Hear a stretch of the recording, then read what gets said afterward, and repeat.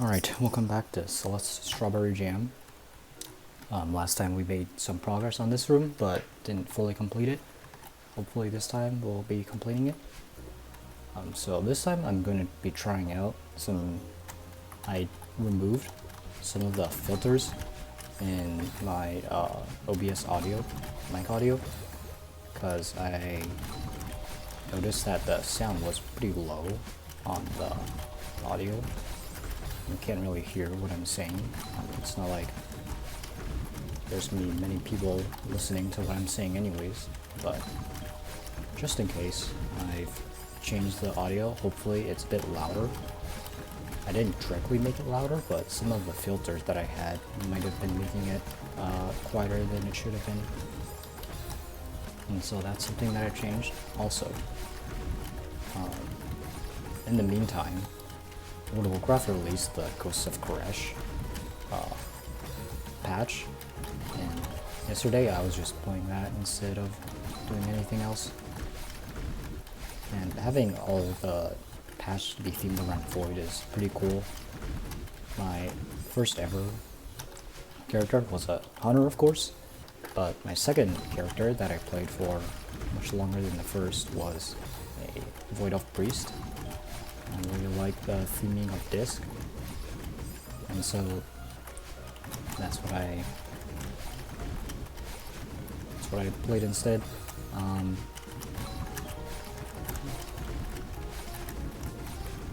In general, I just like Void stuff a lot.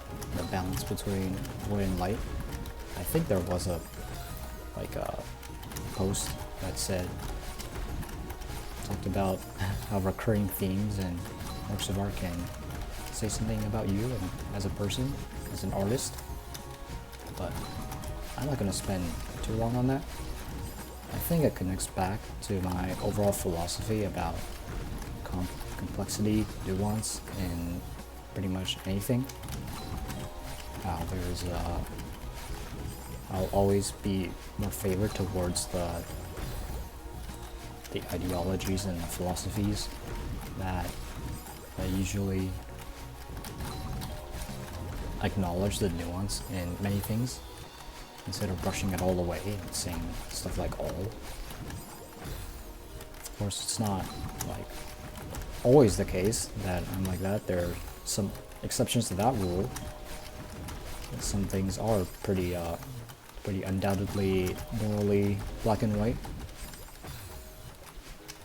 But as long as you dig deeper and dig deeper into pretty much all modes of thought, you'll find that pretty much no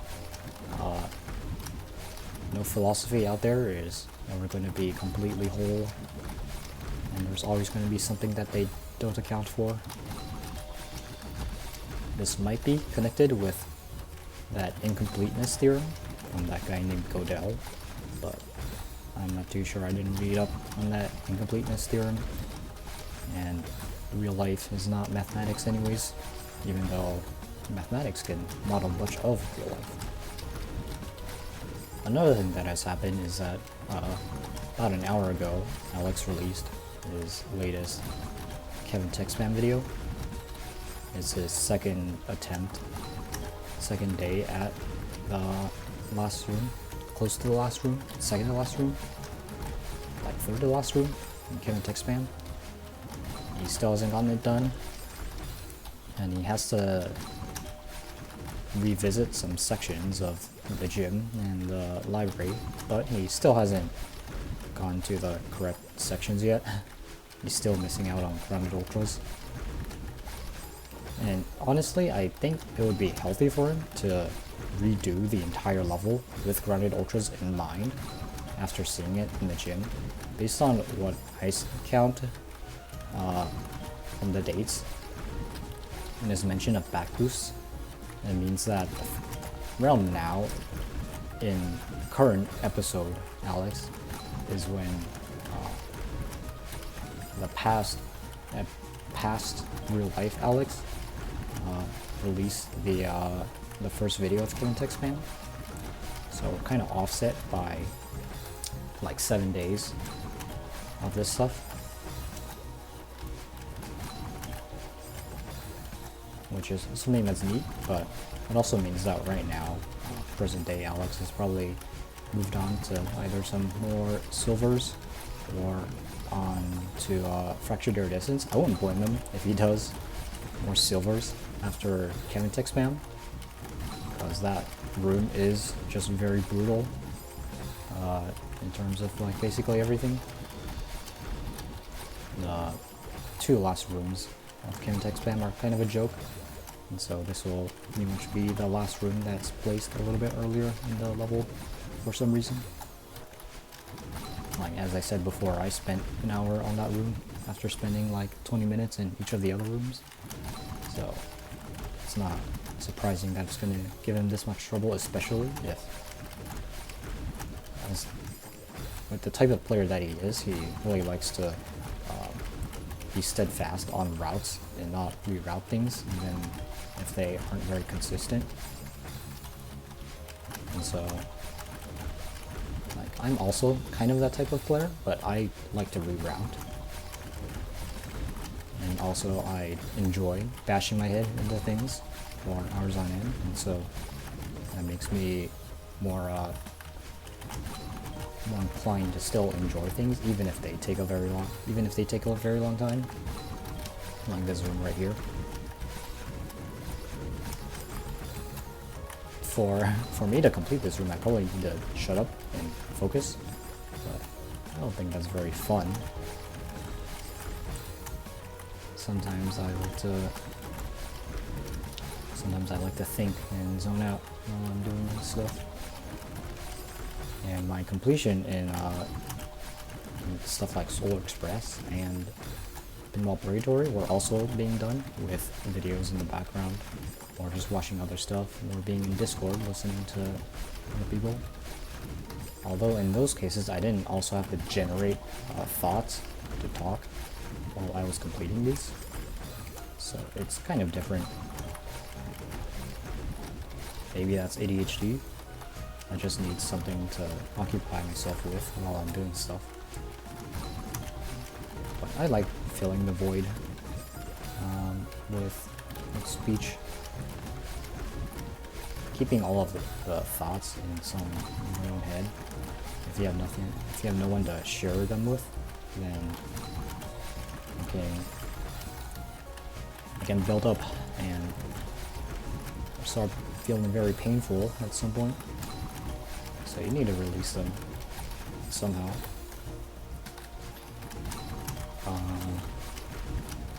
We're going to talk about some aspects of Alex's play, which I think are making him giving him very big roadblocks in his Celeste Strawberry Jam journey. One thing that I noticed is, well, he admits this himself, but not routing things includes stuff like not deviating from a setup, not analyzing why he's failing some things. So for the start of the Kevin tech spam room, one thing that he has to do is move leftwards more on the first moving block platform. He perceives that he needs to be right in order to gain more distance, but the level is lenient enough to not require that. He's just instilling that tightness and constraints on himself and trying to ultra as fast as possible over the spike hurdle, which is causing him a lot of his deaths.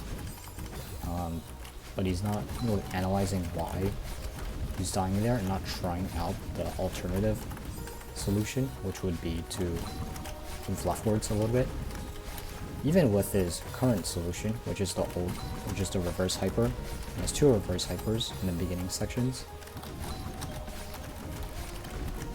The second reverse hyper, obviously, that's optional. You can walk forwards and just jump in an ultra using the momentum of the block in order to propel you, instead of using a hyper, which he has found to be too fast, and that would, you'd think that would cause some introspection as to question if you could maybe super instead. If you go for the double block boost every single time, and you just supered or even just jumped instead, then you would find out that you can just jump while holding forwards and you would get the amount of speed that you would need. But if you don't like try to reroute, if you don't explore other options, then it can be very frustrating. You just do the same thing over and over again and it doesn't seem like it's working. It seems like it's levels built to be too tight, and you wonder if you're doing something wrong, which I mean you are. But if you assume that you're not doing something wrong, then that's even more insidious. You slowly deviate from the routing lessons that the level is trying to teach you. Sure, you can have it be your own little solution, but that has to bring you more joy than the joy of just beating the room in a reasonable amount of time. So it's a bit of a trade-off. Some people would gladly sacrifice their enjoyment of a level to make that trade-off. Maybe they'll find enjoyment in making that trade-off, like inherently, but it's not very... It can be a very frustrating viewer experience. When you see someone ramming their head into a wall in that type of scenario.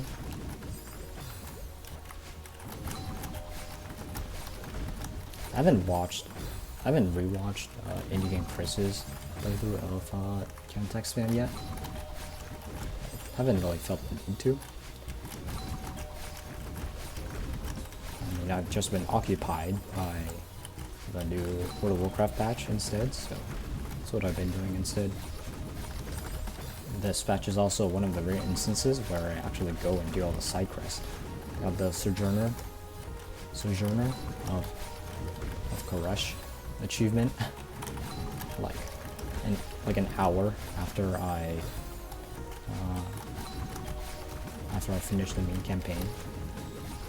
As a devastation evoker with all my burst, it certainly was a much more pleasant experience than being on the Discipline Priest.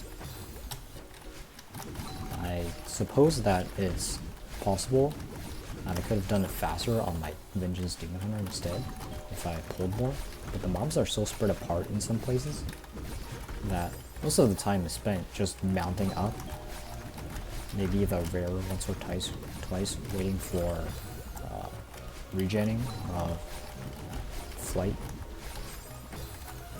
points, flight essence points, and so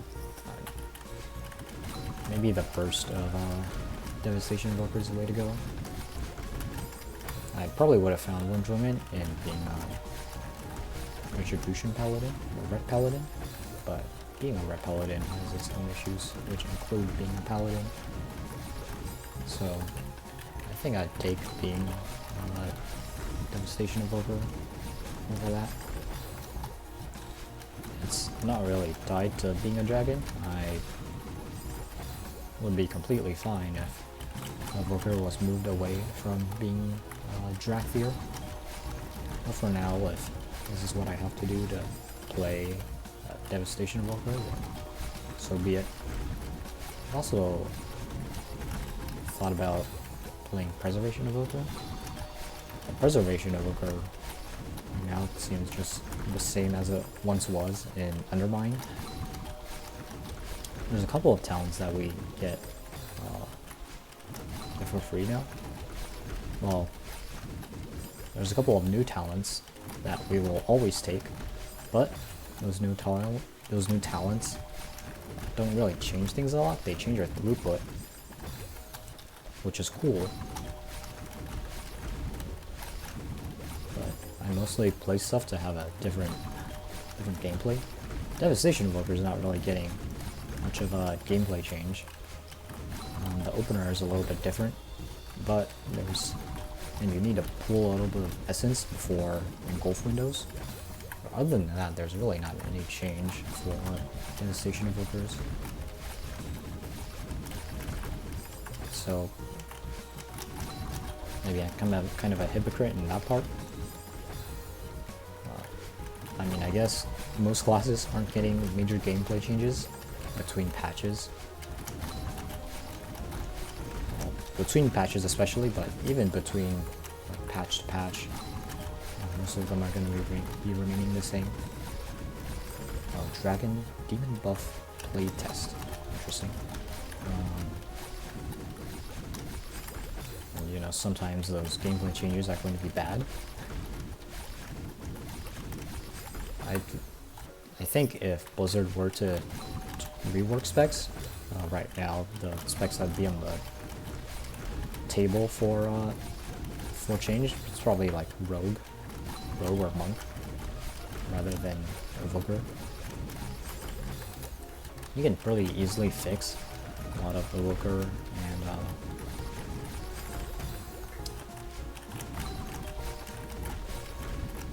I guess just Evoker. I haven't played the other specs much. Evoker maybe Demon Hunter problems just by giving them a couple extra talent points, maybe some of the 2 talent point nodes, 1 talent point. There's a discussion about Rewind versus Stasis, where there's a talent that decreases the cooldown of Rewind from 5 minutes to 3 minutes, or 5 minutes to 2.5 minutes. Something like that. Maybe 4 minutes to 2.5 minutes. And the other talent choice is Stasis. For me, that's pretty much like the choice is incredibly obvious. Stasis is pretty much just as powerful as a rewind at times. Rewind, you press once and you do insane amounts of healing. But Stasis also contributes to higher HPS overall. It has more flexibility in pretty much all forms of content.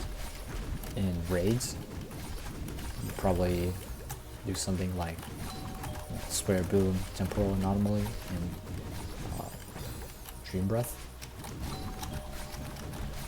In raids, Dream Breath is probably the important part, while in dungeons and Mythic Plus, the Spirit Boom is the most important part. Sometimes I'll just use my Stasis to just get another cast of Spirit Boom in. I don't even cast Temporal Anomaly. Usually the Temporal Anomaly is used for more reversion coverage, but even then I don't really need reversion coverage. In lower keys, I find that I don't need to take the talent that increases healing on my teammates' reversion. I mean, it's like I'm already overhealing everyone by a pretty significant amount. I only need overhealing more. And so I took that talent point out and put it into Energy Loop, which gives me mana regen on Disintegrate, which is another option that I have. And so if I'm getting below 75% mana, I'll switch to Disintegrates if I know that people don't need any echoes, and I can just spend my free time DPSing on also increasing my mana regen. It has also made doing bosses a lot easier. I don't have to worry about mana during bosses as much, and I don't have to ever drink after a boss. The most that I'll get down to after a boss is maybe like 50%. Even on something like Swamp Face, I haven't been in a key high enough where I have to drink after Swamp Face.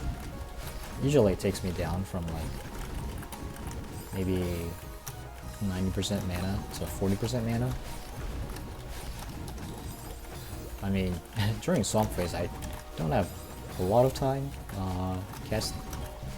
being able to cast Disintegrate, but especially on bubbles afterwards I get a lot of time to cast Disintegrate, and on the trash pack before it I can start disintegrating the last mob, because it's only really when the 6 guys are all thrashing around that it's really dangerous. And not to mention that even on Swamp Face there are times where I feel safe enough to just start disintegrating the boss. Imagine doing swamp face and you see your health bar going down and your healer is just disintegrating the boss. But that's usually because I have a fully charged stasis ready. Maybe the damage event is gonna come out. I know I have Zephyr and I have my Verdant Embrace ready. So I press Zephyr, I press Verdant Embrace, and then I release my stasis, and now everyone's stopped with a pretty hefty hot from Dream Breath. And so you don't really need to, really not much that you need to do. So you either just spam cast your Living Flame on the boss, or Chrono Flames on the boss for just a little bit of extra damage, or you can Disintegrate for slightly less damage. Maybe more damage, but I don't know. I don't really measure the TPS between Disintegrate and Living Flames.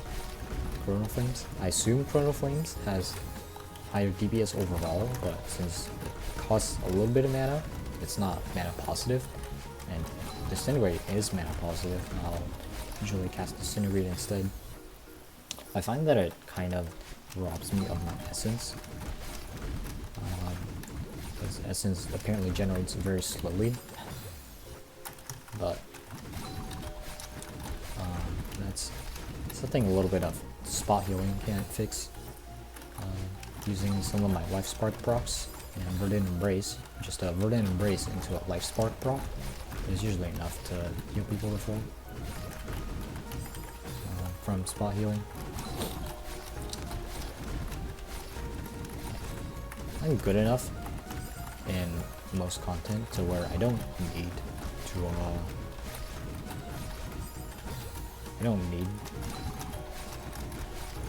to keep my temporal anomaly with all of the echoes on people all of the time. Maybe I should dash again up there with that platform. Yeah, that dash. Maybe if I was an upright, I could just be fine.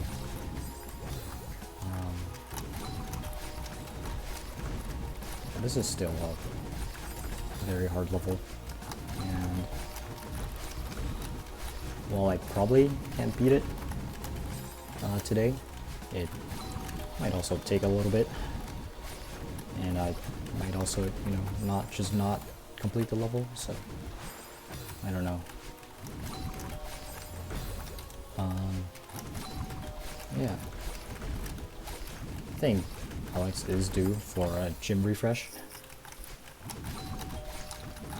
Maybe a good idea would be to go into a level and see what the mechanics are about, exit out, review the gym sections about those mechanics in particular, unless if you can like recall all of the gym sections from memory. I mean, going back to the intermediate lobby and getting silvers is also pretty disruptive towards the whole process. You're spending a lot of time not doing any tech at all in Grandmaster. Having that tech-heavy focused brain is pretty important, knowing what you can do and what you can't. I'm sure you can switch between them, but you need to take pretty heavy notes on stuff. Have that pattern recognition in order to know what setups look like. Especially with Super Wave. Like, yes, Super Wave only appears in a single room in this compilation, maybe two. But knowing it is good for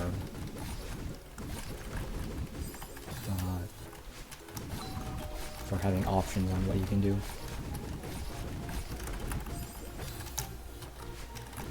I don't know. I haven't completed Strawberry Jam, obviously, so I can't really say for sure whether or not stuff like Super Wave is really only confined to a single room. I can only judge it off of the comments that other people leave on Alex Steiner's videos. I've also made a habit of starting to commentate a lot more in YouTube. In the past, I would really just not commentate at all. I think it's something like a public fear of being in public, or be seen outside. It's fine though. I just won't talk as loud, and maybe that means that you can't really hear me anymore. And that's kind of bad. What was I talking about? Something about tech. Oh yeah. I don't know if Strawberry... Well, okay, what I was actually talking about was putting comments on YouTube. In the past, I would really not put comments on YouTube, but I think I'm demo dashing the bubble before the place where I done demo dash. That's messing me up. In the past, I really wouldn't put comments because the channels that I watched were pretty big, and they were either really big or they were videos that were like from a long time ago, and so it was very unlikely that I would ever receive a response. And it was also really rare for it to be even just read. And I didn't really see a point in a lot of these, since they were like tutorials and stuff, maybe even guides. I could put down hey, this was really helpful comment, but maybe I hated positivity back then, I'm not too sure. Now, after being help-brained for a little bit, going on to channels. Yeah, I did it again, the demo dash in the wrong spot. After helping Kosanao out on some factorial stuff through YouTube comments, it felt pretty good, and so I started to be more willing to the idea of using YouTube comments to communicate with YouTubers who are small, and working under a bit of a further assumption that people will be reading my comments, and as long as I make them not helpful, then it'll be a, well, not a ringing endorsement, probably not negative feedback.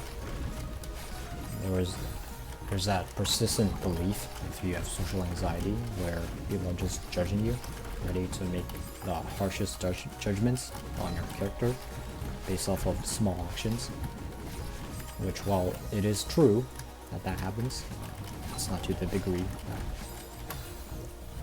makes it sound. And plus, people have much lower tolerances, well, I guess much higher tolerances for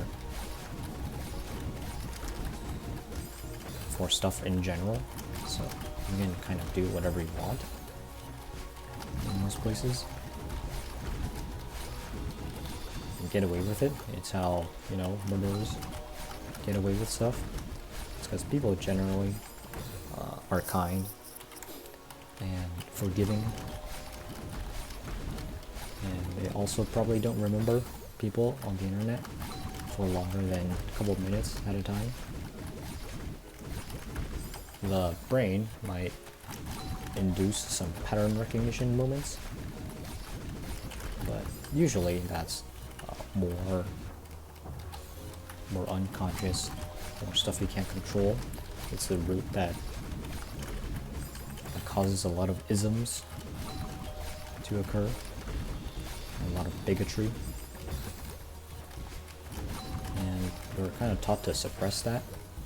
Suppress action of recognizing pattern recognition. Recognizing patterns in people. I think it's fine to recognize patterns, but it's not very nice to either acknowledge them or, you know, act on them. Like, you can say that people who use 4chan are probably not the most normal people in the world, but if you ask for something like getting 4chan closed down or deleted, then I think you're the one who's going to be under ire instead of the 4chaners themselves. Generally speaking, leaving people alone is a pretty good idea in most things. It's what also contributes a lot to social anxiety. Just leaving people alone is what I've heard is also the cause for the loneliness epidemic. Me being also one of the prime victims. Not prime, but within the area of the visibly affected victims.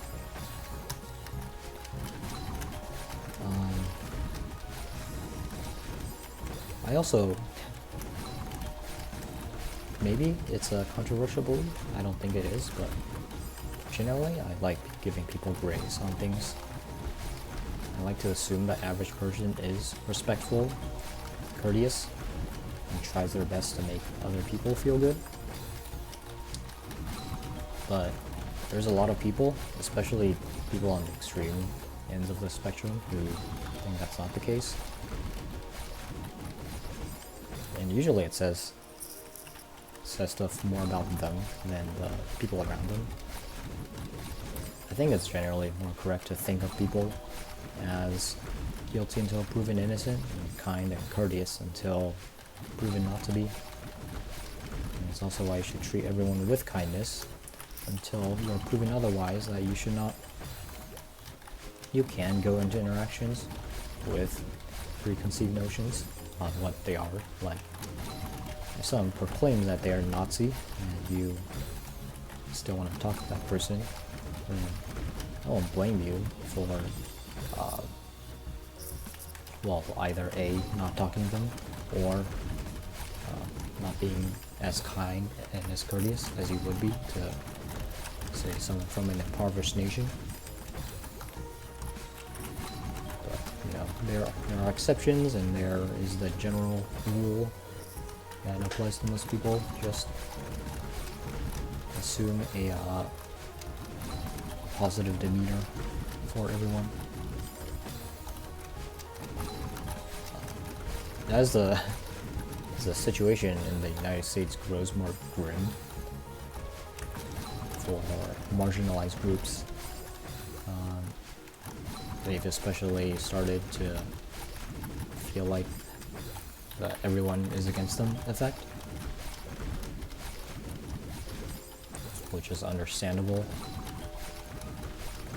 But I'd say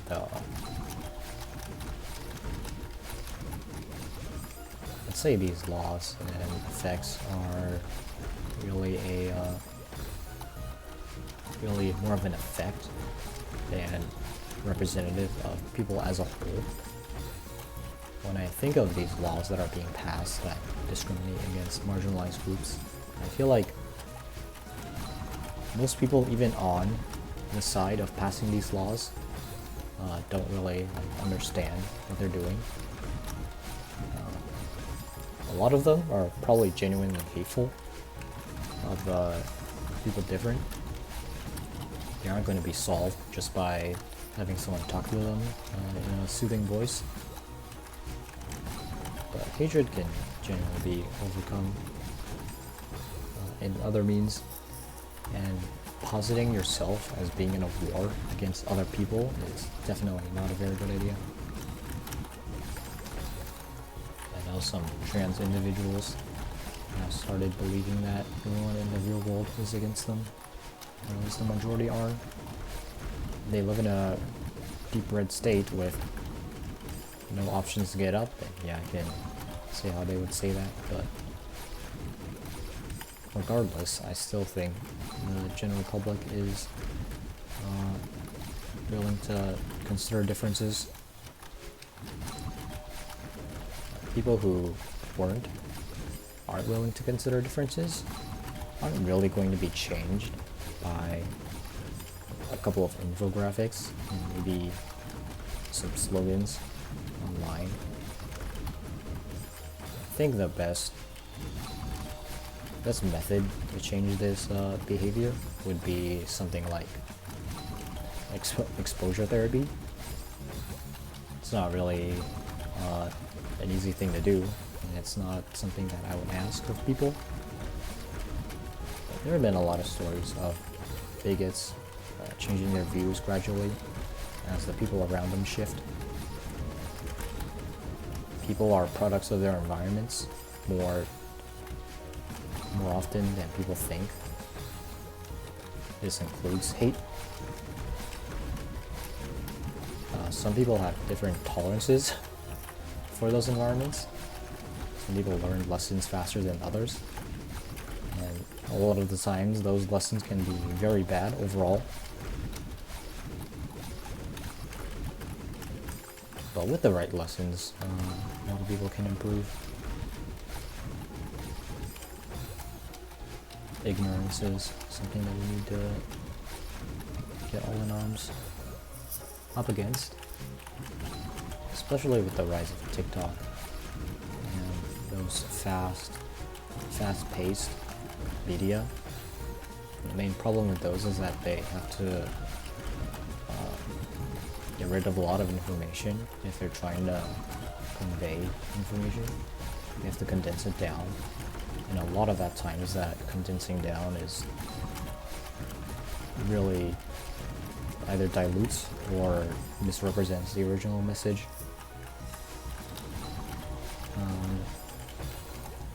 Like, take slogans for example. I don't know if slogans have ever been effective in anything whatsoever. I think the main purpose of slogans is probably to just rally the people who are behind such a slogan. They're never really meant to convince other people of what the slogan means. The first thing that comes to mind is like Black Lives Matter. Here I am, lowering my voice because I don't want other people to be hearing what I'm saying. But Black Lives Matter. Black Lives Matter is an okay slogan. It's not the best, but it's passable. But for something like ACAB, that is something where your insistence on rallying the troops on your side comes directly in conflict with trying to convince people who are not already on your side. And what that means is that you can get a strong grouping of members, but you can't acquire any war. Your movement doesn't grow, and while you can complain that the world sucks, you are part of the reason why it sucks, or part of the reason why it continues to suck. For the people who don't vote in this sort of stuff, I'd say that their situations are a little different. At least they don't claim to be trying for an objective. There was a thread earlier on that talked about organization and its effects, how would communities form, and what determines the properties of a community, assuming like a uniform distribution of people's behaviors in general. What makes some communities more focused than others, what makes some more toxic than others. And what someone said is that goals in a community are pretty important to its longevity.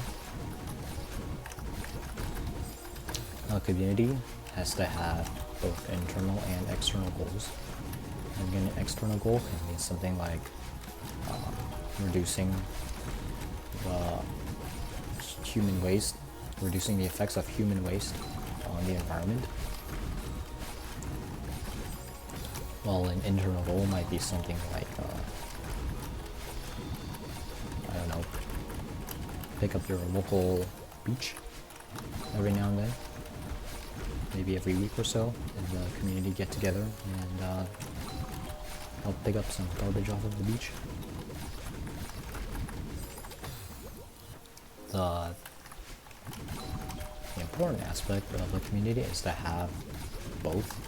Have something that's actionable as an internal goal, and also have a wide-ranging outer goal.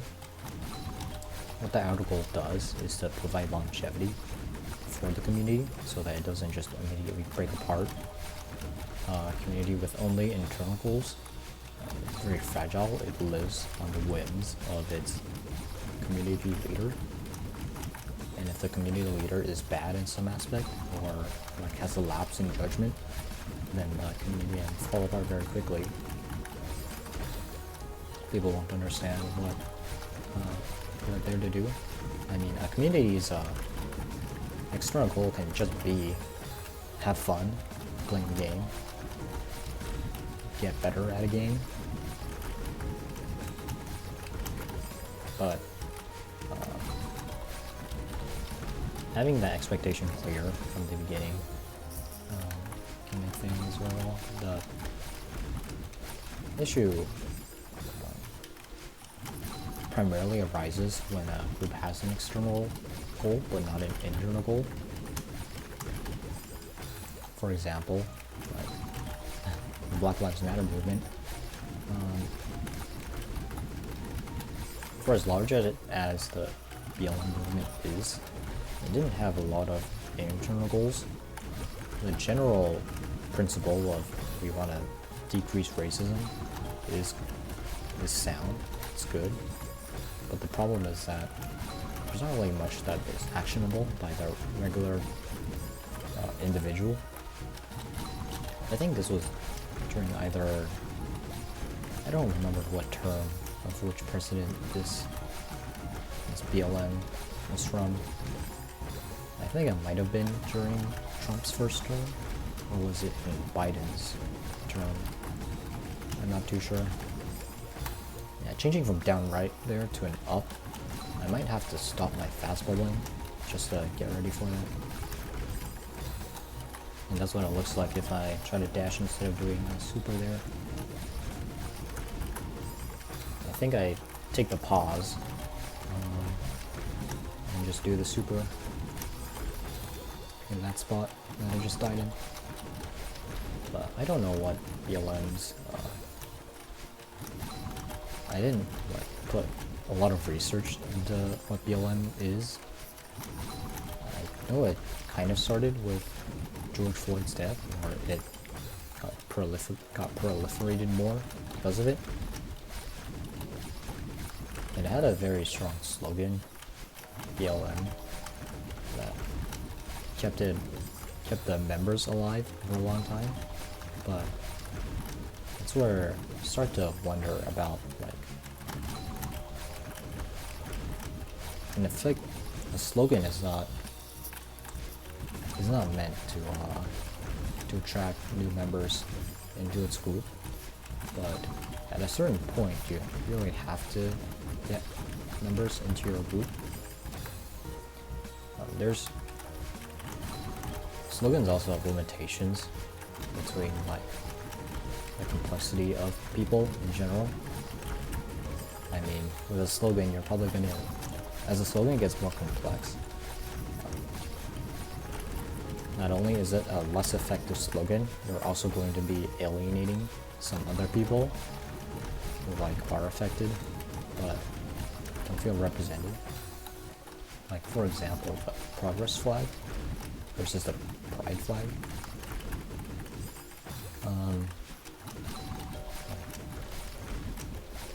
I don't. So what colors on the progress flag do we have? We have the original rainbow, which first of all is meant to include everybody, but that wasn't enough. I think we started with trans flag colors, From there, we also added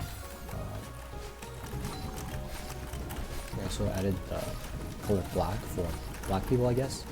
We added brown for people of color.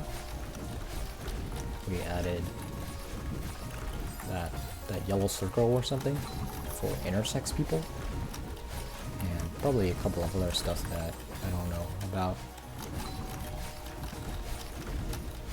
I'd say that when your flag was that fractured, not only does it look pretty ugly, and it's hard to make, it also doesn't. It kind of dilutes the message of the whole thing if you're trying to put it into a single package. The flag is like a slogan. Most flags are like a slogan. They're a symbol of a group in general. But you're most effective on the people who are already in the group that you're in. They're most effective on the people who already agree with you. However, on the contrary, with the progress flag, I feel like it spawned more division than it did trying to unify the group. For someone who doesn't support marginalized groups, the ones on the progress flag, I don't think they're really going to be looking at that flag and being like, oh man, there's quite a lot of groups here, I should support all of them. They're going to be thinking, oh, gay people disgust me. I'm not pressing my dash there. Gay people disgust me, and now they want me to accept trans and black people and intersex people as well. I don't even know what intersex means, which causes them to, go further disconnected from the reality that is your group. If you're trying to model humanity in general, it becomes very hard to address all the complexities without sacrificing something in return. Not that. Getting closer, just a little bit closer.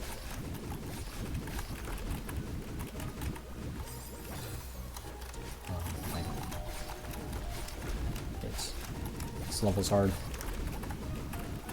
I don't know if you could tell or not. But yeah. There's also been, this is a lot more niche stuff, but there's also been discussions on flags for all the other sexualities. Which as a person between ace and straight, just talk about sexuality is it's kind of boring. Yeah, I also haven't eaten lunch yet. I've only eaten a little for breakfast, but not for lunch.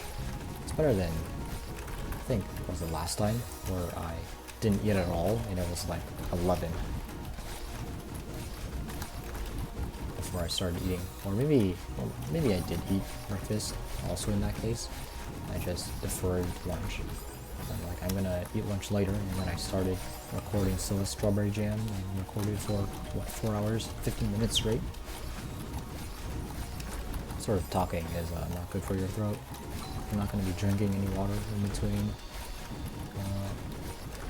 between talking. I'm pressing my demo dash in that little zigzag for some reason, right, like way before when I need it. There we go. Whew. Reverse. For some reason that reverse super is harder than this reverse wave dash. I think it comes from the fact that you already are going down, you're fast bubbling down, and so you're more tempted to dash down right, down left, instead of just left for that reverse super, which makes it harder. But yeah, I'm hoping that by this point Alex is in fractured iridescence. I hope fractured iridescence treats him better. The only Grandmaster tech there is the chained ultras, and chained ultras are pretty intuitive for him. So I hope that he has better time with it. Hopefully he's not going to be trying stuff like making a hyper bunny hop work on some of the platforms. Hopefully, Chemtech Sam doesn't teach the wrong lessons in that, but I think there's like really not a lot of freedom that Fractured Resistance gives you. Like routing levels is very fun sometimes, but when your route, the one that you came up with, looks extremely tight and unforgiving, what you should be doing is rerouting. But if you're not going to be doing that, then yeah, it becomes very unfun. And so you have to question why you... Well, maybe at that point, what you should do is like start rerunning levels and comparing them to solutions that you first initially came up with.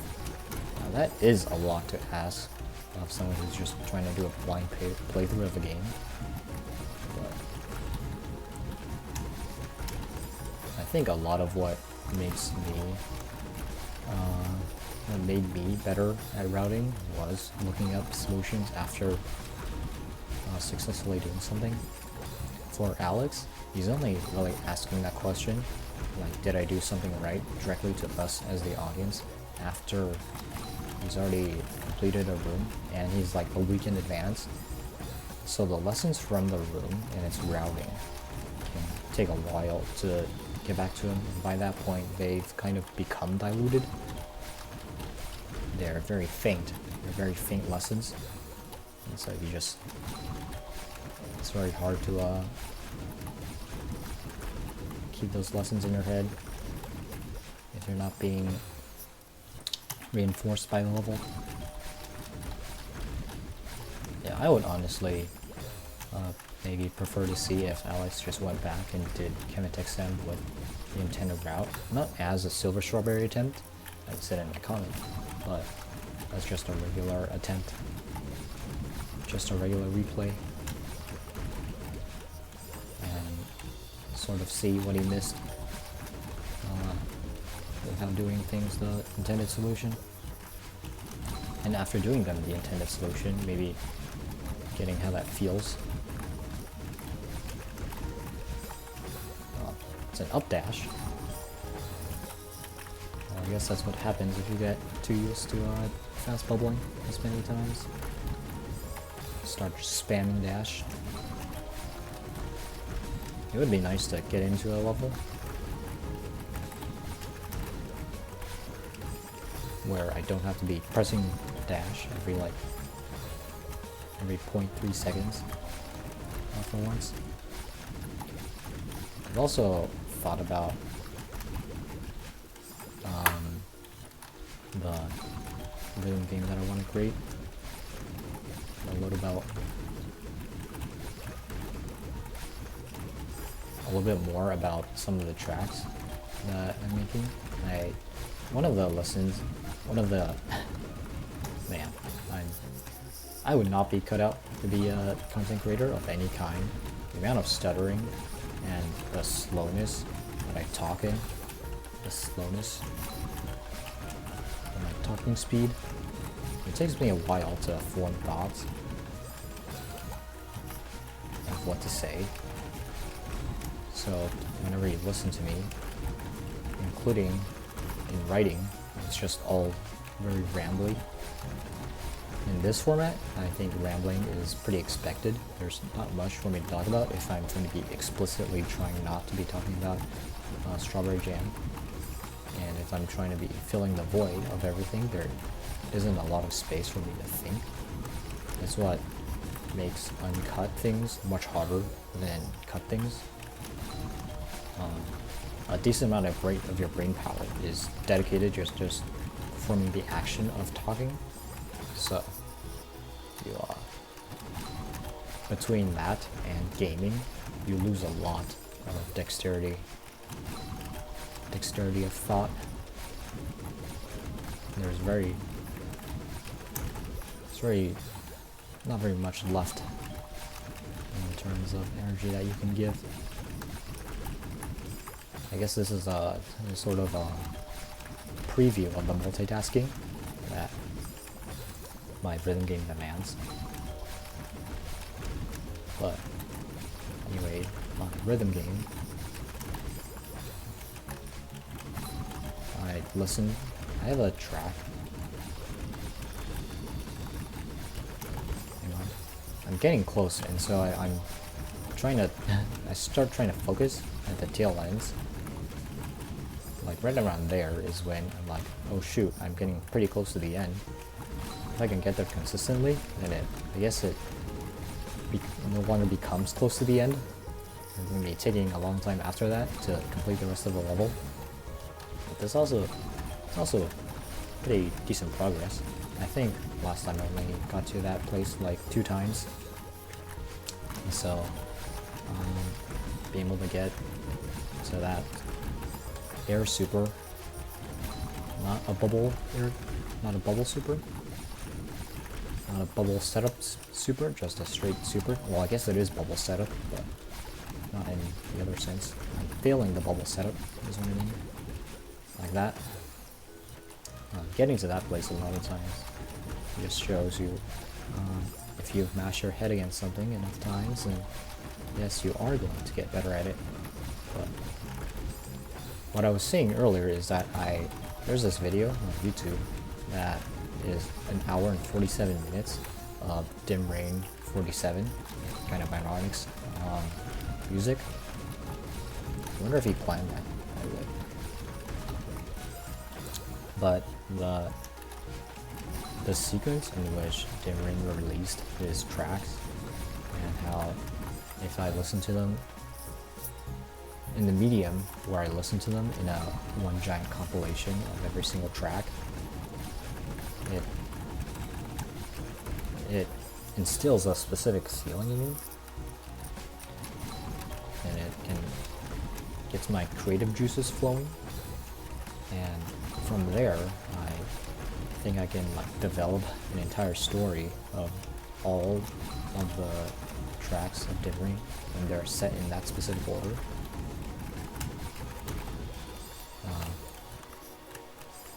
They're not ordered by release date, since Dim Rain released the Disturbance last, but the person who made the compilation put the Disturbance right after Surface, which is pretty apt. The Disturbance was a darker counterpart to the Surface. But just listening to all of them in a sequence, I can kind of like craft my own story about what the songs are meant to represent. Obviously, they don't represent anything, since they're like him just discovering how to make music and then dropping one massive, incredibly well-made song that got very famous, and then releasing a couple of stuff after that, but not much, and then quitting making music after that. Fine by him. All power to him. Also makes me a little worried if I ever get a strong urge to add his songs into my game, that I might need to contact him and ask for permission to do that. And if I don't get permission, then I'd be very disappointed. I'd have to respect it, of course, as a commercial. If I were to make the game commercial, and even if I were to make the game free, but I'd have to respect the decision. Really, my greatest fear in making this rhythm game is just going to every musician asking for permission, either getting no response, which means that by default I can't use their tracks. At least that's how I would approach it. I don't think not getting a response and then just saying like, well, that means that I can do whatever I want, right? I don't think that's a really viable solution, really viable method that I can use. But my other fear is getting rejected by musicians. It's entirely within their power to reject my advances, but it would also be very disappointing for me, I think, because I would like to obviously I would like to have the freedom to use their music and my stuff, however you want. Alright, let's look at there again. Let's see. I think it's a super into an up, right, and then upright. Oh, there's another one of these diagonals. Up, right, upright, right. Yeah, that right will be pretty dicey, and this ultra will be too. Doing this ultra in slow mode was already pretty dicey. So we ultra down, go down, demo, do a super, and then do the wiggle again. This one is a down left into a down right hyper, wave dash, down right, upright, upright, up, upright, super, and then a bubble super wave. Very interesting. Yeah, this is technically a super wave, so I guess this means that super waves appear before summit. I wouldn't really count that as one though. But yeah, this is a super wave setup. Or at least it has the same inputs for a super wave. It's at the end of the room, which means that if you're going to be doing it, then you can probably just fluke it while spamming whatever. Yeah, that down right is very difficult. That down right into up, because I'm already anticipating the up.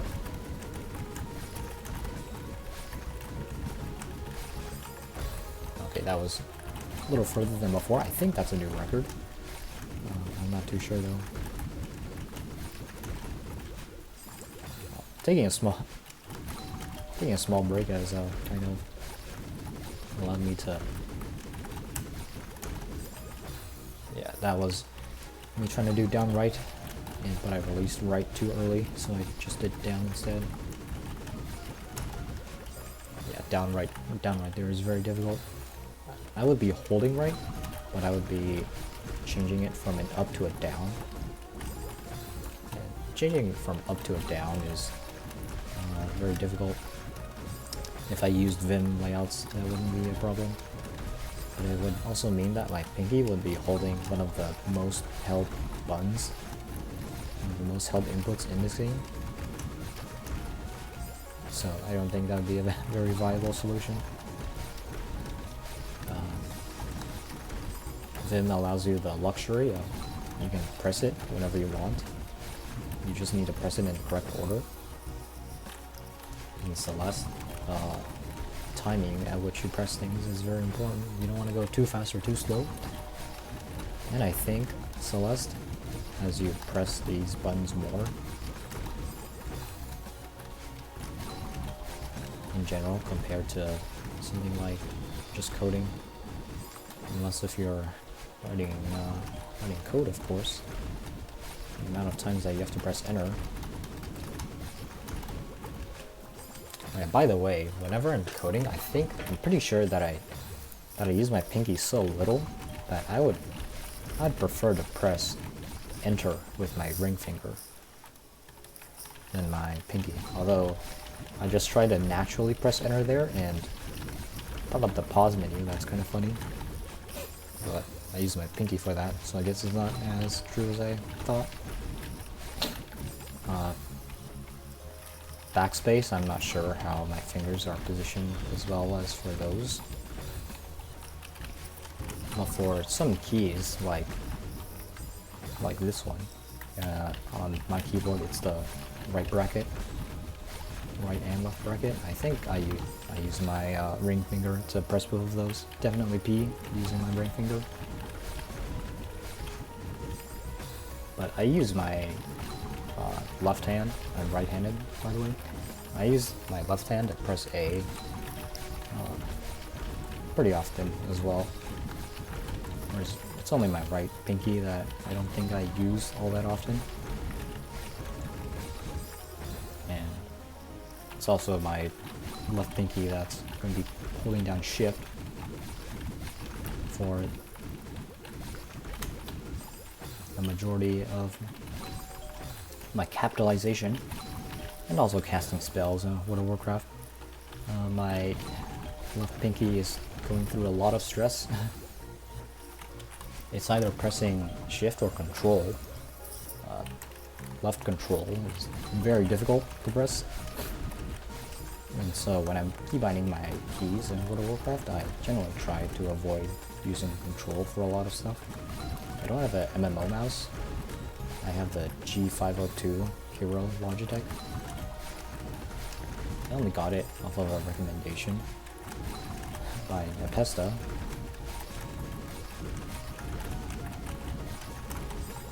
Yeah, I got a lot better at that place very fast somehow. Yeah, never mind. I've never improved once in my life, unfortunately. Yeah, that's what a little break can give you. That's why people don't usually play games and also commentate them for 4 hours at a time. I honestly was losing track of the time I recorded that.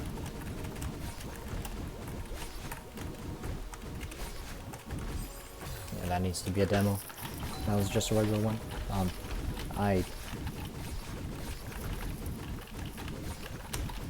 For that first demo, I'm still not sure if I'm pressing my demo button, or if my demo button's making a difference. It is definitely making a difference since I died there. I guess my muscle memory is just so strong that I just don't feel myself pressing it, because I always feel like I'm pressing it at the wrong time. I guess I'm not. I'm pressing it just in time. Except for all the times where I don't press it in time and I mess up. And also the times where I press it so early that it messes me up, even when I'm nowhere near that section. But we don't talk about those. Learning is hard.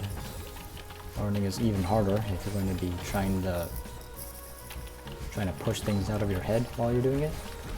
It's like a data race.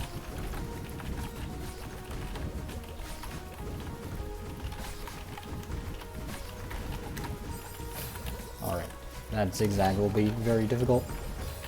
I also neglected fast bubble a couple of those, mostly because I was concentrating. One other thing that I also did was that I looked up Strawberry Jam playthroughs again, for some reason. Even though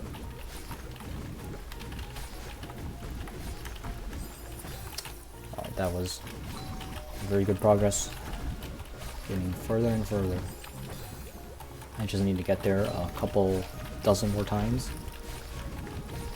and then using that knowledge I can build up my muscle memory of what to do, and I can just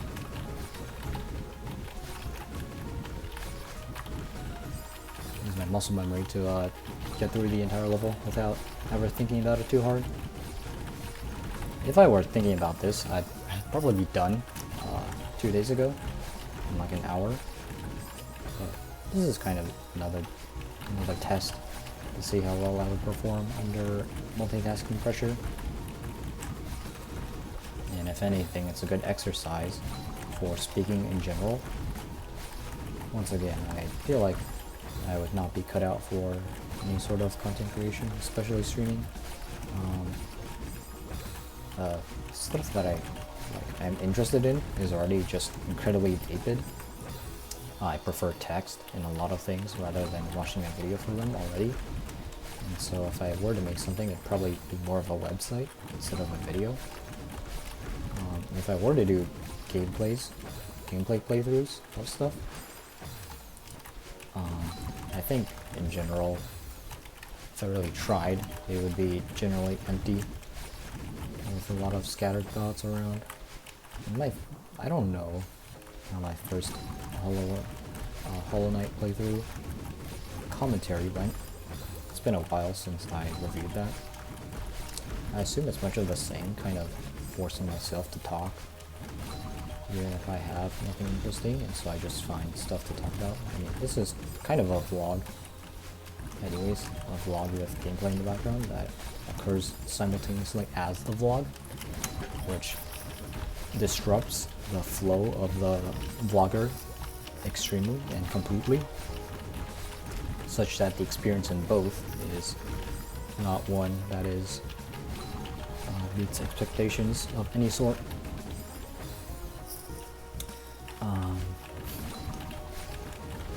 Another thing that I noticed with Alex is that he will a lot of times consider the spike, the open air spike jump, spiked corner jump as a possible solution, even though in no circumstance in this game has there ever been a setup-less spiked corner jump,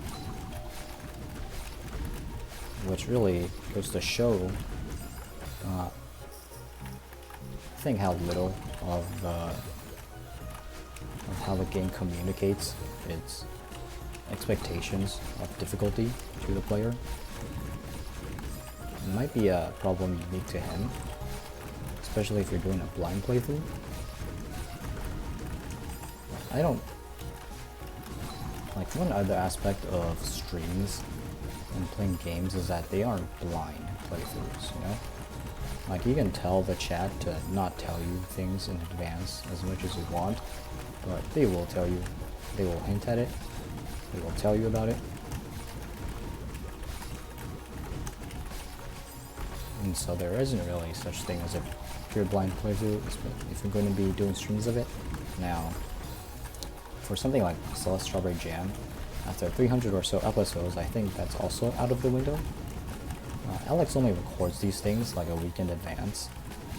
Based on the time, it's like, yeah, it's basically just a week in advance. And there's a lot of cases where in that amount of time, questions can be answered and hints can be given to complete things easier or faster. It hasn't been the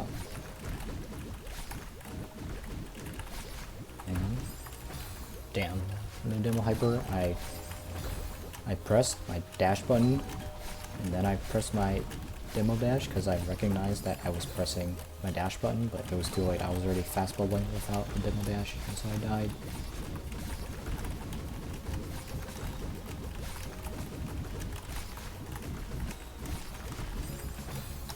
Yeah, that was a dash before the bubble you saw there.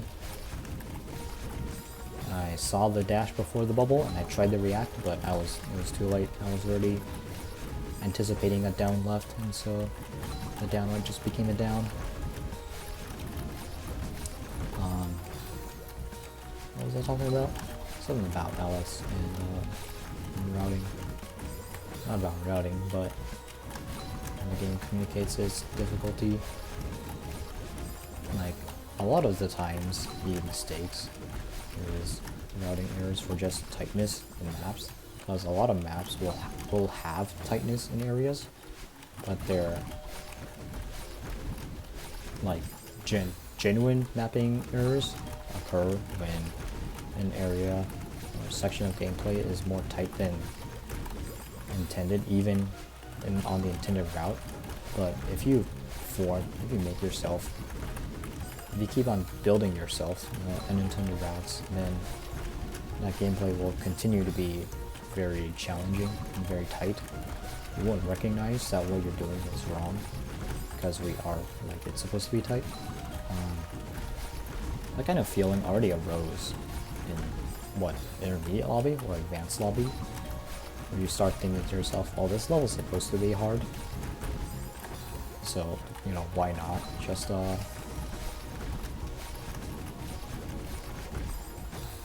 So this is probably the intended solution. It's tight, but I can get it to work." Sort of thing where you don't know. You can't really feel the tightness of an ability, of a technique very well. It's very bad. There's not much more to say about that.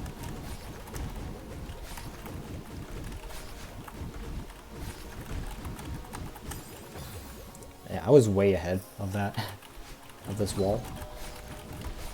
I don't think you need to beat the wall to the strawberry.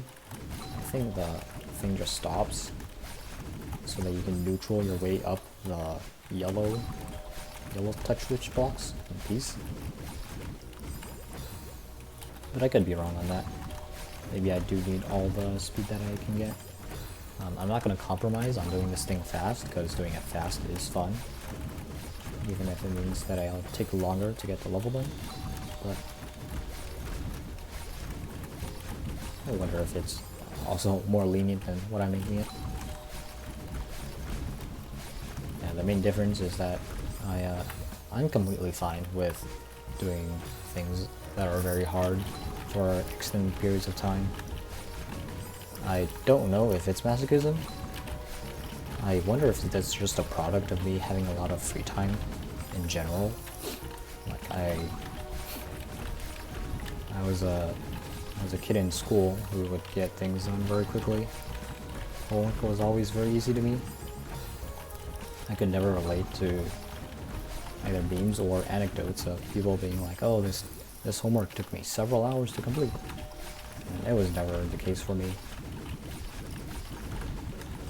Yeah, I always took them under less than an hour. Sometimes I'd complete them in class, but most of the time it was something like 20 minutes, 30 minutes after I got home.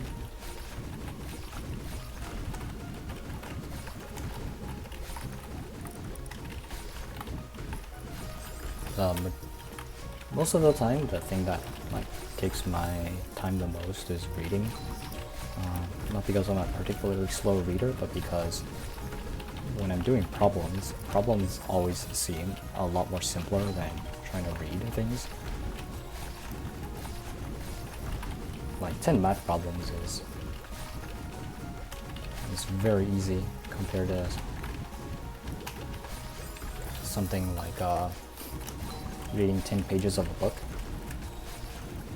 Maybe it's because reading a book is a lot slower. You do have to read every single letter on that page after all. But your brain makes shortcuts and you can read it faster than you can probably realize.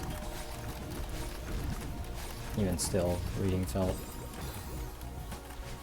most of the time, I would feel like I'd be spending more time reading than I would be doing other sorts of homework.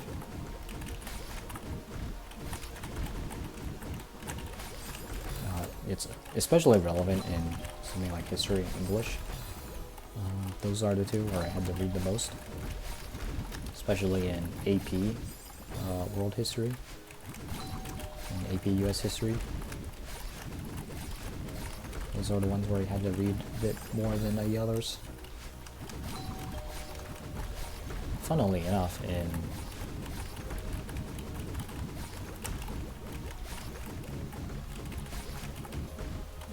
AP Literature, I didn't really have to read a lot. The teacher was very generous, and you're probably right in that we read the text and analyzed it at the same time. Sometimes he'd give us time in class to read something, and then we'd have to pull together and have a discussion on things for the end of the class. I mean, in objective terms, that's a pretty boring waste of time. Usually, I'd be done with the text and I'd be rereading it for the second time, or maybe even the third time, by the time the allotted time was spent. So maybe I do read quite fast after all. But analysis like that is what we need more of in schools. Just analysis in general.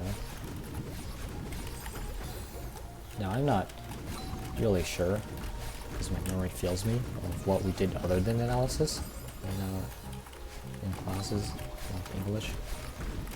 I know in AP US History, a lot of the time was actually spent in lectures. So there weren't a lot of cases where we had to do reading, because a lot of it was spent in lectures, but we did have to spend time reading textbooks while at home in order to be prepared for a lecture. Personally, I think you're doubling down on learning. And I guess some people can like use the extra reminder, but usually in my case, I feel like after I read about a fact once, the most important thing for me to do is to apply it and not, you know, learn it twice. I don't know about other people, but I usually learn better by doing rather than seeing. You can still learn a lot by seeing, especially if that seeing involves other people doing. But we rarely had that. It was mostly just, well, we're gonna assign a reading to you and then we're gonna explain the whole thing to you again in class. You know, just in case you weren't paying attention while at home. Maybe I'm different and I'm the one who was actually doing reading while at home, while the other people were spending so much time on homework or, like, you know, video games, or hanging out with friends that they didn't have time to read anymore. I know that people in my English classes did do some reading. Their competency in the text that we have is to be questioned. I wonder if they just use Spark Notes for everything. You know, enough.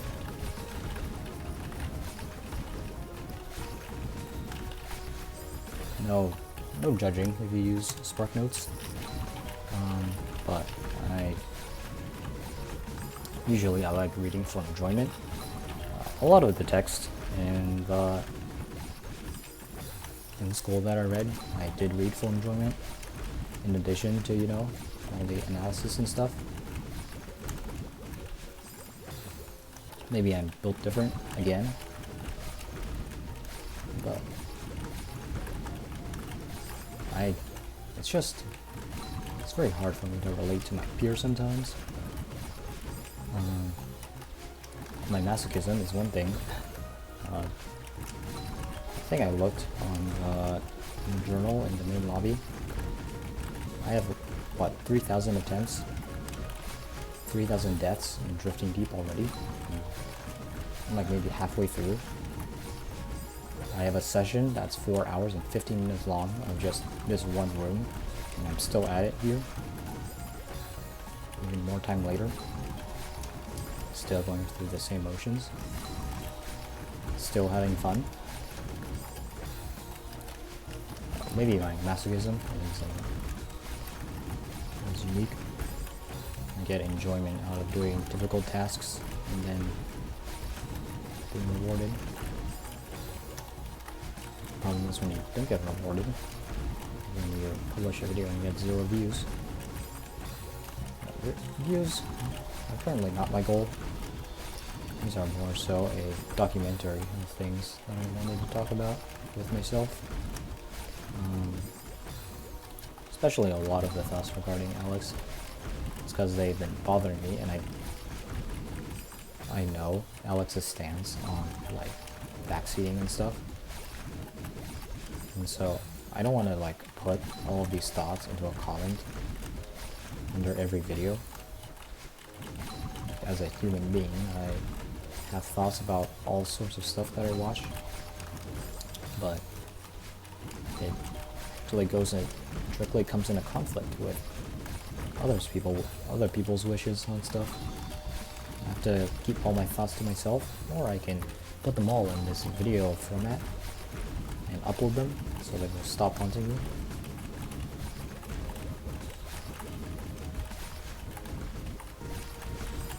Yeah, that was another dash before the bubble that killed me.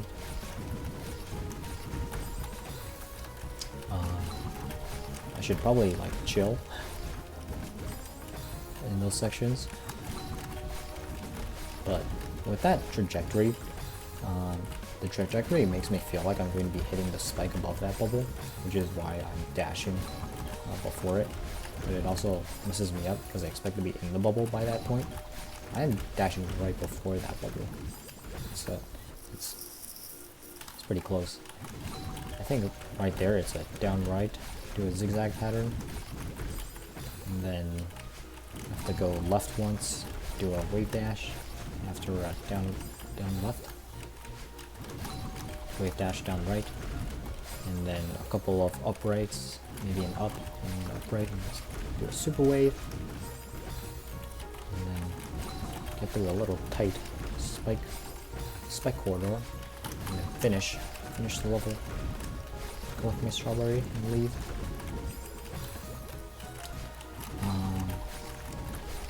I've also been thinking about accessibility. And I still don't have a very hard definitive stance on accessibility when it's presented in the same breath as difficulty.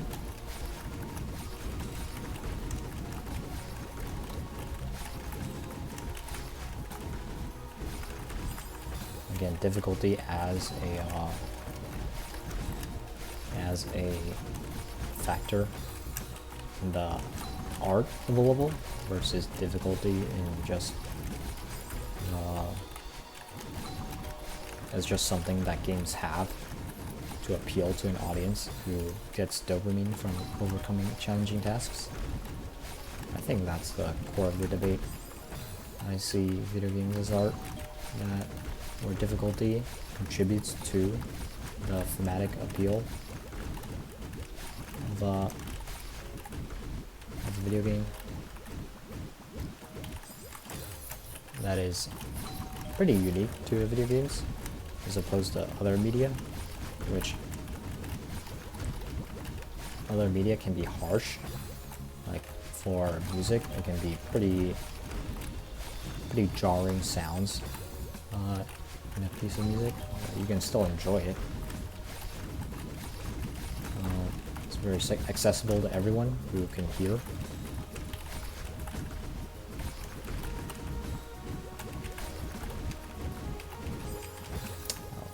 I was very close. I was slow bubbling that one.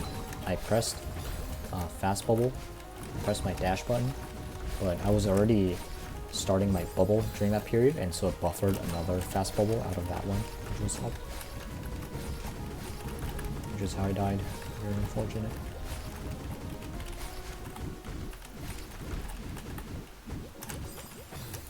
I didn't hold down for long enough. I should be holding down that entire period. Apart from the left dash, of course, but down left and then down right should be my trajectory.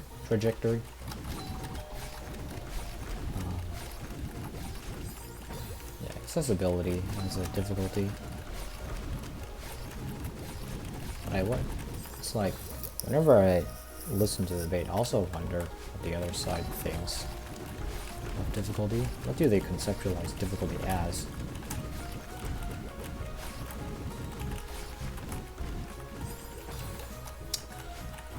I guess for all games, there's a level of difficulty that they expect their audience. There's a level of skill that they expect their audience to have.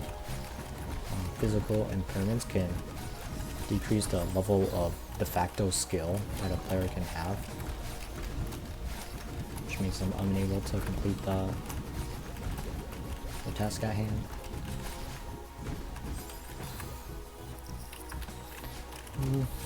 I don't know.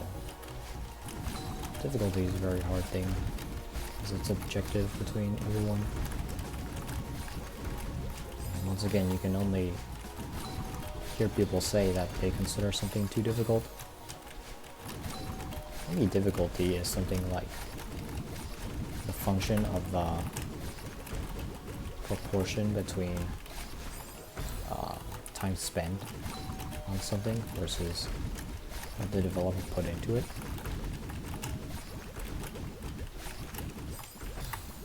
Versus, like, I don't know.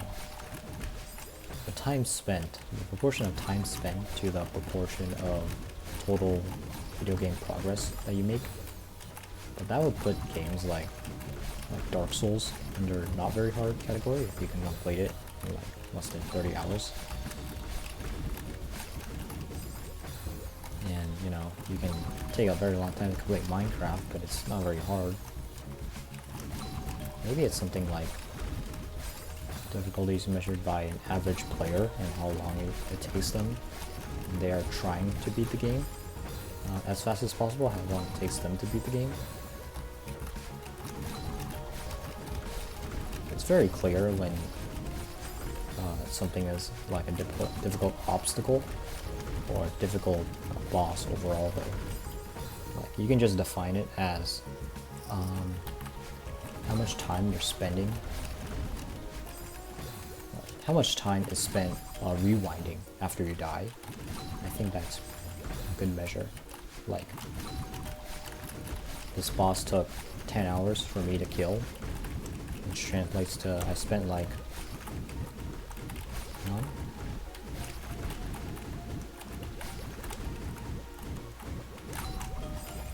Okay, that was pretty close. Getting even closer. Something like it took 10 hours for me to down a boss, which means that it took me 9 hours and 50 minutes to practice killing a boss before I could finally beat the challenge. Maybe in sports, it's something like only X% of people can do this thing right now if you ask them to do something. Like, I wanted you to hurl this javelin 100 meters. Probably a very small percentage of the population can just do that willy-nilly if you ask them to. And so that you would consider that something that's very difficult to do.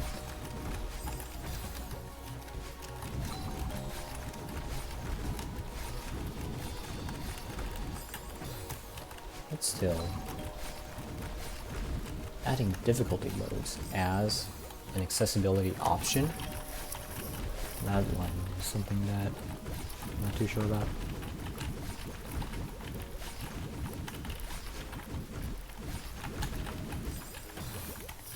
That would just held down left for too long.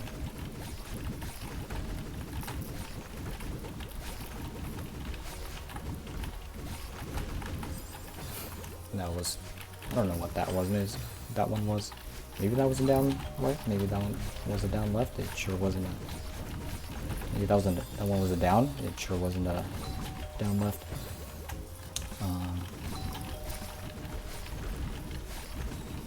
I wonder if a game like Factorio can have difficulty modes.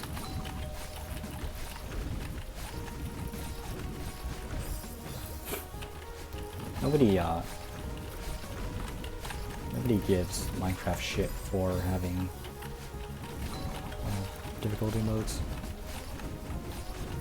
But people do consider you not a real gamer if you do keep inventory on, because run back to your corpse apparently is a certain range from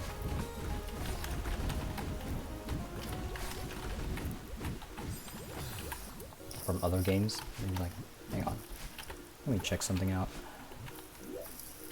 There was one bubble where I dashed right instead of down right and I still made it. Yeah, right here. If you can apparently double dash into the right bubble instead of going down right. It's pretty interesting. Or maybe you can just straight up dash right, but I don't think that's the case. I think I just pressed my demo dash. I think I made a manual crouch dash, which is what happened there. Yeah. I mean, games like Terraria has easier difficulty modes. Not just speaking of Journey, it was already pretty easy, but Journey mode can make it even easier.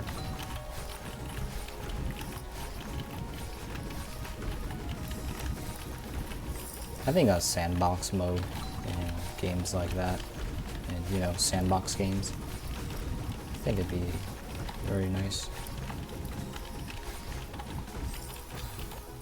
I think Terraria does it pretty well.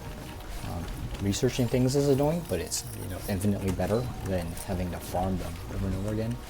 It is kind of dumb that you can just get platinum coins and buy everything right after you get your first silver coin. You kill a couple of slimes, and now you can start building your house out of platinum coins. It's kind of weird, but hey, it's journey mode. You literally have God mode as a toggle. Just go wild, I guess. If I made my tower defense game, I think what I would do is just have a console. Having explicit difficulty modes between easy, medium, and hard, I think is... Usually it kind of takes me out of the game. I don't really like it when games like that, when games have stuff like that. I haven't played a lot of games that have stuff like that. The closest one that I can think of is doing Minecraft and Terraria. I know Factorio doesn't have stuff like that, but Factorio allows you to put in console commands that change the game. And so you can just you can tailor the game via your needs that way. And you can, set your preset on map generation in order to get the gameplay that you want most of the time. If you don't want to expand, you can get your ore patches to be very small. And you can also disable biters if you don't like to be challenged in that sort of form. And I think the majority of players will play the game without biters after they use it for the first time. It being a factory simulator, I think PvE is just an offhand element of it. Especially since it's not really fleshed out, there's really only like...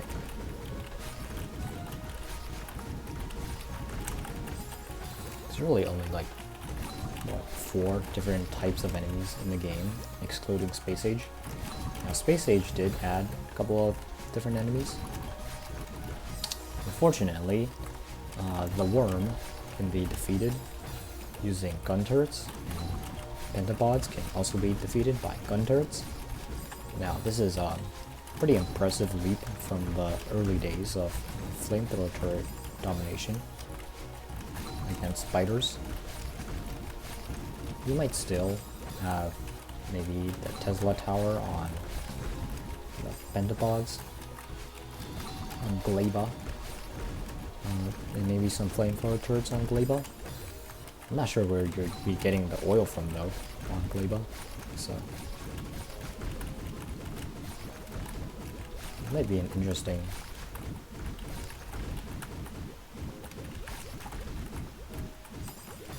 yeah, I'd get a little confused during that place because all the bubbles are very weirdly spaced. I've also discovered that I have like some eye condition. I start seeing stuff twice, even when I have one of my eyes closed. It's probably something that warrants checking in with an eye doctor, optometrist, maybe. But for now, the university that I'm at, all the stuff is closed. This is the summer. I'm uploading this in August, so I don't think I'll die during that time period, and I'm pretty sure this is something that has been happening for a long time. I just haven't really noticed it. I just chalked it up to, being nearsighted. Staying inside and playing video games all day will do that to you. Watching videos also contributes to that. Watching Pen and Coex 5-hour-long, not Pen and Coex, Bismuth's 5-hour-long 8-button challenge video also does that. And I'm going on a trip to China in a couple of weeks.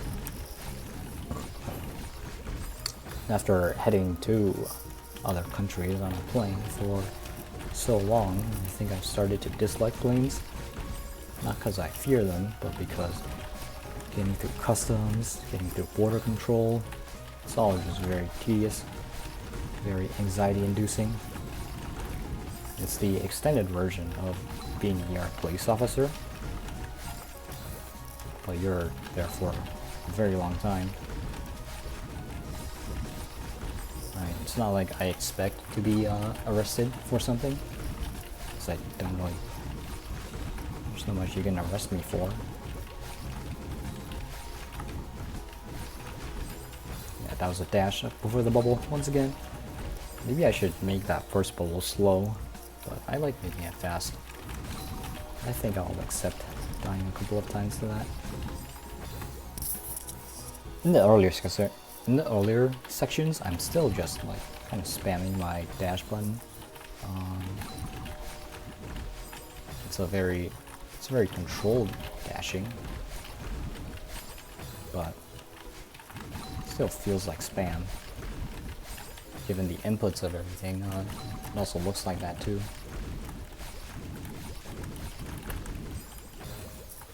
I wonder how task looks in this room. There's probably a ton of skips that you can do. Demo dashing through the spinners. There's probably a lot of skips that you can do, like demo dashing in general in this level. Although watching the Passion Fruit Pantheon task for this room, there really isn't that much, because it's mostly linear instead of non-linear, like these rooms are. This room is pretty linear, I'd say, but kind of goes up and down, kind of weaves in between. There's a lot of possible shortcuts that are just covered by just a few spinners. Maybe if they were demo dash through or spinner stun through, then skip a pretty major part of the level. For this one though, you kind of have to collect all the touch switches. They're all scattered all over the place, which means that probably still doing the level the intended way with a couple of shortcuts, like the one that I'm doing, is probably the best way to do it. I can see the task crouch dashing out of some of these, like right there. Maybe they do a demo hyper instead of a super for a bit more speed.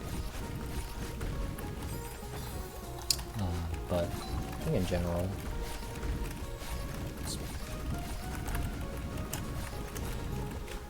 because I'm looking at my own gameplay and looking at how fast I'm doing it.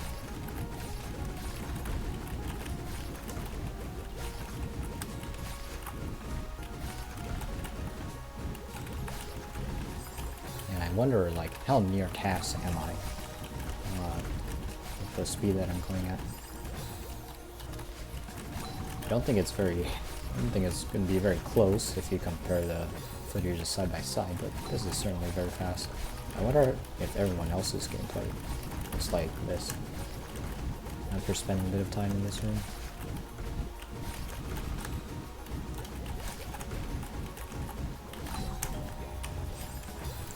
Dashed a little too late. I knew that was going to be a problem. I hoped it wouldn't be a problem. I hope none of these problems would be problems, but I guess they are. And that's the problem with rooms, is that when you start to master them, that is when you finish with the whole room in general. The next time I'll be seeing this would be on a full clear strawberry run. That would be very unfortunate. I wonder if Alex would be interested in making these full clear runs, but given how seeing is believing went, I think that he would be fine with only making these just pure silver strawberry runs. Making it full clear silver strawberry is just a personal challenge.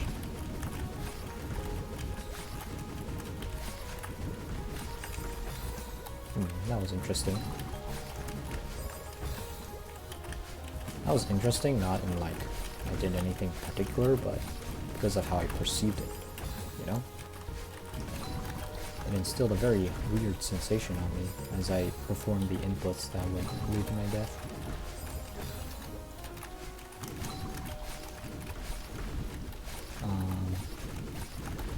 else is there? Still waiting for Pyanodons.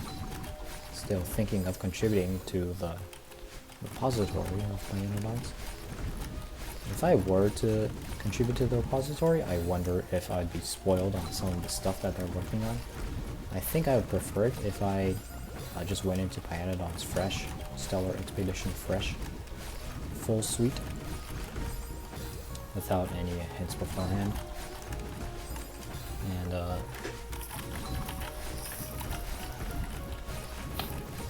looking at the time it took Kotanao to get to where he is, 2 hours each day is quite the serious investment of time if we're going to be doing it for over a year. But I probably have the time to do that sort of thing. I wonder if I'm going to go ahead and record all of it. Maybe I would. And just have, you know, a similarly multi-hour long factorial playthrough of Pyanodons up on my channel. Even more ridiculous than the 600 or so videos of World of Warcraft that I have. Now each one of those can have an average length of like 20 minutes.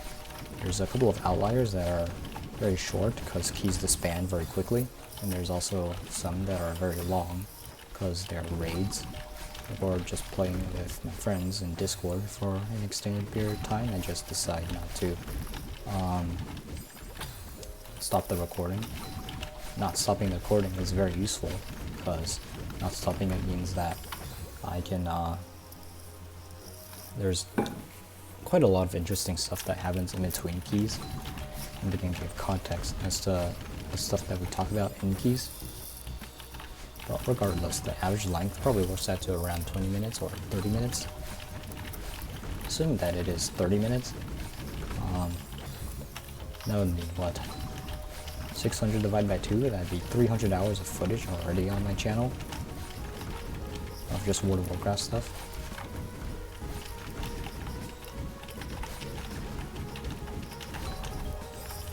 Damn. No wave dash. Very close though. At some point, one of these attempts is going to make it. As to which one it is, we'll have to see.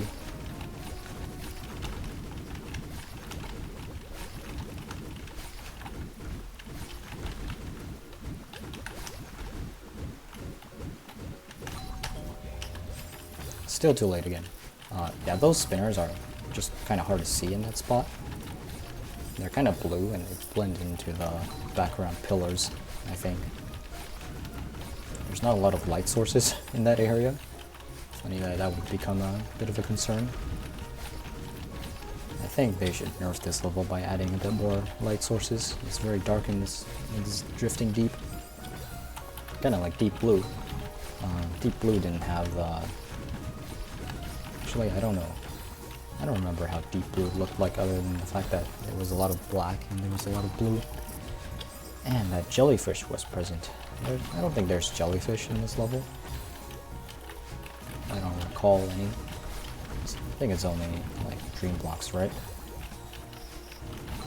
Yeah, there was that section in the gym, the library, where they talk about input buffering. You can buffer a dash out of a dream block and displace you exactly some number of pixels away from it.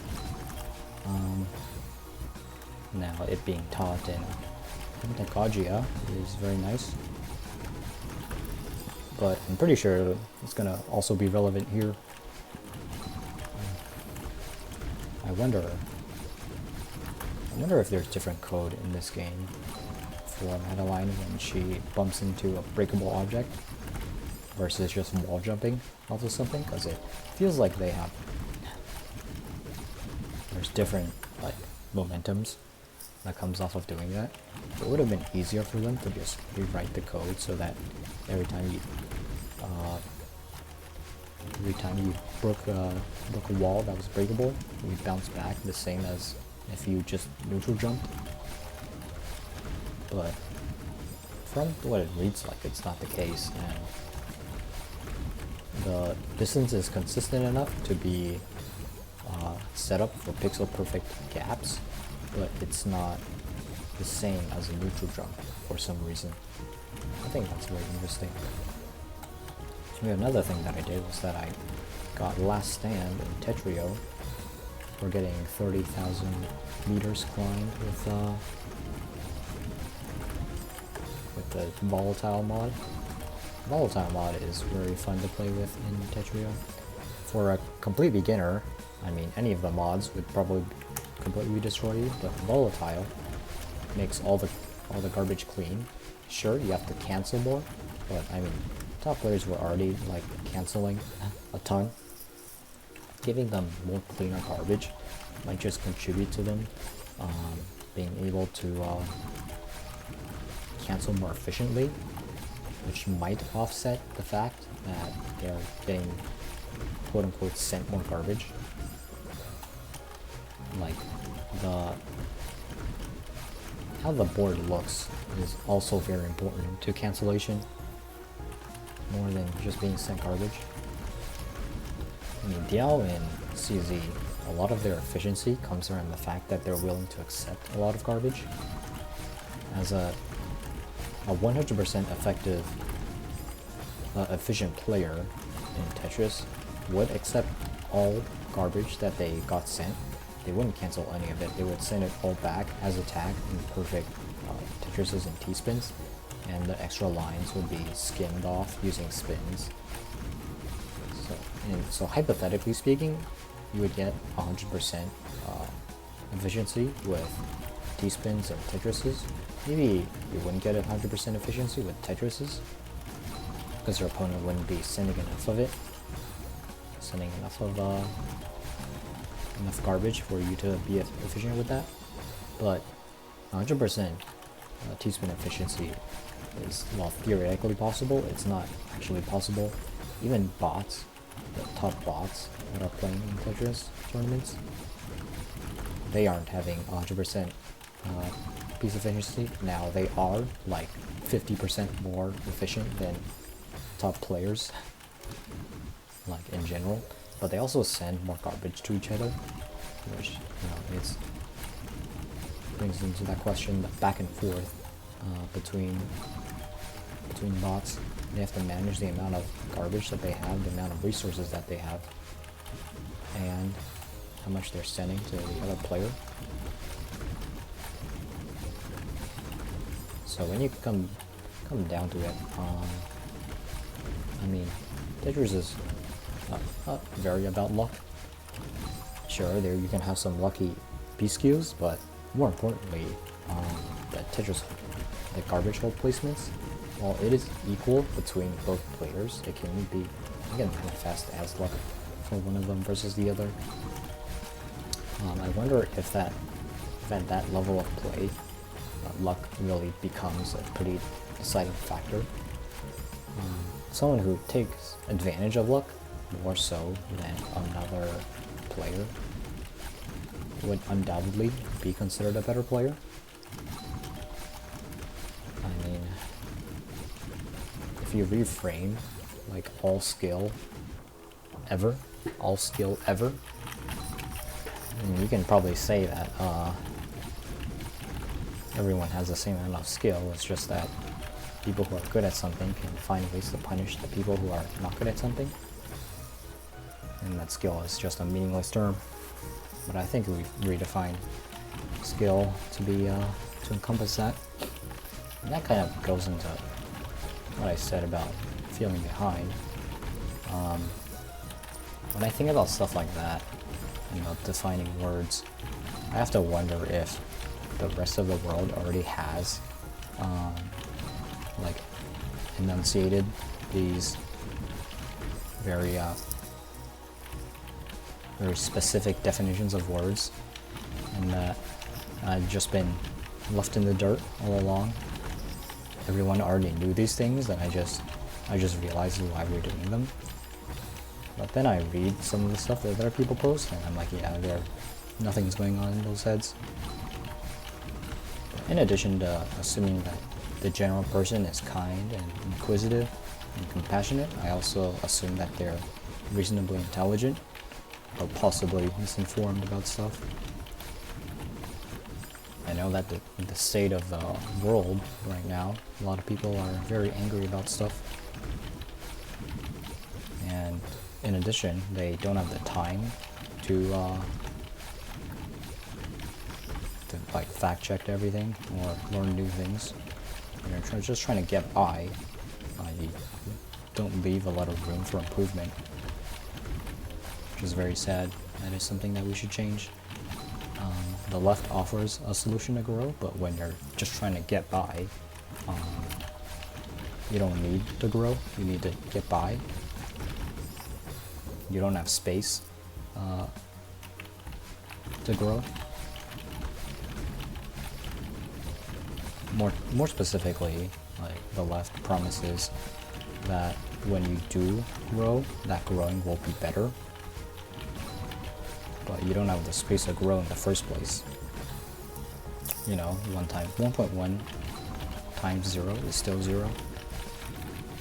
And so the left alienates a lot of people who are very impoverished, don't relate, or maybe are just evil and don't care about other people. Because in theory, if you're marginalized, if you're part of a marginalized group, then you would like support the left because it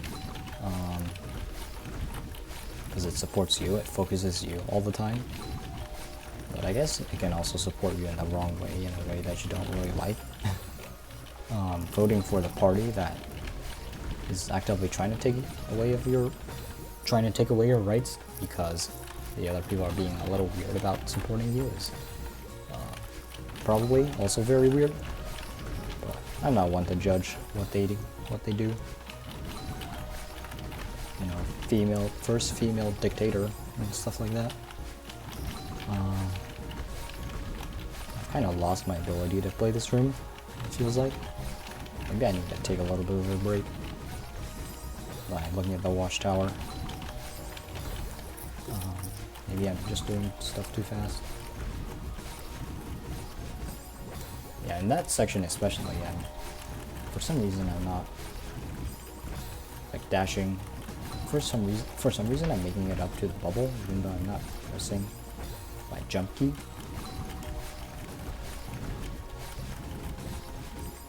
Yeah, like right there. I feel like I shouldn't have made it onto that bubble, but I guess I did. But the important thing is that I'm dashing up, I'm bubbling up, but my dash is not coming out, my buffered right dash, and so I just bubble all the way up into that green bubble, I guess, is what's happening.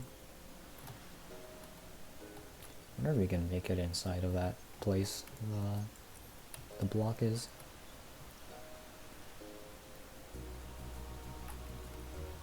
Can I see somewhere? Yeah, look how dark that place is. There needs to be more lights. There's not enough lights there. And this waterfall, the one that I'm centered on, is also kind of distracting. And you know, the other waterfall as well.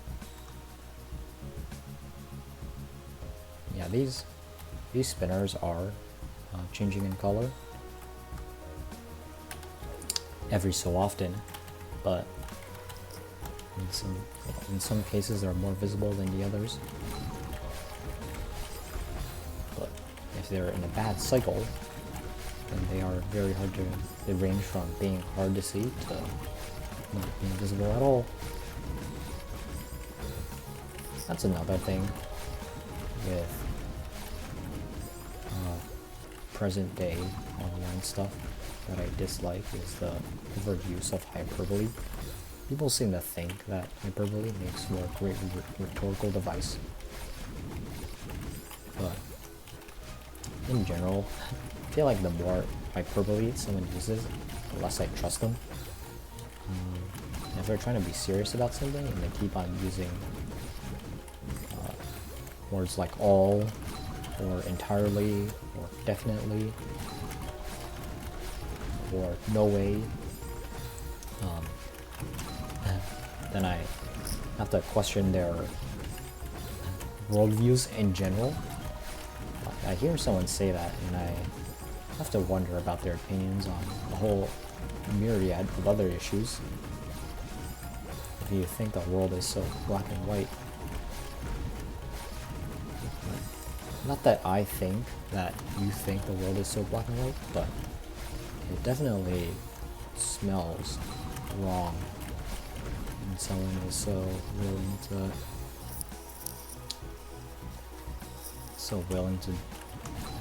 give it to hyperbole. I don't know, it's just, I don't really like hyperbole. Another aspect of it is that it obfuscates a person's actual argument.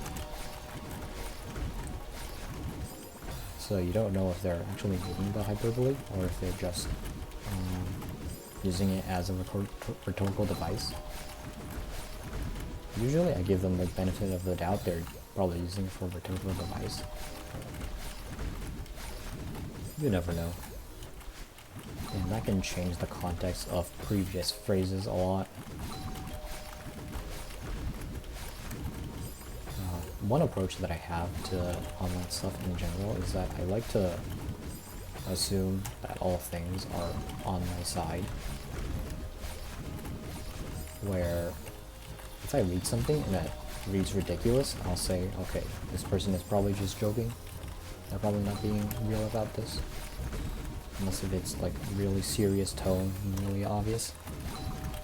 If someone says something that I agree with a lot, then I'll say, yeah, this person is probably being sincere and they spent a lot of thought on making this post occur, and I respect them for it.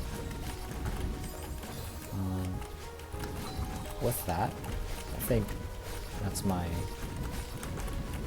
that comprises most of my skin when it comes to online arguments. People say to have thicker skin on online arguments, that's what I do. I don't argue online myself. I have too much social anxiety to do that already. Instead, I prefer to lurk.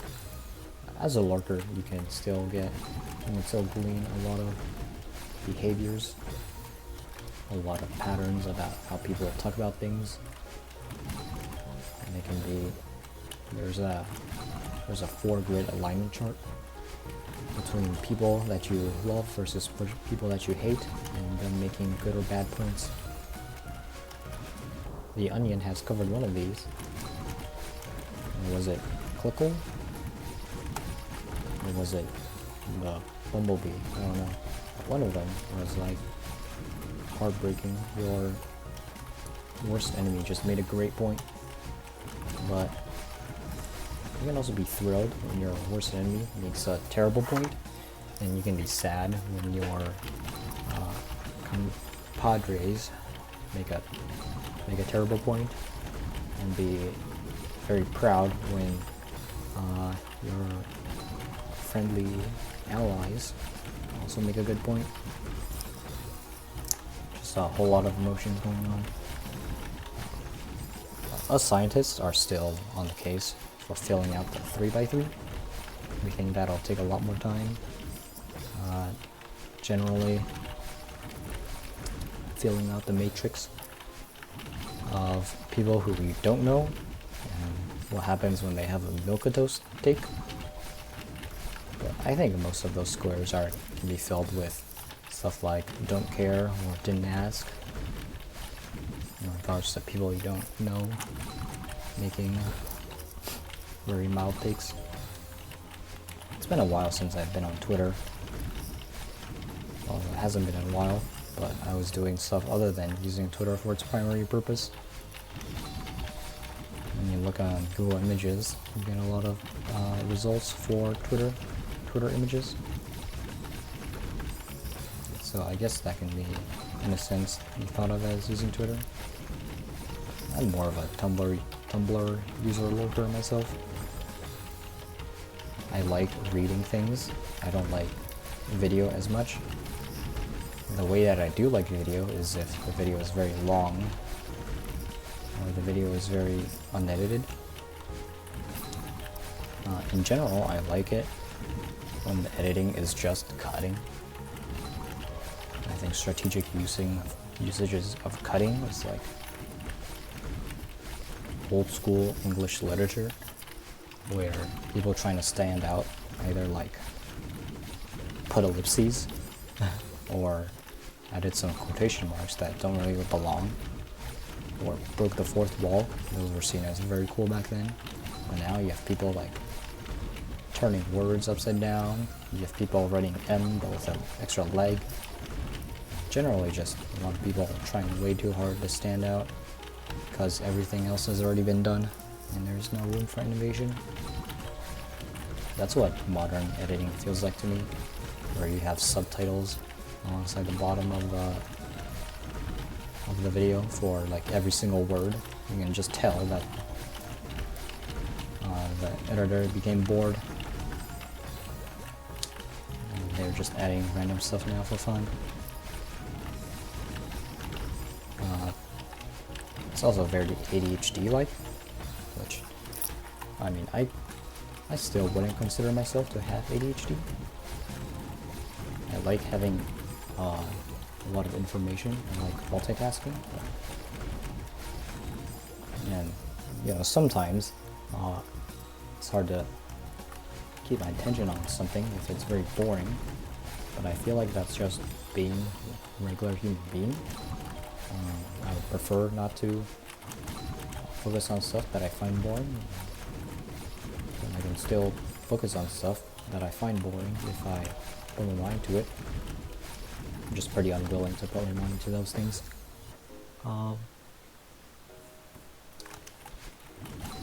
But again, the people who enjoy types of hyperactive editing don't necessarily have to be ADHD. You can be ADHD and not enjoy those hyperactive types of editing. Regardless, I just don't like it. I would prefer something a lot more slower, something a lot more lengthier, and probably a lot more meatier instead. It goes entirely against what I would enjoy from a video game.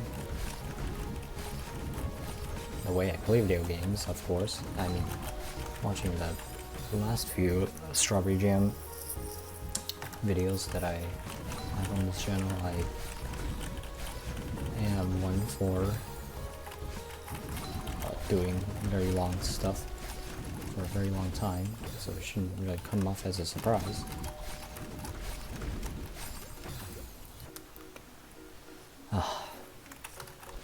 My nose has a congestion.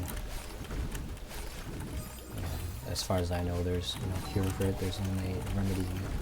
For me, there's no remedying it because I don't have anything of the sort around me to do that. I guess I can like boil water, put it under my nose, start steaming. But I don't like doing that. Kind of makes it harder to breathe.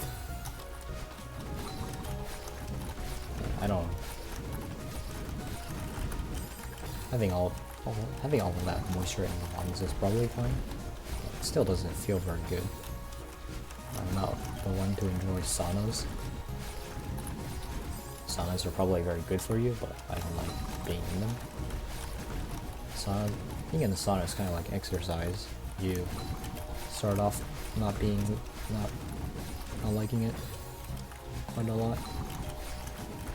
Then it kind of grows on you.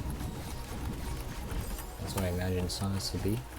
I just still haven't enjoyed saunas. Well, I guess it's sort of a long way to put it. The best part of saunas is getting out of the sauna. But as you go into saunas more and more, you start enjoying the process of being in the sauna a bit more. Until eventually, being in the sauna is just a thing that you do that you enjoy. For me, it's kind of like exercise. Right now, I don't really enjoy exercise. It's something that whose prime enjoyment that I get from it is like hitting the goal don't exercise a lot anyways, even though I really should. But exercise is something where it's like, the best part about it is feeling done after it, but in the process it can feel pretty bad. That's what I also thought of when I did sports, because I swam quite a lot throughout middle school. Swimming is like fine, I guess, but as a swimmer, the amount of times that I got cramps and the amount of water that got up my nose and how cold I would be after getting out of the pool after being in practice till like 7, 8 p.m. It'd be very dark outside. It stopped being very enjoyable. If I could have just the swimming without everything surrounding it, then I would feel a lot better about it. I like archery. Archery is a little bit better in that regard. The only thing you really need for archery is a bow and arrow. Having a target would probably be fine too, but that's kind of optional. You can just take pot shots at the passerbys on the crosswalks. But with the bow and arrow, you can really just pick it up and do it whenever you want. For swimming, you have to usually go to another place. You usually have to strip off your clothes and change into some swimwear. That swimwear can also be pretty uncomfortable, even if they're the best option that you have underwater. People really like their swimwear. Maybe, I don't know, I don't really ask them about it. But for me, the very tight swimwear that I have to wear when I'm competing and stuff, and when I'm practicing, I don't really like it. My legs are like kind of hairy, so all the hair kind of gets caught up. It's just a generally very unpleasant feeling. It being tight doesn't contribute to that. Doesn't contribute it to being comfortable as well. So I'm stuck there. And if you don't tie the waistbands enough, then sometimes it'll even fall off. Hopefully that didn't happen very often, but it can happen if you're going to be diving. Diving is probably the best part of swimming, I think. Jumping into water, I mean, even people who don't swim do that, so you can probably imagine how fun it must be for people who can make those dives work. The diving was very rare, and when it gets into a different context, one of competition, then it becomes a little more stressful. You have to have better form, and you have to have the enjoyment that comes from entering quickly.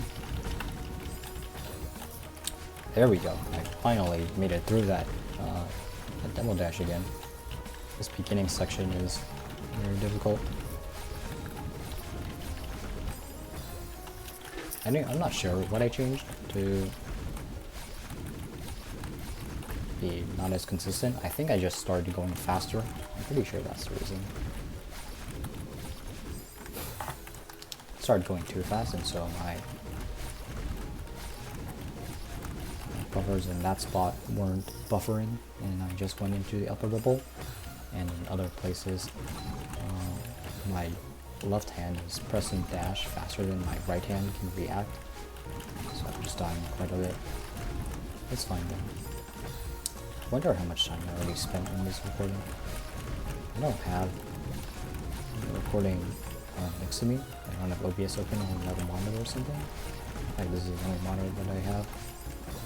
So I start OBS that only records this game and this mic, and then I switch to Celeste. I usually like closing all of my other tabs, including Discord, while I do this. Don't want to have any distractions, you know. I'd usually have Firefox open eternally in the browser. you know you're pretty screwed when you close something like Instagram or TikTok, and you just open it back up again, and that's when you know you really need to do something else. I don't have TikTok, so I don't have the TikTok side of things, but with Instagram, with YouTube, sometimes with Reddit, when that feeling comes, you're just like, man, I really should just do something else. I talked about wanting to read The Trial by Kafka last time, I think, but I still haven't gotten that book. I haven't looked through the books that I have in my boxes, even though I really should. At least one of them I should take with me on my trip in China. The Great Firewall prevents you from accessing YouTube and other basic necessities like that, which would be very sad. I have to stay with Billy. And I'm pretty sure there's also strict anti-porn guidelines. And that is in that place as well. But it's not like I'm going to be trying to look at that. The more likely case of what I'm going to do in that place is probably just bring a book and read it. I know the last time I went to China on a trip, the primary thing that I did was bring Paradise Lost. That was the book that I read all the way through in China on my trip, instead of using the internet. That was a pretty good time, although I did have to force myself to read the book. Not only is the book kind of hard to read, I wasn't in the correct environments to read it. I do have a phone now though. This phone will allow me to skip a lot of the headache that caused me the last time. Not that there was really a lot of headache, it was just very tedious. That tedium isn't going to be going away because of the phone or otherwise. And I hope that because of the time that I'm going to be going there at, there isn't going to be a lot of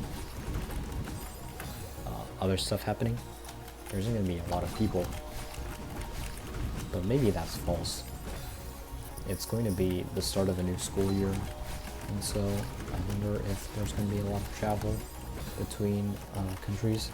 People who will come back after visiting relatives in both directions even. Which would clog up all the queue lines and the immigration and stuff. That would really not be ideal. I don't really have to deal with it 2 times throughout my entire journey. I'm going to be having to go alone by myself though, although I think that is okay. I've already went by myself for a couple of trips already, so I'm used to it. But it's still something I'd rather not do, you know? I'd rather be playing Celeste Strawberry Jam. I'd rather be playing Tetris instead of doing all of this instead. And during the time, I'm not gonna be able to be on Discord as well, which would suck. The new patch of World of Warcraft is going to come out. Well, it already came out, but not the Mythic Plus and the Raid. I might miss Raid or Mythic Plus for a couple of those times. And I think those people, you know, the hired Raider IO Mythic Plus rated players, they have once said something about staying ahead of the curve, staying ahead of that wave of bad players who are going to playing Mythic Plus. If you play with good players ahead and early, then you're gonna have a much better time pugging. I do wonder about what the lever penalty is going to look like, especially in hierarchies. I wonder if I'm going to be seeing a lever flag on someone else when I'm plugging. It's definitely not going to be on me. I'm someone who has a lot of free time. I have a lot of patience to do things very slowly, and I do value practice. As you can probably tell, all of those things from my time spent here in Strawberry Jam. But for other people, their patience might not be as bountiful as mine. And so they're gonna have to deal with. I wonder if I'm going to have to deal with people leaving keys. I'm probably not going to be listing my own keys to do. I'm not that type of person. I'm not the type to be really concerned with comps and the meta and stuff. It would mean that I'd get into more keys, but you know, especially if the keys are my own, I'd by default be in my own key all the time. But yeah, I wonder, would people invite people with lever penalties to my group often?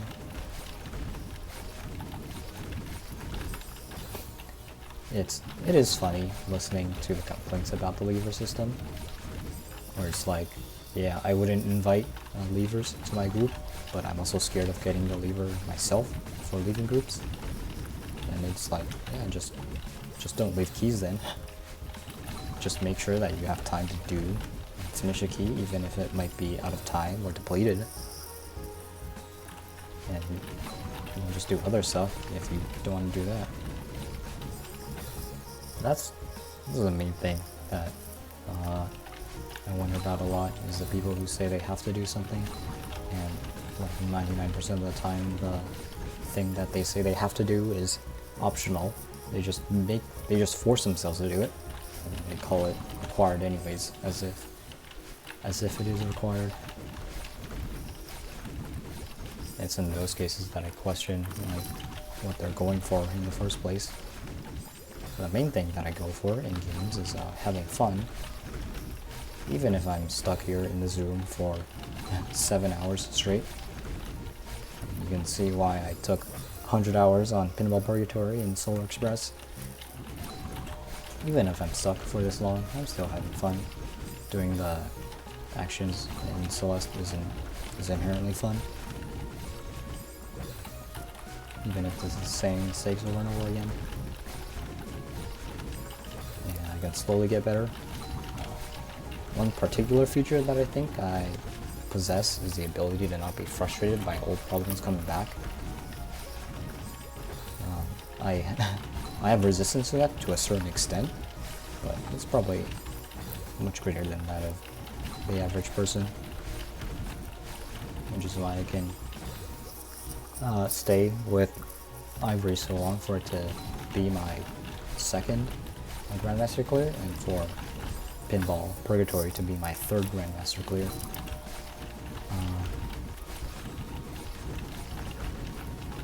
Yeah, I don't think I had any other Grandmaster clears before I did Pinball Purgatory and the Soul Express. It was only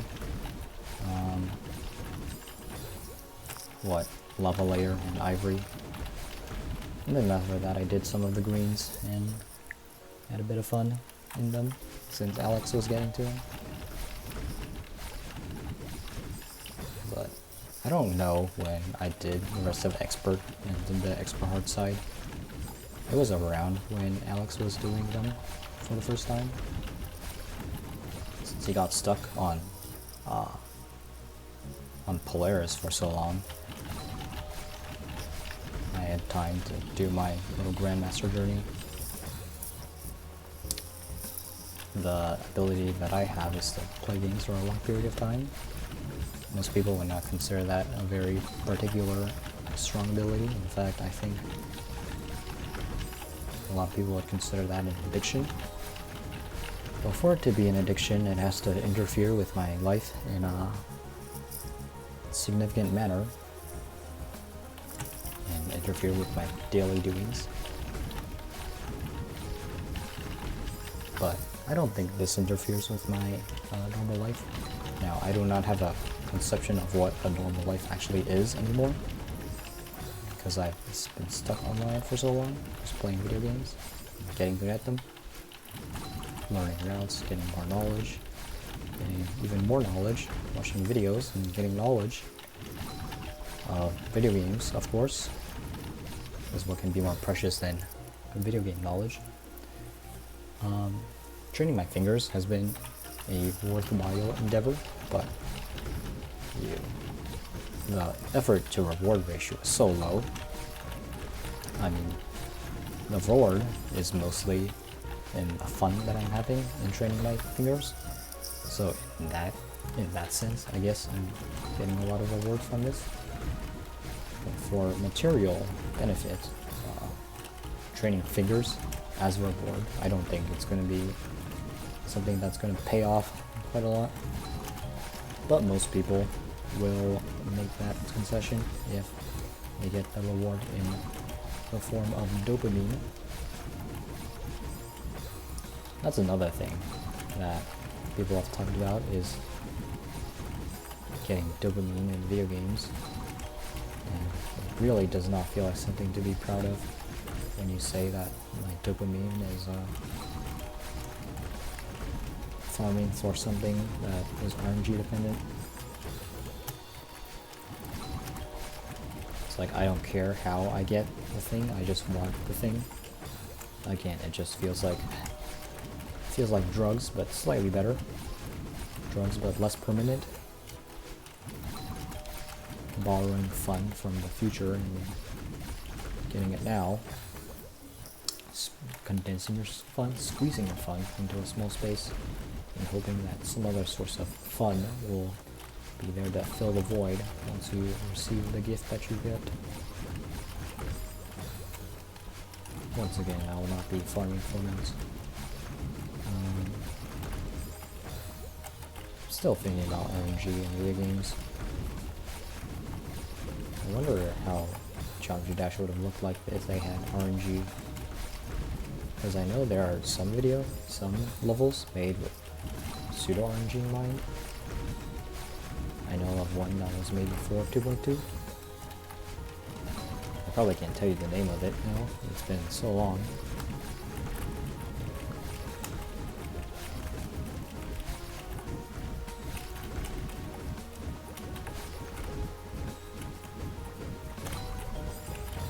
Okay, that was just downright too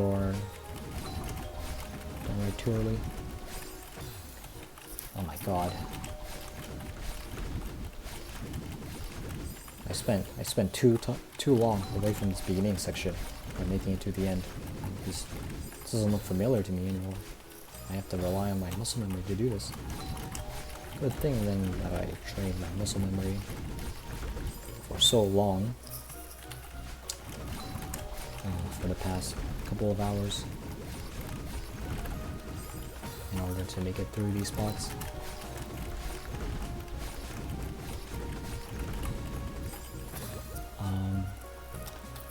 Yeah. What was I talking about? Whenever I have... my short-term memory is absolutely garbage. I have to trace back my thought process. I re-envision the scenes in which I had previous thoughts in order to try and make myself have those thoughts again. But this time it didn't work, I guess. If you look at this from the future and find that everything is so disjointed and so convoluted, it's because of my short-term memory. It's just, I searched it up and apparently it's like a symptom of depression. Hopefully that's not what I have here, but very well could be. I wouldn't know. This room is very close to getting completed, but it has eluded me for a very long time.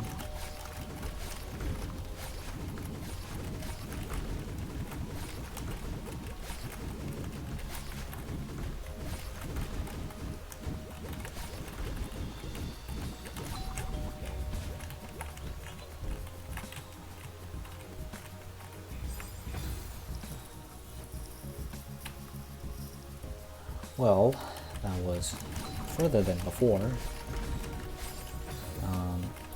So it's good to know that that's where they stopped. I don't have to worry about getting the strawberry as fast as possible after I climb up there. But I still have to climb up there, which is going to be a little stressful. But even with the time that I spent before that, in the last section slow bubbling instead, it means that I'm going to have a lot of time to do the finishing touches on the end. For the first section, it looks like I'm jumping again. It's not a very good idea. If I make my way to the right a little bit more, then it can work. Yeah, like that. Never mind, it did not work. I supered, but it did not work for some reason. In that top section, I'm just kind of losing my concentration. If I concentrate instead of talk, then I can make it through there pretty well. But after that, for the super, then it starts to be disorienting to me again.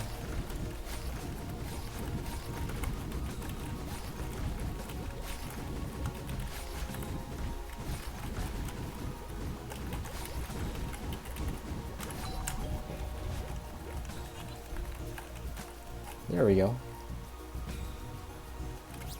Much better. I collected the strawberry there instead of being ported backwards. Nice. Anyways, the things are gone. Now I can go back up here. Very nice. That was meant to be a dash. There we go. There's nothing here that I would expect there to be. I've died. Tragic. The spinners down there are very camouflaged. Oh.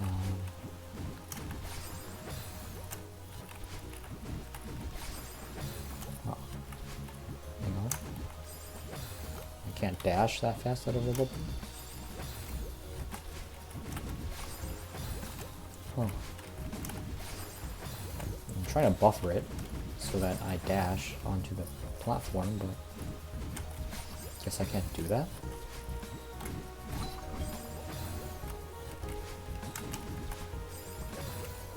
Is this what, Summit? Is this the lesson that Summit tries to teach as well? That you can't, sometimes you might have to bubble backwards in order to bubble onto something that is directly in front of you? So that's pretty interesting. I don't know if I'm going to be completing Summit. I feel like it's far more likely that I would just get bored of Strawberry Jam before I complete Summit. Regardless though. Oh my god, the lag spike. Where am I going? There we go. Can't go down there.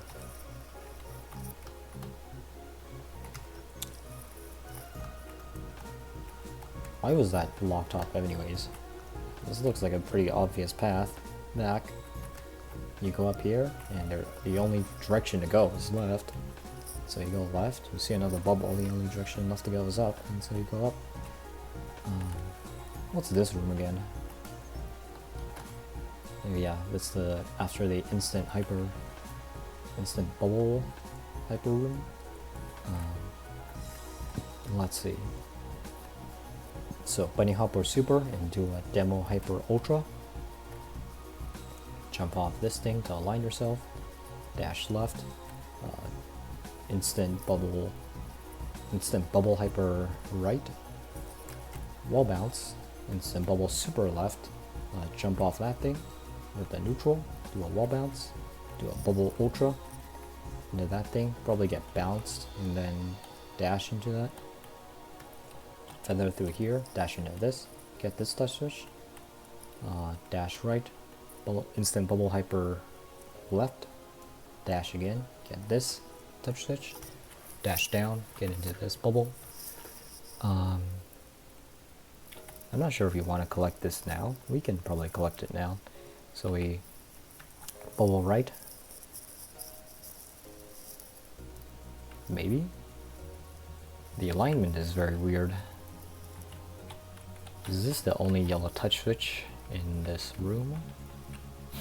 If so, then after this touch switch, then we'd be going up here using this red bubble. But we go down here, yeah, that thing's also moving this way. Instant hyper left, get in this bubble. Because I'm wondering, I think the bubble will take me around the center of the screen here.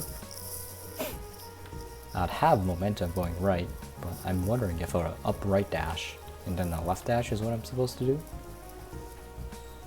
I think we'll have to go there and find out. What's the end of this level? Where's the end? All the way down here. Let me see. Is that the only yellow touch switch? I think it might be. If so, then I'm not sure if I'm supposed to go down here first. This might be the end of the level.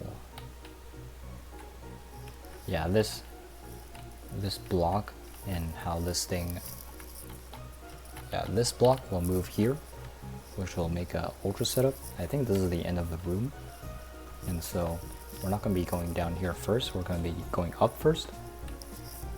So we go up here,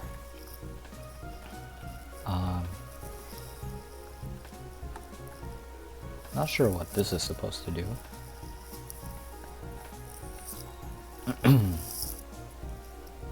This looks like an ultra into a down. I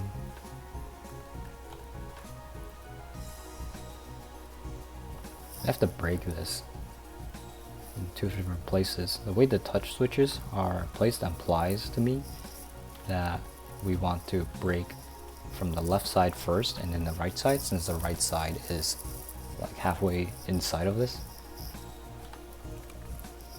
Which means that we're going to be using this red bubble last, which means that we're coming back from up here. This tells me that the intended route is to wall bounce using this bubble, dash into here, bounce up a little bit, hopefully not die.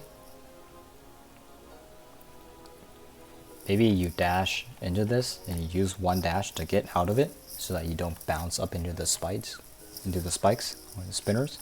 You use the other dash to get into this bubble, instant hyper to the right. I'm not sure how far this would take you or what the vertical position would be. Maybe you have to do a demo hyper into an ultra.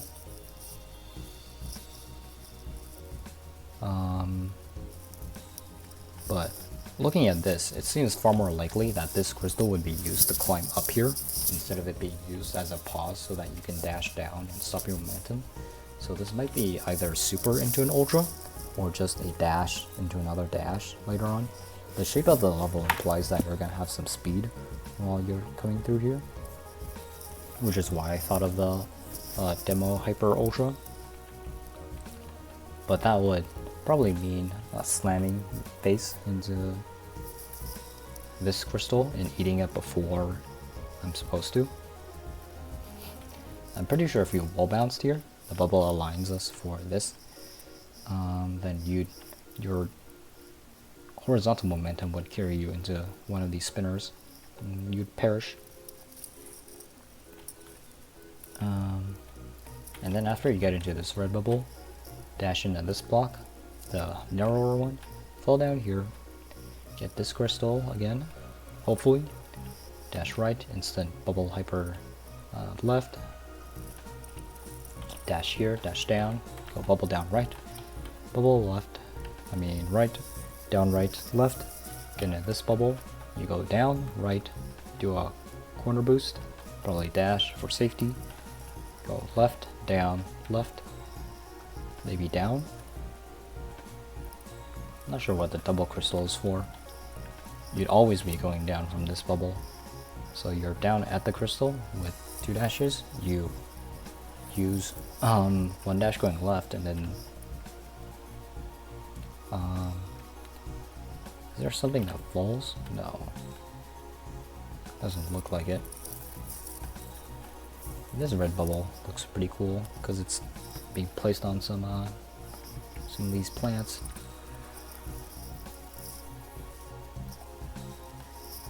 Dash left, maybe down, and then reverse wave dash, upright into this bubble. You do an ultra, dash into this, instant bubble hyper right. You dash, maybe you dash right and then up. You feather around here, you dash upright, up left into this bubble. Bubble demo, hyper, ultra. Dash into this bubble, go down, dash right, bubble right, dash upright, and then down right. Then do a reverse hyper into an ultra. Here you probably have to dash and then do this whole thing without dashes. That's what I'm guessing. So pretty easy room.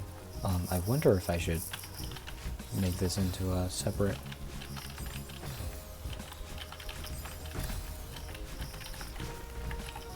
I probably can't complete this room while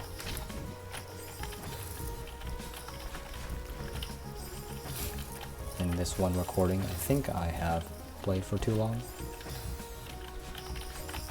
but we'll see.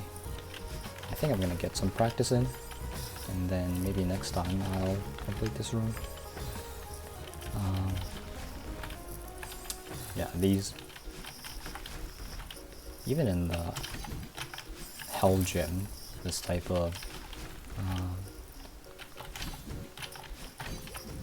wall jump out of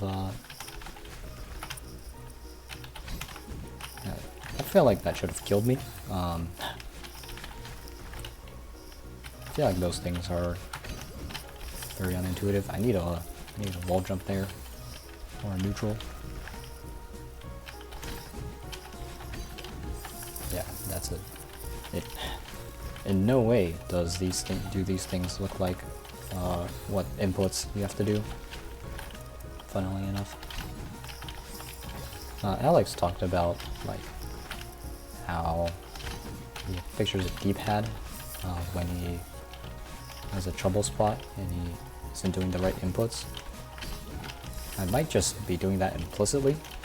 I can't imagine a D-pad because I don't have a D-pad, but I do have specific muscle memory mappings from different setups to their okay, so I can hold down right in the bubble the entire time and then just input a hyper. So they're actually pretty easy to do. The only problem is that they mess with muscle memory mappings. So it's very hard to recognize that that is something that you want to do in that spot. I'm not ready for the second one. It's not free either. I think an extended hyper doesn't work. I'm not sure why that one didn't work. Pretty sure I pressed held down right. The wall bounces are still very hard. Yeah, I'm going too early. That one has actual anti-lenience. Unlike the lava layer room that Alex Steiner struggled on. He didn't struggle on it, but in that spot, he didn't need to do that. Yeah, once again, I think I'm going to use my age-old strategy for conquering these rooms, which is going to be straight brute force. As long as I brute force it enough, then my muscle memory will eventually adapt, and that'll allow me to complete the room without spending a lot of a lot of brain power. I just have to get used to these moves. I think this is the only instant super in this room, so it should be fine. There might be another one. I forgot already. I mean, I didn't forget. I'm just not gonna be looking through my memory for an instance of a instant super. Doesn't matter anyways. I have to super much closer together. Yeah, there we go. That's progress. I'm gonna go as long as my voice feels like it. One thing doing this recording, this type of style, is that I go to the restroom beforehand. The only reason that I stopped last time I played Strawberry Jam was because I needed to go to the restroom, and not because of any other reasons. Well, also, I guess because I was hungry. Eventually, I do need to eat. Right now, I'm not feeling as hungry, and I don't really need to use the restroom right now. The only problem is my voice. The longer I talk, the longer you talk consecutively, the voice starts getting irritated. This also gives me more respect for the senators who filibuster in the upper house. I think that's what it's called. Because I'm talking for like what, 4 hours. I'm not talking particularly fast, but I do take small breaks.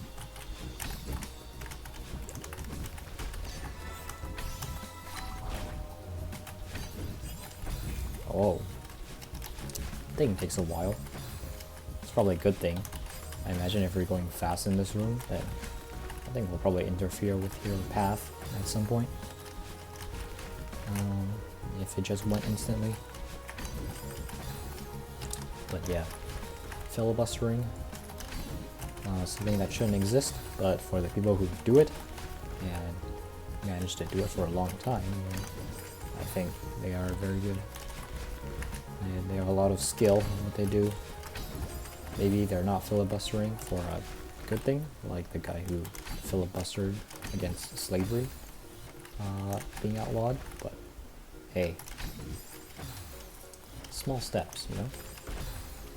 And you can always appreciate skill regardless of the source it came from, is what I like to tell myself before I get crucified for drinking water after Hitler drinks water.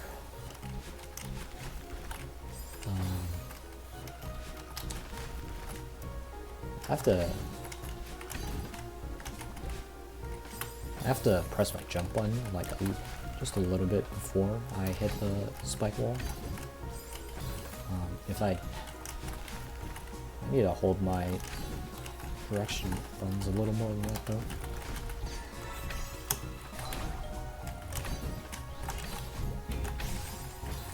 Alright, that's pretty much exactly where I expected myself to land from that bubble. So this time I'll try to do a upright, an up left, yep, wait no, yes, an upright, and then a left, or maybe an up left if that one doesn't work, or maybe a reroute if none of those work. As I said before, doing a reroute is very good at times.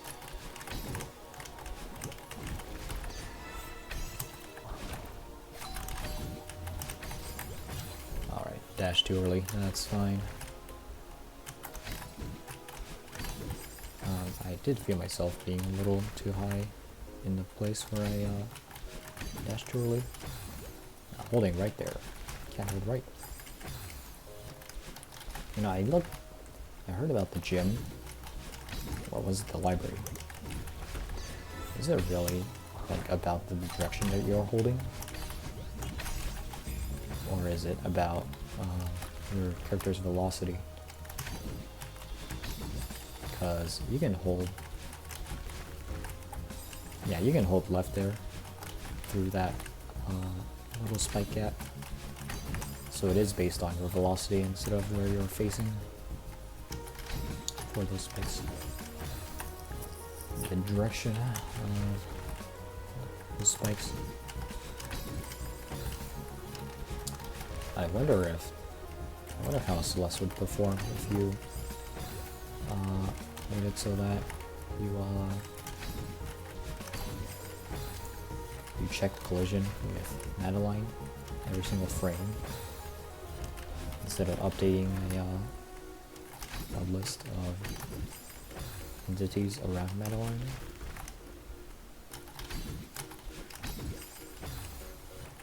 I'm not doing my instant hyper fast enough somehow. Even though it's like the exact same gesture that I use for that one. I think holding left, yeah, holding left just creates so many more problems than holding right does. Maybe if I played in mirror mode, this first bounce, first instant hyper would be more tricky than the other one. There we go.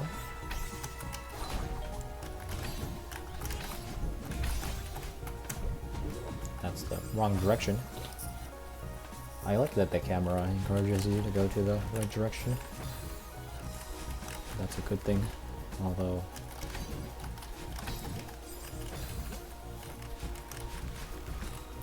it's probably not very necessary. I think this level is one where it's pretty hard to make the wrong moves on.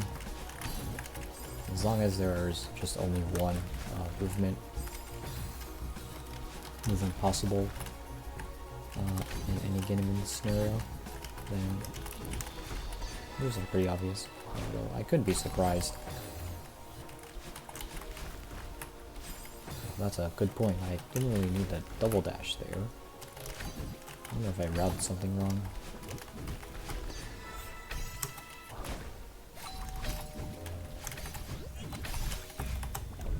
Go up, wall bounce. We have to interrupt. Right.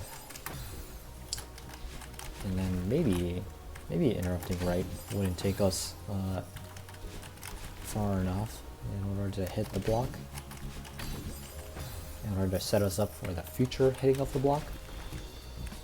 Maybe that's what the double dash is for. But maybe not. Having a double dash there, collecting the first double dash, that one is kind of weird. I might be routing something wrong. Because we just fall through there, we hit that.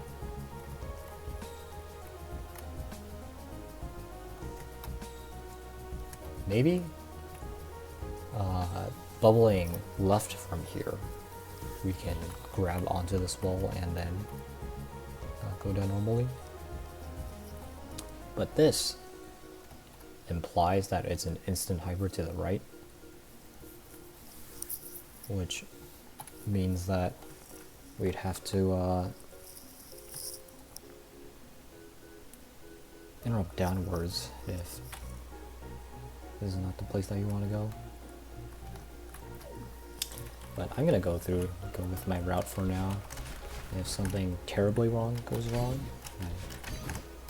I will reconsider it. Yeah, collecting that.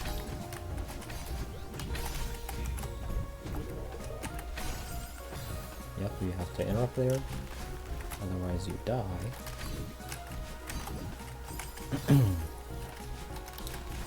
There's another thing that I wanted to talk about, but no. But yeah, I also, someone else messaged me in Discord yet again, the last two random friend requests from the Minecraft, the technical Minecraft community, the technical Minecraft catalog, were from people wanting me to play a specific game.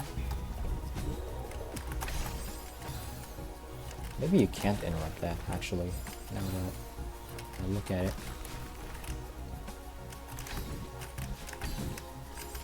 The last two people who randomly friended me were about trying to give me an opportunity to play a game that I might enjoy. I did not enjoy it. Basically Clash of Clans, a lot of time gating, a lot of AFKing, and honestly there's probably not a lot of strategy in that. Whoa, that worked. But yeah, a lot of stuff that I don't really like. I don't like spending money for games. Even though I do play World of Warcraft, but World of Warcraft is...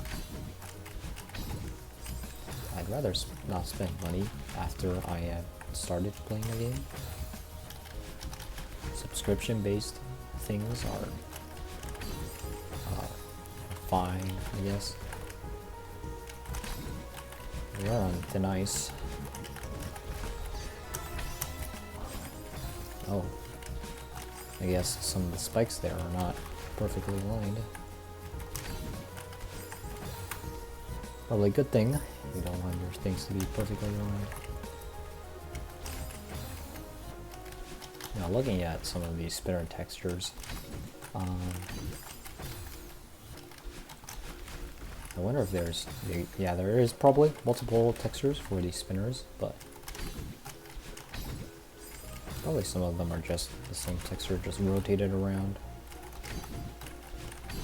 Can't really tell when you have so much spinner juice going on. God, what would the game look like without spinner juice? Probably not very good, I'd imagine.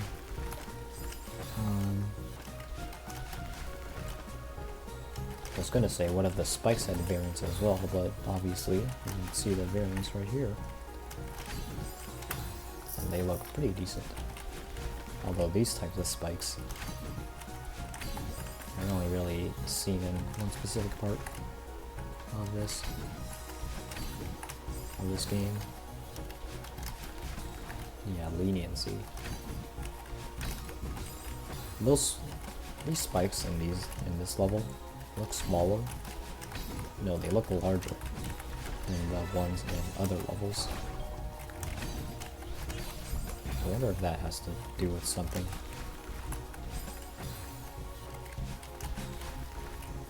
Well, what it does is that it makes you think that you can get... It makes you think that you have to stay a lot further away from these types of spikes, even though you can get a lot closer.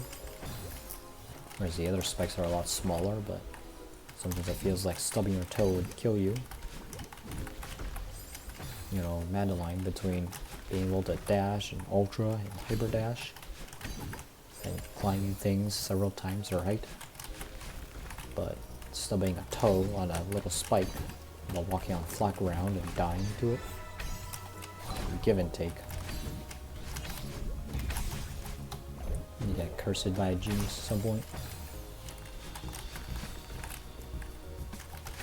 Around now is when I start doubting my route.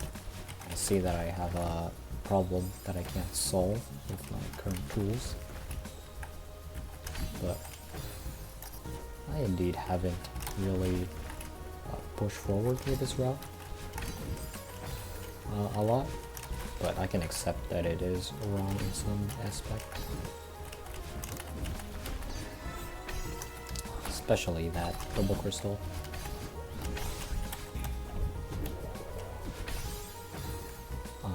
Hang on, actually.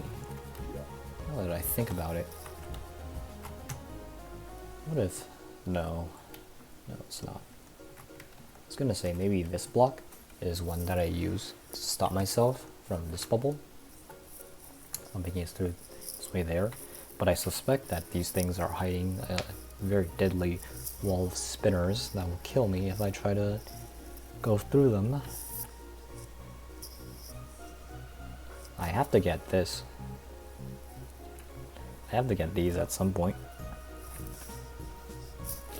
I guess a very weird route that you can take is if you go up here, you went into this this space, instant hyper right, you dash up here, you swerve to collect this pink crystal, and then just continue on rightwards. That'd be a very strange route to take. I think it'd be pretty obvious that this is not the intended solution. But maybe it is the intended solution, you never know. But I will bounce here, I dash right. I'm gonna try dashing left harder after that. I'm not really putting much effort into that. You really shouldn't dash there. Maybe that's the solution. Also have to be holding left for longer. I don't know what that was. Felt like Madeline just jumped out of that bubble. I need to jump twice. Am I gonna be supering into a neutral wall jump? Or as they call it, a neutral. Well, I have to hold left for longer there, but not for too long. Must it become a wall bounce? Not a wall bounce. A wall jump instead of a neutral. I'm not sure in how many places this neutral through the wrong way happens in this level. Yeah, you don't really need to dash down there as well. There's just a lot of extra crystals in this level, I guess. Again, probably not the intended solution, but maybe I use my other dash to go up to this space.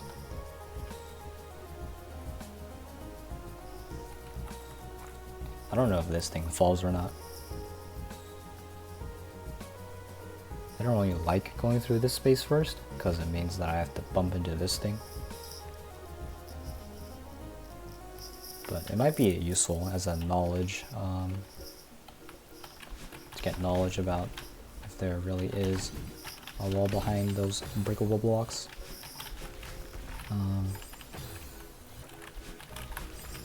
Yeah, even if I weren't doing commentary, this is, if you can even call this commentary, I'm not really commentating on the thing that's happening most of the time. Let's see the last couple of hours of this.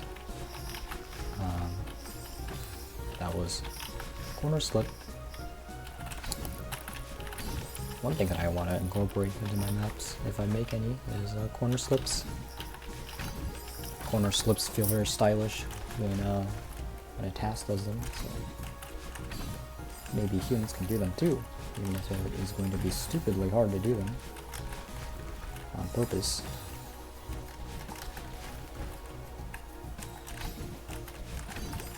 Yeah, there are certain points when Madeline does these moves. If you do an ultra good enough, you start your down right dash fast enough after the hyper or another ultra, then you should kind of like walk across the platform for a little bit before jumping off if you input that. And that one feels very cool as well. Just edging the coyote frames and running across the whole length of the platform. And it gave me the whole platform to ultra on. I'll use the whole platform. I think having some one tile ultras would also be pretty fun. It wouldn't be particularly difficult compared to the other stuff that you'd be asking players to do, but they certainly would look cool in theory. One thing that I want to add into my maps is also just jelly laddering in the middle of nowhere. You go from like an ultra into a neutral jump into a jelly ladder. I think that would be hilarious. Definitely something that I would do as difficulty. I love difficulty for no reason. Still have that childish sentimentality of impossible silent levels in Jump Dash.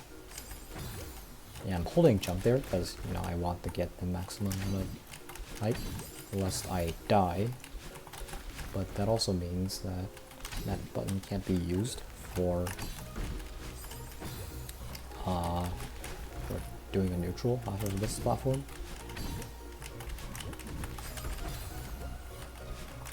What was that? I'm not too sure. Oh, that corner is lovable. Nice.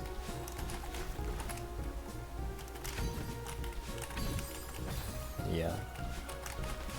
One of the things that Alex has to do with Kevin Tech Spam in the level that, in the room that he's in, he's mistaking the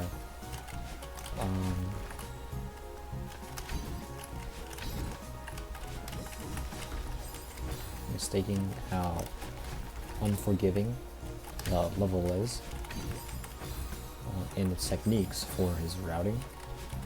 And the routing is the most major part of it. I wonder if in the next video you'll find out that being so far right of the first platform isn't necessary. In the next video, you'll also get the first horde of ultra comments that are telling him how the level is supposed to be played. Again, I really hope that what he does is just go back. I mean, you can always debug back to the end where he is, but he has to should really learn what the level is asking for. Even if he doesn't respond to the comments, I know he reads at least some of them.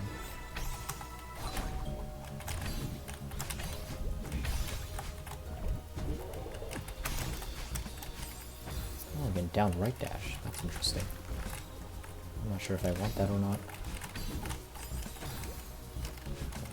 Yeah, maybe going run back of the entire level in review would be a good idea.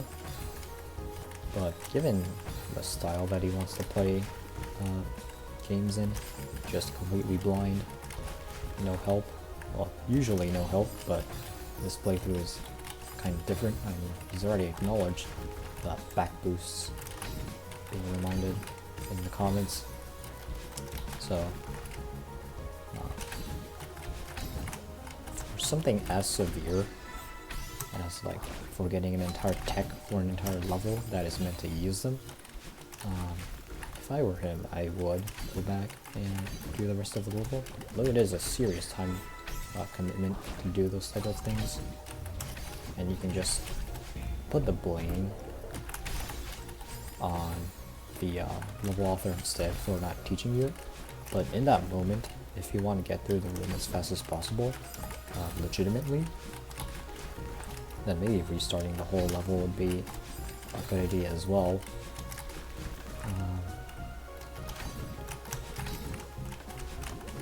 If he doesn't go to the Grounded Ultra Gym in the next video, then I would be kind of surprised. But I think wouldn't really be a surprise. I'd be sad because Grounded Ultra is really fun to do. And again, I really want to see him redo the level with that in mind instead of going through and choosing it like he did. Maybe it would also redeem the level in his eyes through a Silver Strawberry attempt. I can accept that he's not going to do the flip side cliff side room that he did incorrectly. The unintended solution with this no setup spiked wall bounce, because that was just one little section. In the middle of the level, and the rest of the level he did pretty much the intended solution for. Learning along the way, learning about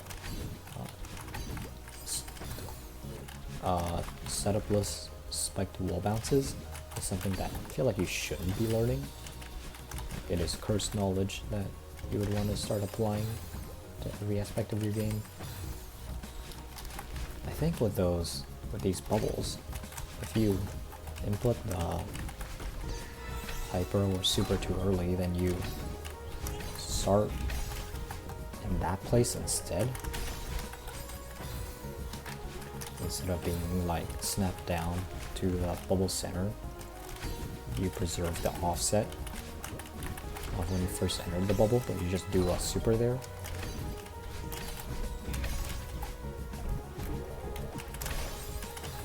The fact that I skim so close to the spikes when I do a dash from that green bubble before the red one, this one, I think what I'm supposed to do is I bubble right, I buffer a right dash out of that, I collect this, I don't hit those spikes, I buffer another up dash, and then a left dash out of that. That would make full use of all of my resources, and that would seem less dicey than going for straight into the double dash crystal from the bubble. But I mean, you don't need to use all of your resources. We'll see if that makes it a little more consistent. Yeah, flipside cliffside is just a very tiny section in the middle of the level, and so when you do the rest of the level the intended way, then you don't really need to go back and redo it. But if you miss something as big as an entire tech, then it might be good to just redo the whole thing. I mean, all the other parts of the level would have been solved. You would understand how to do all the other parts, but the hardest parts, for the ones where a culture was required, the ones that he had the most trouble with, those would be maybe not easier, but easier in a different way. You'd have to learn a new tech. Alongside that new tech is more consistency once he manages to pull it off. It would definitely improve the perception of the level in his eyes. I don't really know whose fault it is that you forget. I'm not doing the thing that I just said I would do. I don't know whose fault it is that they're like forgetting tech in the level, but still, it's very convoluted. Another thing that I wondered was, Alex said at the beginning of Kevin Tech's Exam that he felt very in line with what the levels were asking of him. But now that he's seen this room and how much of a difficulty spike that it is, I wonder if he's going to revise his opinions on that. Because he said that he doesn't see a world where he doesn't do Shatter Song. I hope when he made that statement he had the idea of like levels being sudden roadblocks in mind. Because inevitably there are going to be some overtuned levels and rooms that are going to probably like halt you in your progress for a specific amount of time. And at that point you still don't know if this is the intended difficulty of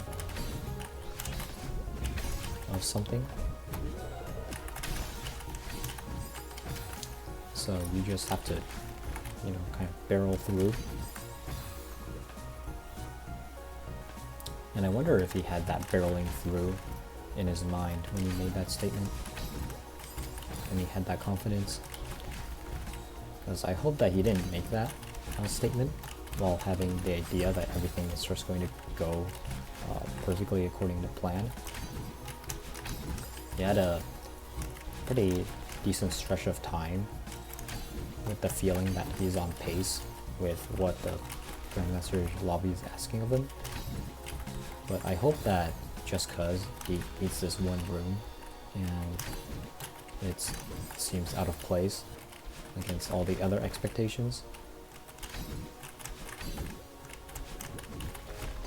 that he'll recognize that this is just a difficulty spike and not something that's meant to be. Like, this is just how hard things are going to be from now on. Because I do hope that he continues. I think he definitely has the necessary skills to complete some of these harder rooms, but I mean, you saw me. I had to go through and I wonder if that feather like decreases your hitbox, and the moment I dash out of it, it stops decreasing my hitbox, and a line kind of snaps to the center of where she comes out, and so I just die because I spawned inside of a spinner. But anyways, I think Alex does have the necessary skills to go ahead and complete the harder levels, including Shatter Song.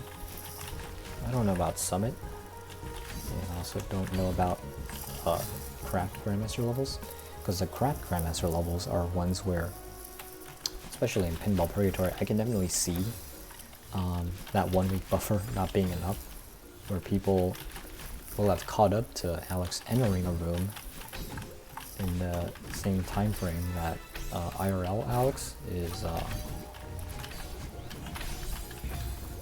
still working on that room, maybe getting towards the end, but still working on that room. I'm especially thinking of Solar Express, the last room of that, and Pinball Purgatory's Extra Ball. Those two are extremely difficult rooms that'll take a very long time to complete. At least those are what me and a lot of other people took a long time to complete. I'm not sure about Alex's relationship with holdables significantly, because there hasn't been many holdables in the repertoire, in the collection of levels that he's played recently. The closest one is Polaris, but Polaris isn't built on heavy holdables. Polaris, the main mechanic of Polaris is focused on the explosion of fishbowls, which I would say is separate from the concept of heavy holdables in general. So we'll see. We'll have to see with Belly of the Beast. Belly of the Beast will, I think, be the first yellow that he encounters.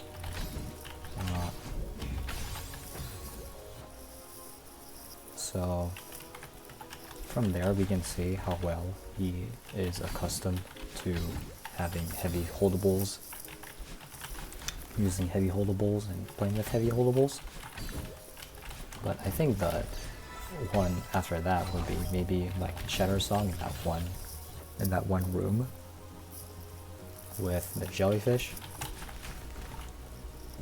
I don't think Summit has a lot of holdables. I don't think Theo shows up, other than in maybe one part in the bear room. But even then, I don't think Theo shows up there. Holdables might just not be present in Strawberry Jam for a very long time. In Grandmaster.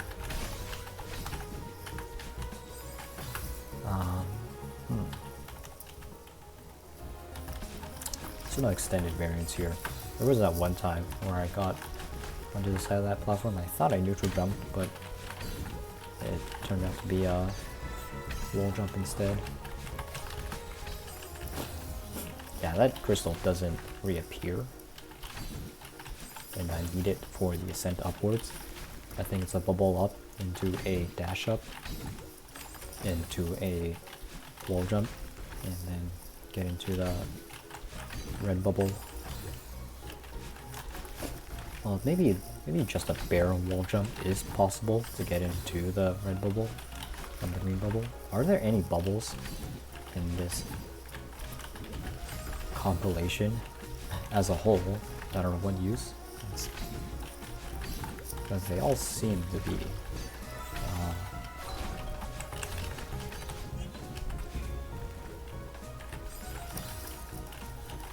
feels like all of them are there's only ever been blue bubbles. Well, there's been 4 types of bubbles so far, and I think all of them have been renewable. Well, there's actually 5. There's the sting shot one from Hive Attack, or whatever it's called. There's the blue bubbles from Soap. And then there's the this very slow bubbles from Soup, Sea of Soup. Well, I guess there's also the Shuriken bubbles from Slime Time. Those count as a separate type of bubble. Oh, I see. So, with the double dash there, the first double dash that I collect, its purpose is to make it so that I can fall through this crystal without collecting it. So that I can keep it for when I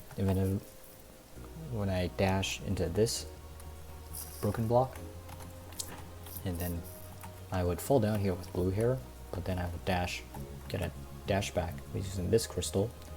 I didn't use it because I had pink hair. I dashed once into here and came down here with red hair, and then I did this business. Yeah, so that makes a lot more sense. Unfortunately, it confirms my route, which means that I do not have to think as hard as I would have had to if my route had been wrong.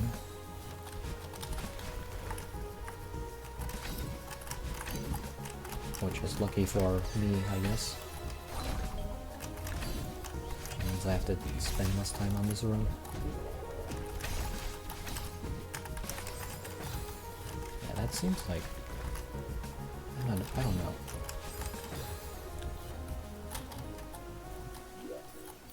Maybe that's a very short instant demo hyper. You do a demo hyper and then you just drop. You stop holding any direction, and in that state, Adeline actually slows down very quickly.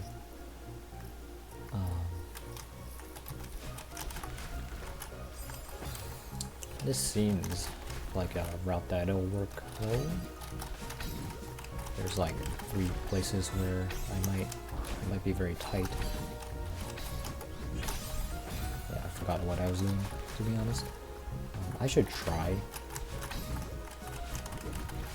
to dash out of this bubble. I think I can. I dashed up there, or up right, instead of going right. But maybe I'll try that.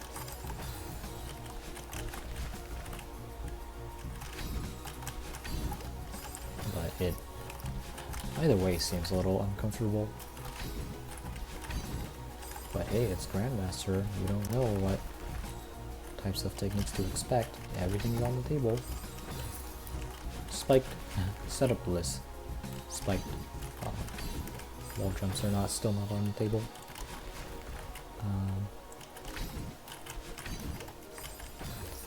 You can.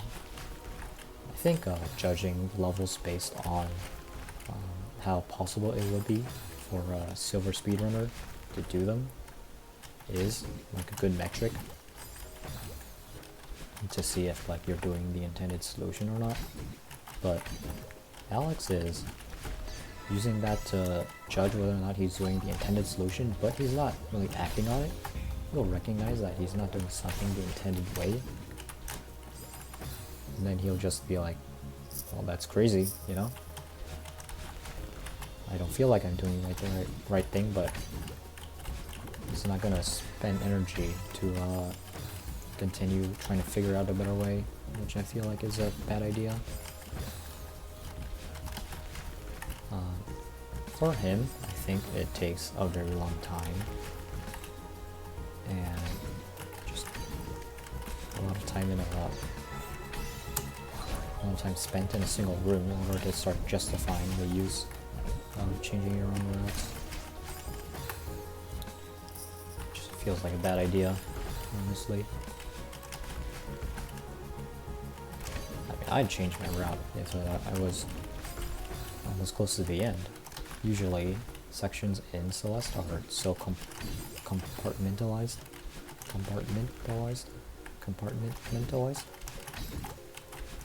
that one section doesn't affect another. You can usually change one section without changing all the rest. Yeah, that left dash is going to be pretty hard to time.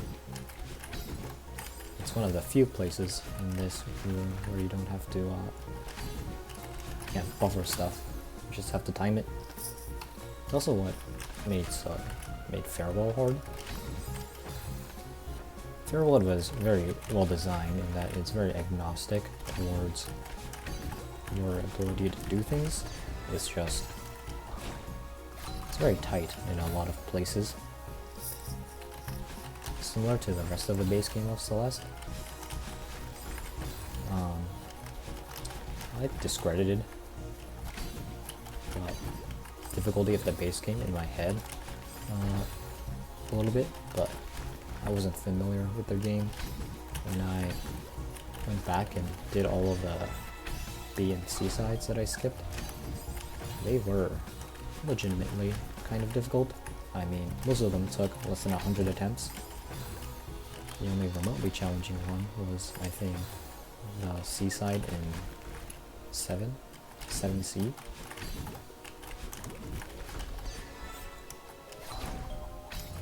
I didn't get that. It's fine. I died anyways. It's not like I'm gonna be making it to that crystal anytime soon, I don't think. So I can just go ahead and not have to worry about continuing on. That's another thing with doing runs and with practice, is that if I'm doing a route and I accidentally make it so that in the far future of a room, like maybe after 20 seconds, I'm gonna die due to something that I did just now, I'm still gonna continue playing the room because I can get practice onto the later sections. The later sections are by far the hardest to practice because you have to, get through the earlier sections first. Which means that even if I mess up in the early sections, which causes a death in the later sections, I still am okay with it because I can be in the later sections and practicing those so that when I do eventually finish the earlier sections, well, I can do the later sections even better.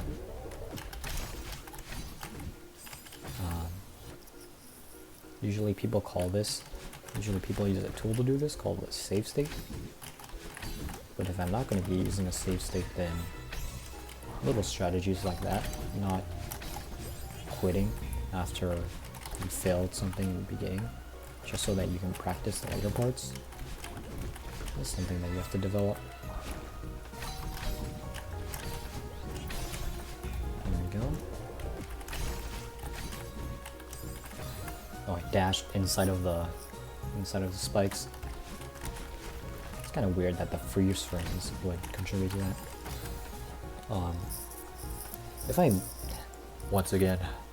If I made my own Celeste mod, I would patch out spinner stunning. So I don't know if it's like hard coded or something, but if I were to remake spinners, I would. If I were Maddie Thorson, I would fix spinner stunning. They are task only. But an easy way to fix them would be to make it so that they would only run their check when the game is running. So that you can't bypass the global timer. Because the spinners, they only check their hitboxes using the global timer. If they use that using the in-game timer, then you can't just phase through blocks anymore.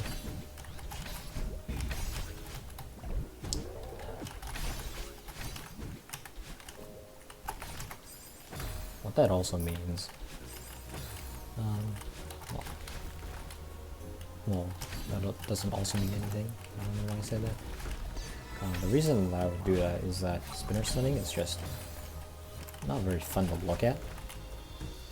For the long version, where you wait like what 200 something hours, a couple of days, 7 hours, I don't know how long it is, but wait a very long time.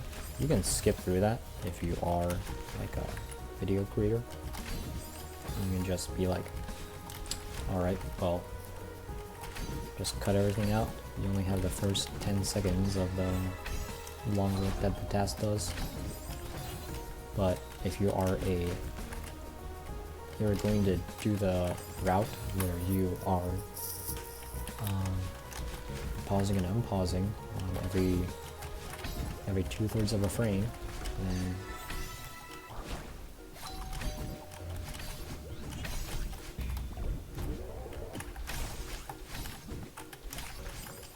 I feel like in general that doesn't feel very good to look at. It's not something that I like to see in video games, is when pause abuse is a good strategy. Didn't like it in Celeste. If I can think of another game that also has pause abuse, then I probably would name that as well. In general, I dashed inside of the spikes again. That also tells me that probably don't want to dash inside of the spikes. I wonder if you can jump off of those spikes, actually. You do like a neutral jump to normalize your speed, and then you perform a wave dash ultra on top of that. But at the speed that I'm going at, I feel like I'm not going fast enough in order to clear that spike barrier without hitting the bottom spinners first, which is why I'm not doing it.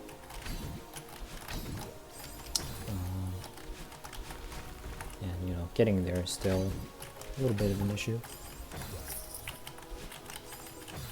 Getting failures on every single part of a room is just...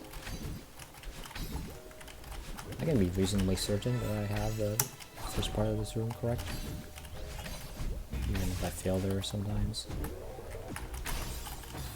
Yeah, that was way too late. I still have extraneous inputs.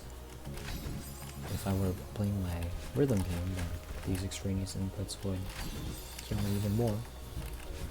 I don't know why I'm going too high there. Yeah, I think I'm pressing jump too fast out of that bubble of the instant super.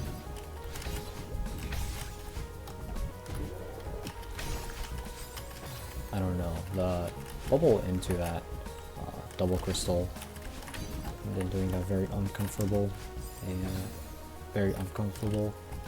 upright into left dash. I mean, starting to get more comfortable. I don't think I have been there and died when I was reasonably certain that I was going to live. And I've been pretty certain most of these times that I was going to live.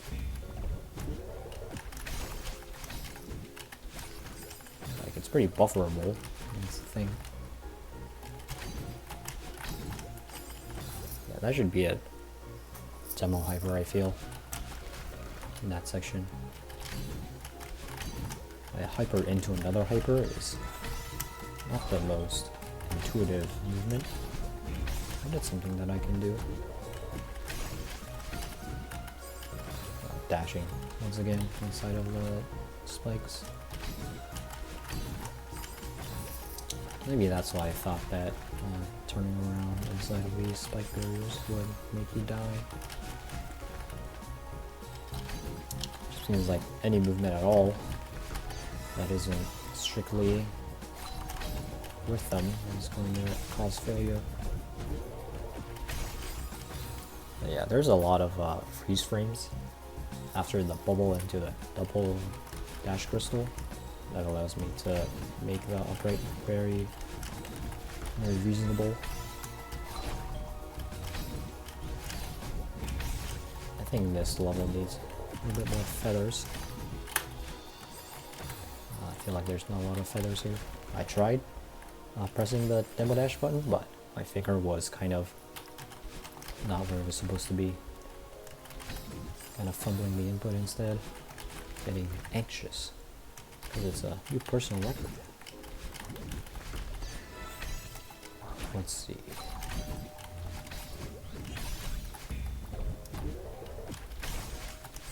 Yeah, having a good mentality for these types of games, where you're going to be spending a long time on a single thing, is quite necessary.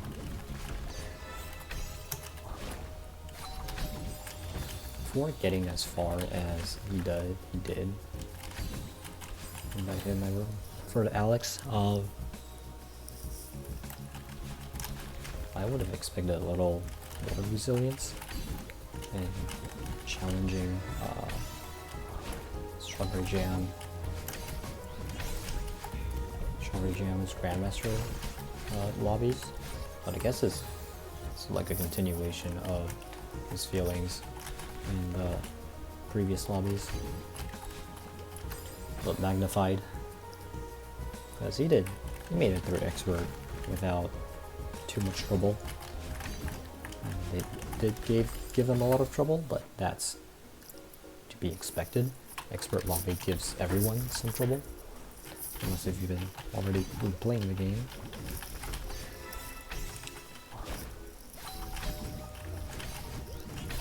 Even like spending 2 hours on a room is something that I would consider pretty reasonable at expert and above. At this range, 100 hours on a single level is, that's like what, 5 hours? 5 hours or so per room. A little more than that, maybe 6. Yeah, 6.5 or 6.6 hours for a room like Pinball Purgatory with around 15 rooms, and my 100 hours in it, that'd be 6 hours per room. But the way I play games, well, the way I play Celeste, is that repeated and continued head bashing into the same wall over and over will eventually yield. This is not something like a job when continued head bashing will in fact reinforce the wall, but something like a video game, for most things, if someone else has done it, if a lot of other people have done it, then you can probably do it too.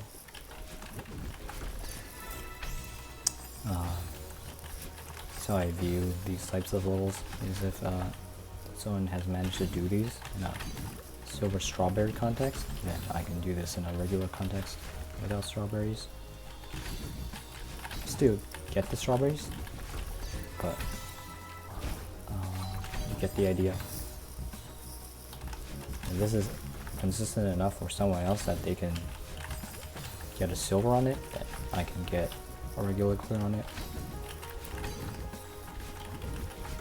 Now, once you get to levels like Dash List Plus, it's a little more tricky. there. Motivation is hard to find and hard to keep. There, I'm not even sure where motivation is. I think you'd be hard pressed.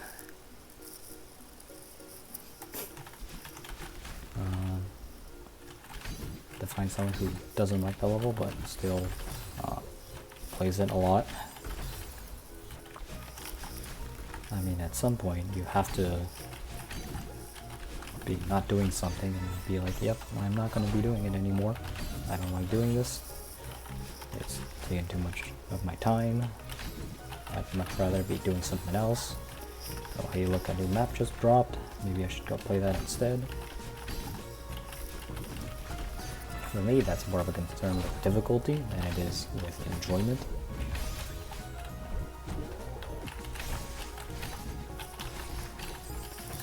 Whoa.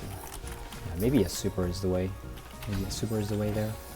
I do instant bubble hyper into a super, and then from the super I do an ultra. The ultra should have less speed, so I don't collect crystal and fall to my death. Smash into the spikes.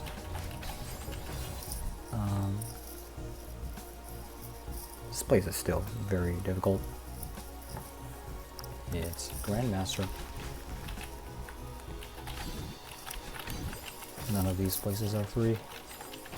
I still wonder about that failure. Holding left is definitely part of it. And I guess I'm not just not instant enough.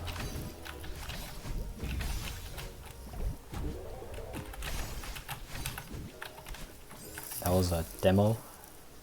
Even if I didn't make it onto the platform, that wouldn't have been correct. It's just a very weird angle for that to be in.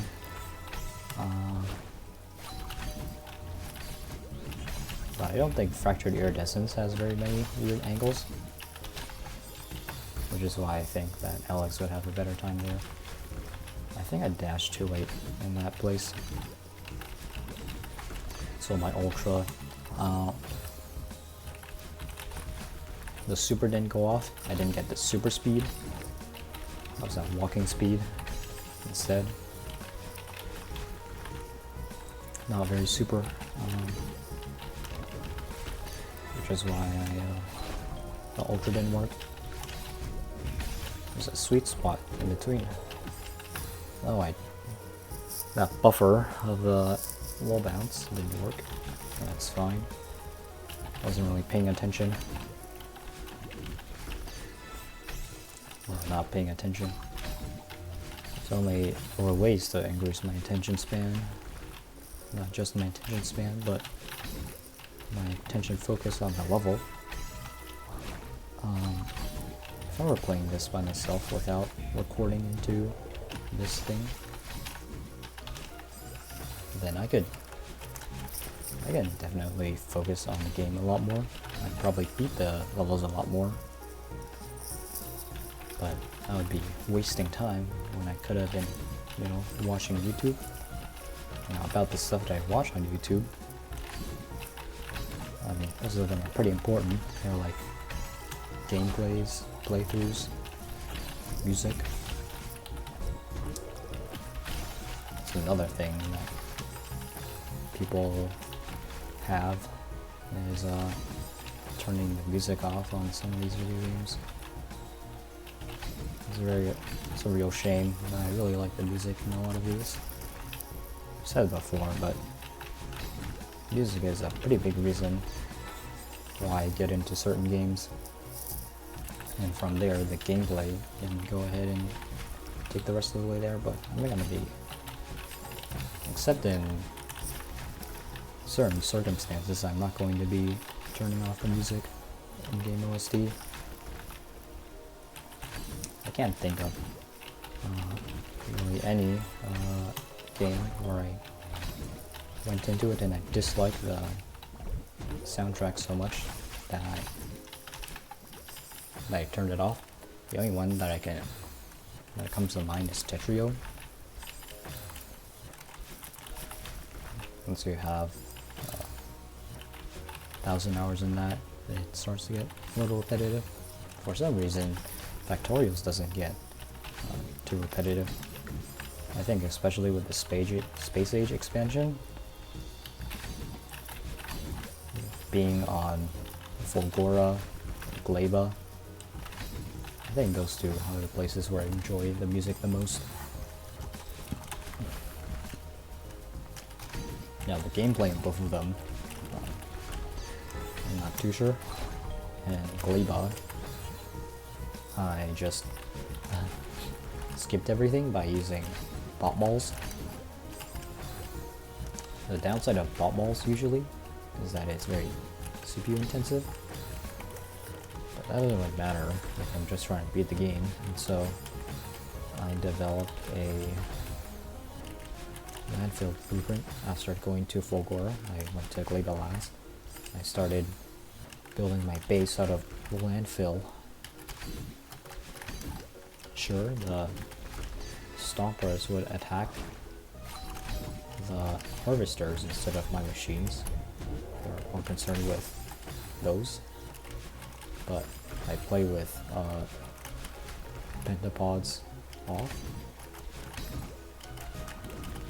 So really, playing on water just means that I have a pretty easy source of water that I can pump from the ground anytime that I want. Well, that's kind of unfortunate, huh? I tried to dash downwards, is my thought process there. Even though, you know, can't really do that. Instead of dashing downwards, I just buffered a bubble down. Very unlucky. What was I talking about? I honestly can't remember.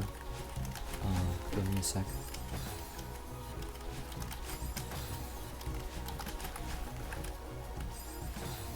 Oh, that again. Yeah, I can't remember anymore. Sorry.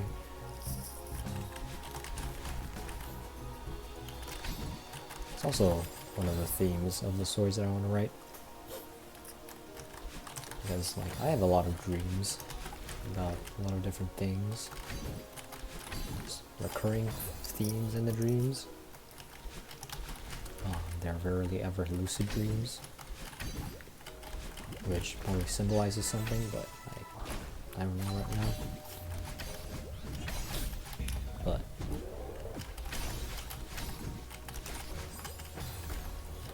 one aspect that I like to put into my levels, my stories, is just the theme of dreams. One part especially is how after you wake up, if you don't write them down immediately, then you tend to forget what the dreams were about. Now, for starters, I'm not sure about like the biology behind dreams, like, or I guess the neurology in this case. It feels like when that happens, the dreams are put in short-term memory, but they remain there. So when you wake up, you can remember still a little bit of it in the short-term memory, but if you don't commit it to long-term memory, then it disappears. How it gets to your short-term memory in the first place is something I'm not sure about. Like, you end a dream, I presume that the end of the dream doesn't coincide with you waking up. Like, it's not like my body somehow knows every single time. If I have an alarm, especially, my dream is gonna get interrupted by an alarm. But then I wonder, are dreams like perceived by us in a slower manner than real life? So like across an entire night's worth, you do have a dream, but that dream is in like slow motion, in a time dilation even, where every second you experience in a dream is like an hour or a minute in real life. So the end of a dream can coincide with you waking up, which also means that in your hippocampus, or wherever memories are stored, the brain is still writing there. It's still remembering the dream in short-term memory. As it suddenly snaps back into reality when you wake up, and so your short-term memory starts getting overwritten again very quickly by something else, and you lose it if you don't write it down. And so when during your sleep, your deep memory, your long-term memory would be inactive, while your short-term memory is just playing with itself, I guess.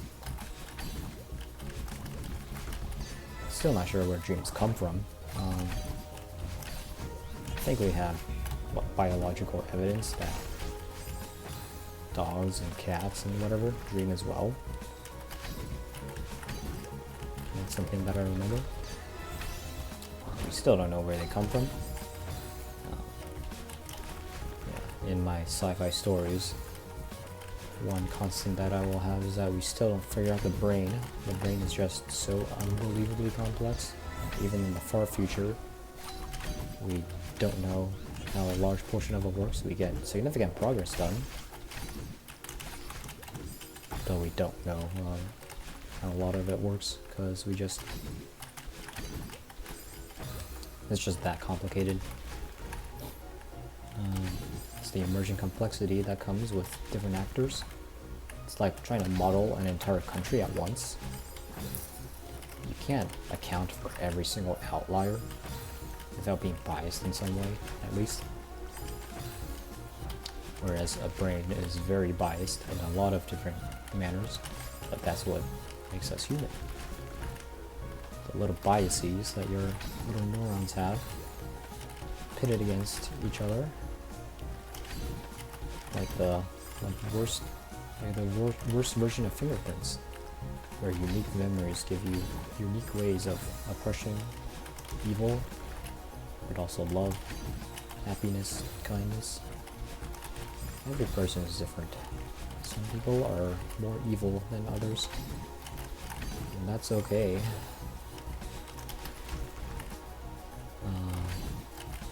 As long as they're not consciously choosing to be evil, that's okay. And even if they are, then they might have to be removed from society permanently.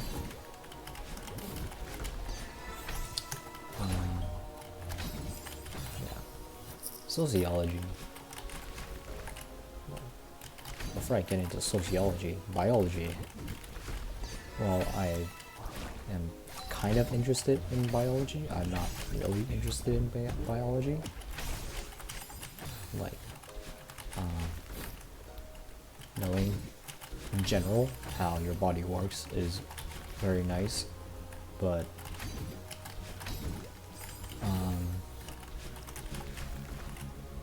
I don't want to get into the details, right? Like, sure, knowing how a nerve cell kind of works. It uses action potential. It has salt concentration that causes it to fire something using chemical processes. It's very nice. You get a tiny bit of existential dread, and then it goes away, and then you're all good. But in other cases, it's like, well, okay, we got 16 different types of cell groups, and we're going to name them all using different name conventions. In pairs of 2, 8 different pairs of naming conventions we're going to name these cells by, group these cells by. We don't know what these groups even do, why they're even distinct from each other, but it's just how medical things are these days, so you better learn them. It's a very good thing that I'm not into biology. It's like, oh, we have different name for every different type of teeth. We have a name for every variant of every different version of teeth. Oh, but your patient might be different. Maybe they have asymmetrical teeth. Maybe they have some strange new teeth here and there. And be sure to not call them any slurs when you're diagnosing them, which is probably the worst part of being a dentist, is being client facing. Have to make conversation with clients. I guess if you're in theoretical dentistry, see the XKCD article about this. That's why I'm in theoretical mathematics. I don't have to talk to anyone. I make my one breakthrough in math, refuse my $1 million prize, and then go off into the woods to live off of mushrooms. Seems like an ideal life to me. Of course, I'd still like a computer to play video games and to make my own video games. Maybe write a book on the computer. But when harvesting mushrooms sound very nice. I can probably beat pressing my jump a lot later than I think when it comes to those wall jumps.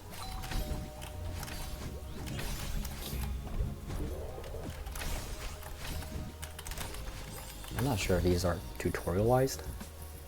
I think they were. There's that one right at the beginning of this room, I think.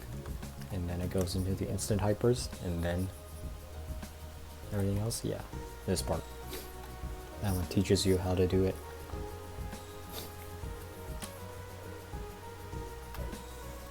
So, you're coming here, you will have the knowledge required to do this room the intended way. Of course, hopefully you don't see any horizontal layer of spikes. You think, oh, I need to jump on that. Some of them are maybe just places where you have to not go back in that direction from. Once again, this level feels more obvious than something like Heaven Tech Spam. Kebab just creates some, while smooth gameplay, not the most obvious of gameplay. Like maybe someone else could have run by, especially in Deco, made it through, and made sure that everything was easier to understand, and sort of patched cheesy routes. Maybe just simply buffing some sections would have made the experience better. Lack of immediate feedback is something that I've heard is very important when it comes to designing with readability and accessibility in mind. So it is something that I want to keep in mind. If you're going to do a puzzle, if I'm ever going to be making any puzzles, then immediate feedback regarding failures is very important.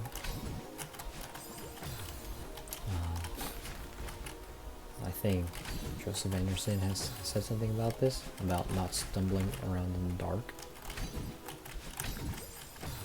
There are levels in Steven's Sausage Roll where it feels like you're stumbling around in the dark, when you have to learn, you have to teach yourself a new mechanic.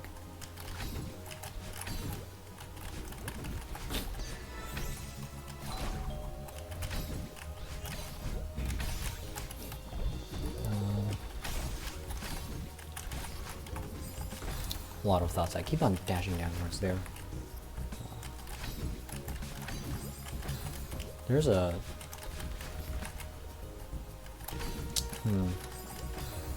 In in the cold section of Steven's sausage roll. The bubble that I remember pretty off on another tangent. Whenever I think of things, my brain likes to recall their most closest associations, like getting a package, you know, like getting a cache line. You get the entire cache. You only need one byte inside of it, but I often get different phrases or words stuck inside of my head and in the voices of the people who said them. One of them is Joseph Anderson saying cold jag. I know the level. It's the one where you have to use a sausage in order to stop two other sausages from rolling so that you can cook all of them. And cold jag being more impossible than any other level that he's seen. That didn't work. Yeah, this is hard. First of all, I don't know why I'm failing that one so much more compared to the other ones. It's just an instant hyper. I'm pretty sure I'm pressing dash and jump in the correct order. I never really had too much of an issue with dream hypers. I might have had some issue in the beginning, but I taught myself how to get better at them. I never did in the Gojia, but I did psychokinetic, which required some dream hypers. Too late. I can still go further. This video is going to end up like 6 hours long because I just neglected my basic bodily functions in order to play Celeste in a consecutive manner, despite not needing to. I can very easily stop anytime I want. I usually retain the progress previous sessions. It certainly didn't feel like that in last room of Solar Express, but that's last room of Solar Express. It's basically the last challenge that the collab has to offer outside of the Pantheon. And you know, the golden strawberries. But that's the hardest one mechanically, I feel. Funny how both of the hardest rooms in this collab both have holdables as part of them. Now that I think about it, like what even makes Pinball Purgatory hard? I'm guessing it'd be the frame 2 frame windows on some of the moves. But maybe I'm wrong. Now that I think about it, these arrows, these little jumps, might create some room for jank. Especially since they're coming off of like, they're coming off of a bubble. You get a lot of resources from that. You get the direction of the bubble, and you get the dash from the bubble restoring you, and then you get the jump on top of that. It's kind of a hard trade between that and just doing a hyper over super, but you trade the resource that you get from the initial dash of the bubble with the jump, and you simply retain the ability to dash after you do the instant bubble hyper.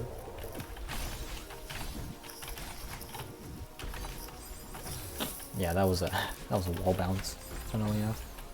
dashed up and then grabbed and then jumped too soon. I should grab there. I haven't pressed grab so long.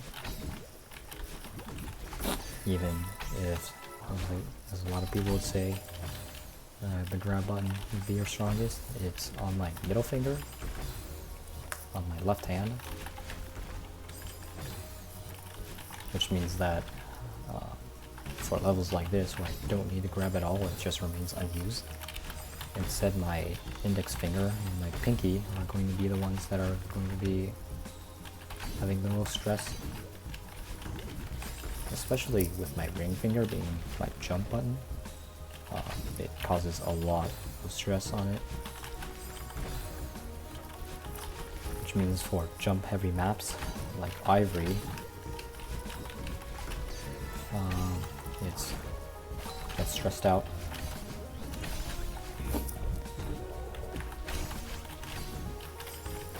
Funnily enough, Solar Express is not one that I would consider a jump heavy map.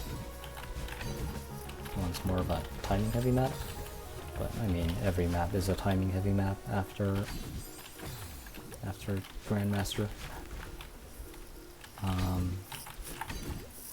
I still haven't played Nelumbo. I feel like Nelumbo would absolutely destroy my fingers. Even if it won't take as long as the other Grandmasters have, it would still be very challenging. And plus, since I haven't played anything of that sort of difficulty in a very long time, I've probably lost my mojo in regards to those. And here I am, spending a pretty hefty amount of time on Drifting Deep. It is the longest yellow, but I have taken 3,000 attempts, and I'm still like halfway through it. Less than halfway through it, probably. I know that Polaris took me 5,000 attempts, as well as the Expert Hard Side, but I did Expert Hard Side much after I did Polaris, so I'm not too surprised.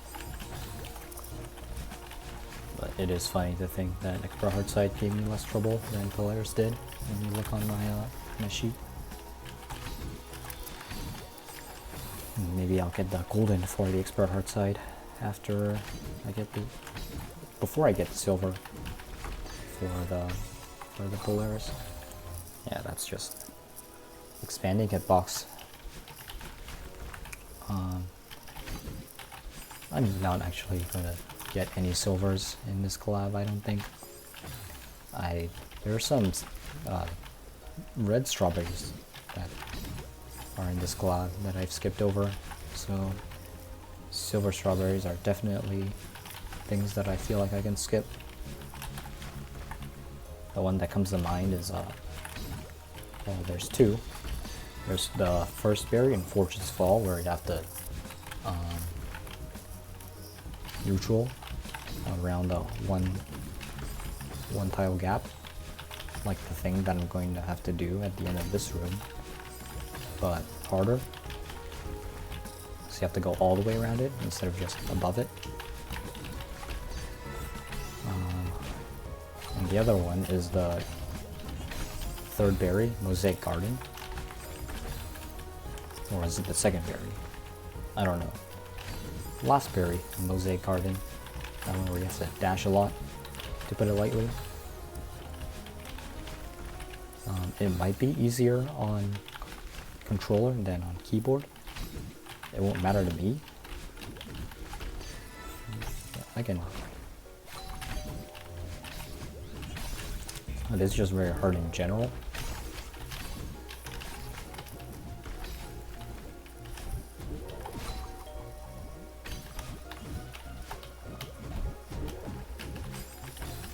Interesting. So the platform from here has to fall onto here so that I can do a wave dash. That is very interesting. And this arrow also disappears, by the way. So you can only do the hyper once. Where does this block go? It won't fall straight down. It goes nowhere. Alright. That's fine. So we go down here. Down right into left. Here I went down right instead of down. I need to go down, right, do a corner boost. Dash into here. Left down, reverse wave dash into this bubble, ultra. Ultra should be pretty easy. Get into here, instant hyper. Yeah, the rest of this room looks pretty intuitive.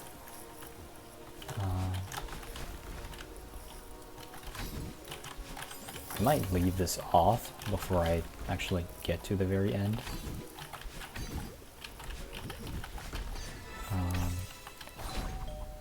So that we can start next time with a bang. Camera really doesn't like it if you go down there first. But yeah, I hope Alex doesn't get deterred by a single room in the green lids.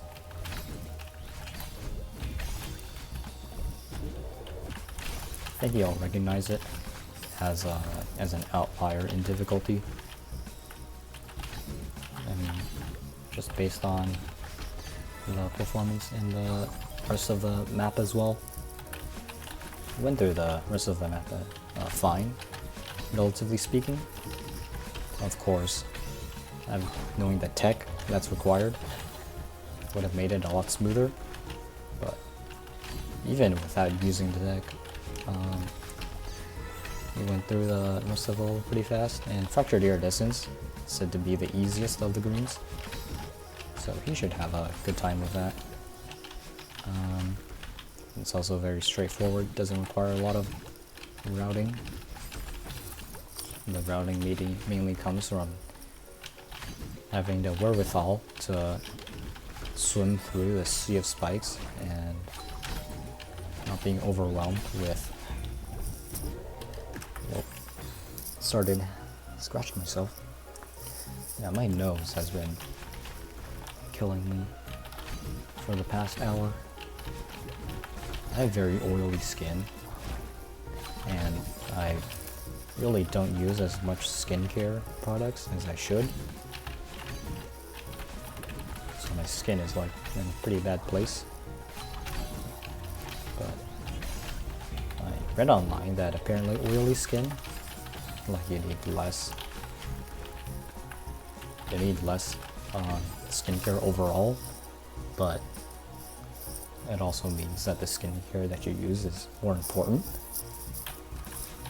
I don't use any skincare, so I probably should try it out, even if it's only to try.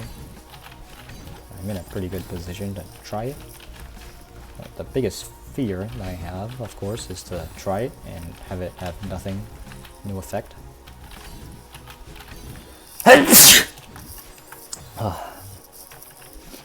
That's the nose again. If I could trade my nose out for something else, I would do it in a heartbeat. I don't care that I would get increased risk of many diseases. If I could get rid of my nose, I would. Probably look very weird, actually, now that I think about it. Maybe not the best idea after all. But I'm sure many people have had this thought. If I could just pay a lump sum of money to get rid of my nose congestions, then totally would. I mean, there's this thing called a doctor, where if you go to them, then they have some non-zero percentage chance of curing you of nose congestions, or at least that's what I've heard. I think I've tried it myself a little bit, but didn't get too far. Maybe if I try a different doctor, it would be different. Try a different level, if you will.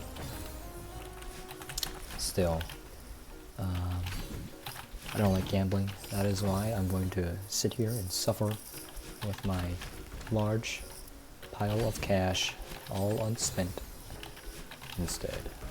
Not on skincare, not on doctors, not on games that I enjoy. I mean, I did spend money to play Celeste. Pretty good investment, I think. What, Celeste is like $15. I have like 700 hours in it, so pretty good investment.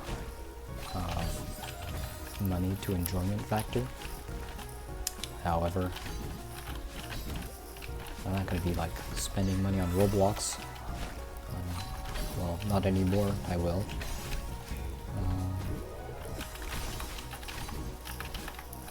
Yeah, that's kind of hard. I might be able to do an upright dash, land on the platform, and do an extended super off of it. But I'm not feeling up to it. Yeah, that was too high. My buffer didn't go through. Or I died before my buffer could go through. There's a more precise way to put it. What was I talking about again? Oh yeah, fractured iridescence. I wonder what Alex will think of when he gets to Drifting Deep and sees this room. Maybe the previous couple of rooms would have prepared him, but I mean, this routing is pretty straightforward. There's only a handful of options that you can go through. There's only a handful of inputs that would allow you to survive to the next second at any given point. So really you just need to, try out the different branches until they're all wither and die before you can get to the root. Or get to the top of the tree, I guess.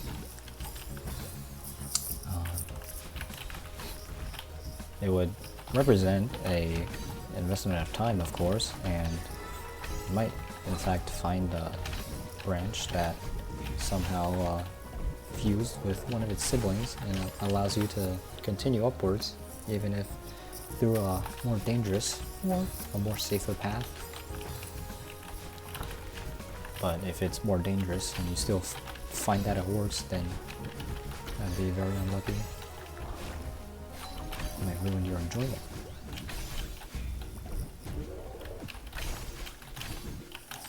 However, you should never doubt the propensity of someone who's determined to do something the wrong way.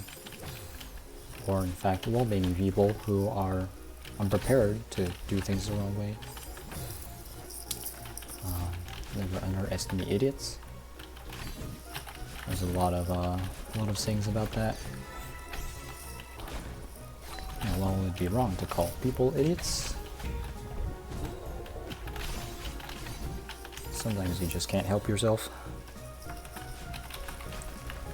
I do wonder if a demo into a ultra where I have to control my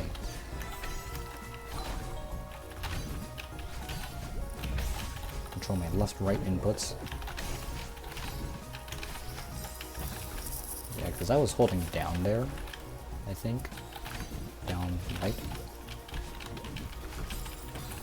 Maybe you are supposed to jump off of that platform that I'm going through.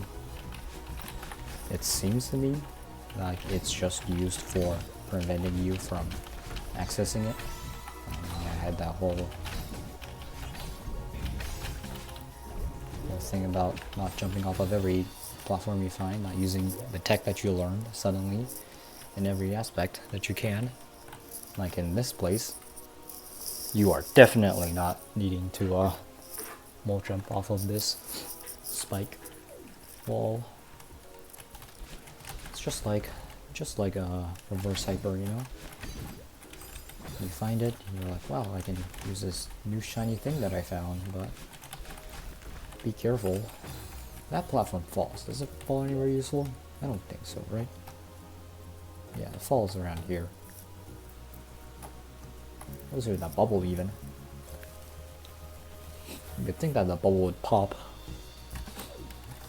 But I guess these bubbles are very resilient, much more resilient. Don't dash there.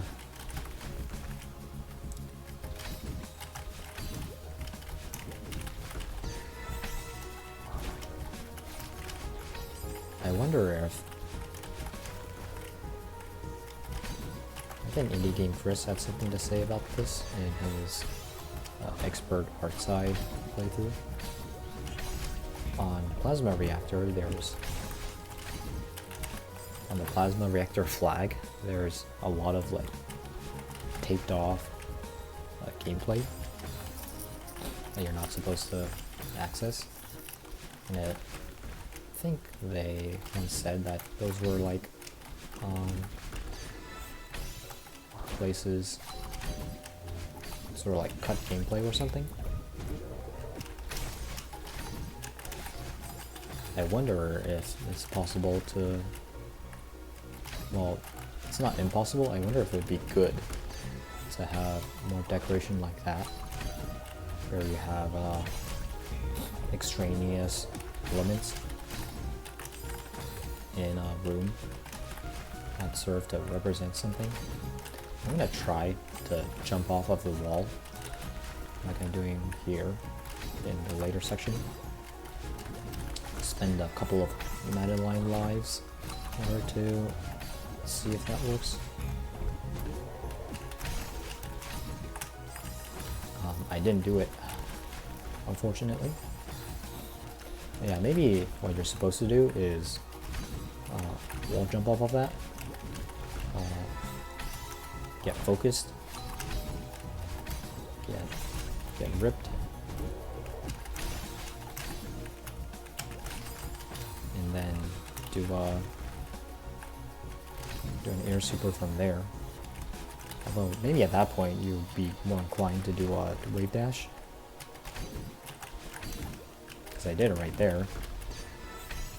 And it put me in a position to do a wave dash, and so my thought would be to do a wave dash. I'd prefer it if it was a wave dash instead of a super, because air supers are still pretty hard. I don't know the exact frame counts on how lenient frame super falling at max speed would be, but I imagine it's something like three frames. 3 frames. And I would love to not have to do that. The rest of the map hasn't had any like setup-less air supers so far,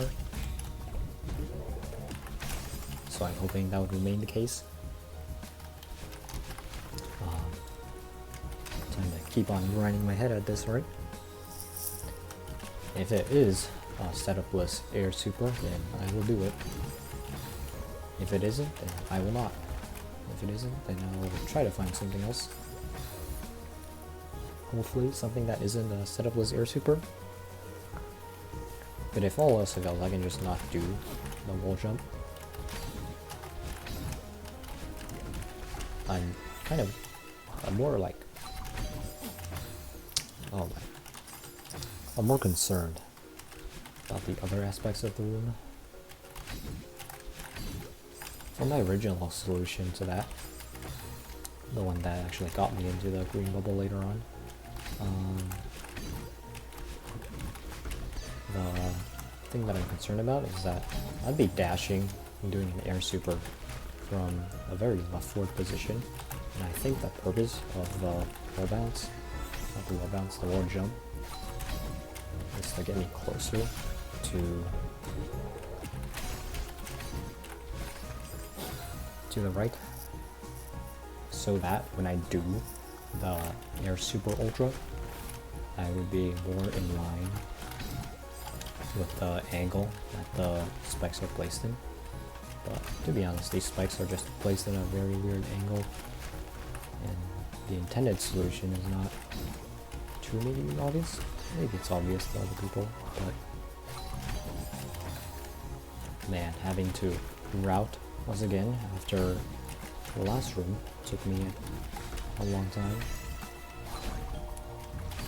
Still feels pretty good.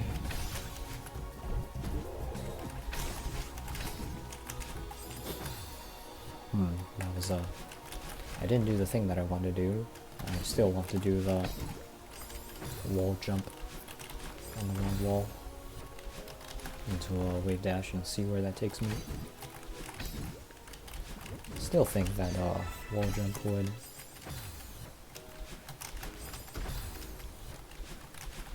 a wave dash would make me go too fast. That's my main concern. But I have to see it in order to fully trust it. In order to trust that it does take me too far. And again, I might just have to fiddle with making a good enough left-right input at that place in order to complete the room. If I had to fiddle with my left-right input, I would just use the first solution that I have, but here I am, trying to reroute things, make them more consistent later on. I didn't do the thing that I wanted to do. I just mind blanked. That was the end of my script, as Alex would put it. I had nothing else to do. I keep on only dashing. That's a bad thing. I shouldn't be only dashing. I'm not sure what part of my input is going wrong when that happens.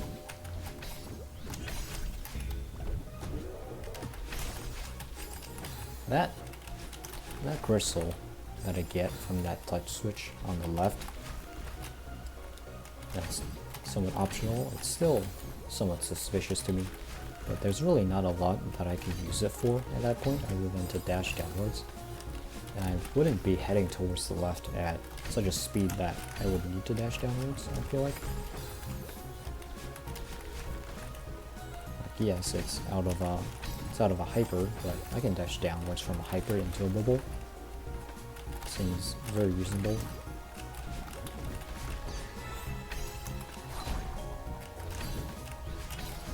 No, it's not even a hyper, it's from a dash. Of course I can dash from a dash.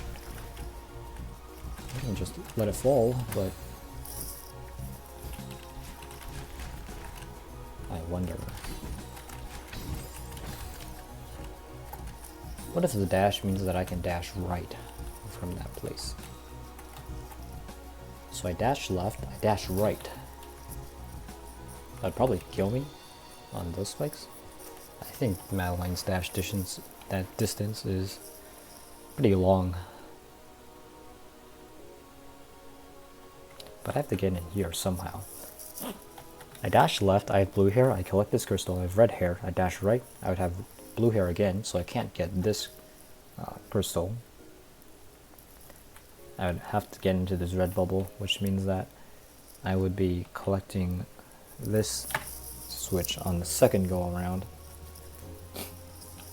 Also, on the second go around, this becomes a wave dash, and while I guess that's like technically closer, this crystal won't be here because it doesn't grow, which means that the crystal really isn't necessary for pretty much anything. You still have to dash into that space because of how the thing works. Because of how the wave dash and the dash works.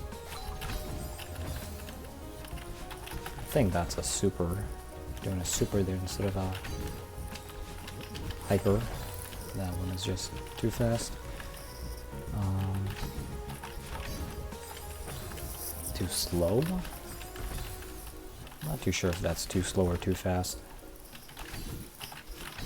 I managed to theorize about corner boost a little bit, and I thought about the various failure modes. So if you cling onto the wall after you attempt the corner boost and it doesn't work, then that means you press jump too early. If you slam into the wall and then you jump, then it either means you're too late or you started it from too low, which means that you couldn't get across the wall in the four frame window. Like, inevitably, In all cases, the reason that corner boosts work is not because they're a corner where they're anything magical preset by the game. It's because moving past the wall in 4 frames makes it so that you can retain your speed. Yeah, that buffer is kind of hard. But I have to destroy it somehow.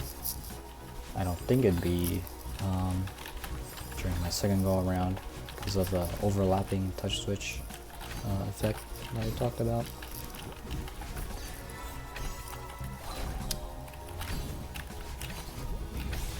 But playing, interesting. I'm still trying to do the wall jump that I talked about so long ago.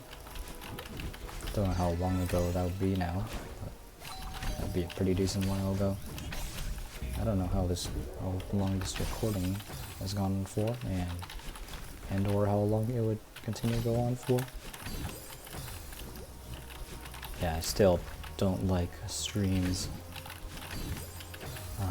For one thing, they're not blind, and for another, I'm not really interested in talking to chat as part of it. Like, it's great for the streamer, it's great for chat, it's not great for me on YouTube watching the VOD after it's done. Because if you're, at least if you're bored with the streamer and what the streamer is doing, if the streamer is like just focusing on the game and you're bored of the game, you can just look over that chat and see what chat has to say about it. But without that, well, I guess you still have that in VODs technically,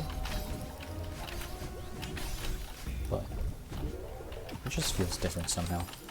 I don't know. Streaming is not something that is for me, I don't feel. It once was, but I've grown in some way, or streaming has changed. One of those two. And now, lost interest in watching the VODs of streams. Maybe it's not necessarily growth, maybe it's the stuff that I'm doing. Because if I'm doing something boring, but I want an exciting stream to entertain me, and streams are not going to be perpetually exciting. Those would be videos. If you're really good at video editing, you don't necessarily even have to be really good at video editing. If you're just entertaining in general, then a video can fill that niche.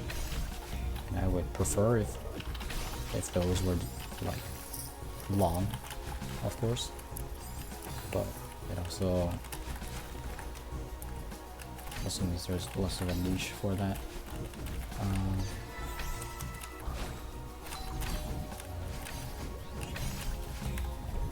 Whereas with streams, I don't really get that. Long periods of time with nothing going on. The only thing left is listening to the person playing the game, or someone else. But if you're doing something exciting on your second monitor, then well, I guess the question is, why are you even watching the stream in the first place? Maybe you like having something in the background to watch. If your perpetually exciting thing suddenly gets not exciting for some reason, you can look to the second monitor and just catch a glimpse of chat or what the streamer's doing. And if something exciting happens, then your attention can be focused on both things at once. You can probably spare some attention to comment down like maybe in the streamer's chat, maybe. Other than that, you're going to be very satisfied with not doing much of anything in the background. that's what I thought of streaming, I guess, earlier on. Usually I would be doing some pretty exciting things in the other games that I would be playing. I think Factorio, it's not like super exciting, but it does require a lot of brain power, so my focus goes into that. I think requiring focus would be a better word than excitement, and the stuff that I just talked about. This excitement implies that you enjoy it. You clearly do not need to enjoy something to do it, as a lot of people I've seen.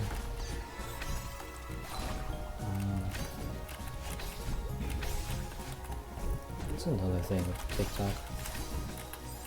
I wonder, is like, I'm pressing dash at that place instead of pressing jump.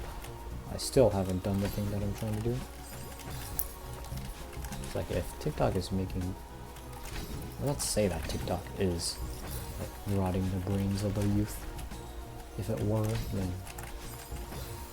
as long as if they're having fun doing it, then there really is no problem, I don't think.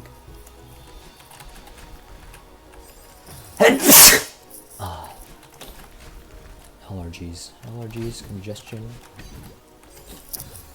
all the worst. I wish they,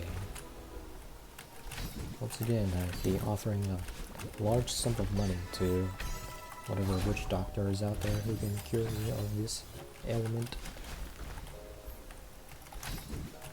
I'd be willing to pay even more to get my nearsightedness fixed. Probably a little bit for ear cleaning. I don't know. I should probably clean my earwax. It's been a long time since that happened. It's been morning since I showered though. Just quite a long time. Maybe I should shower after this Celeste episode run. Sequence of events. Still haven't managed to do what I'm trying to do. Losing focus. Losing focus in both playing and talking. That's the combo that you really don't want. I'm kind of like thinking about food. Still haven't eaten lunch, that's why. That's probably why I'm thinking about food. Still haven't done the thing that I'm trying to do. It's a jump. A jump and then a wave dash, if I can handle that. I'm a pretty scheduled person, which, according to some internet people, probably means I have autism. But I'd like to think of my failures as not part of a developmental disorder that requires accommodation of resources. So it's a challenge the universe put out that I have to solve by myself. That's probably a pretty bad way to live, but it's the one that I've chosen. I will not be rerouting for anything else, at least not for right now. Once I finish with all of my life's goals, I might be able to return from my exile and rejoin the hordes and crowds of regular, narrow, typical people. Yeah, that's something else that I also don't like. Calling people neurotypical.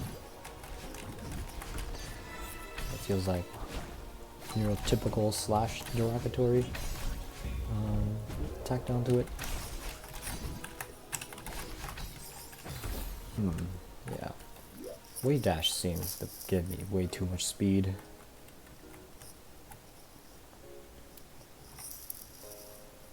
Maybe I have to bubble a little bit and then I jump for this to be more consistent. Because the problem that I'm having is that I'm dashing from too far away and so I don't get the distance I need to get this angle with my super ultra.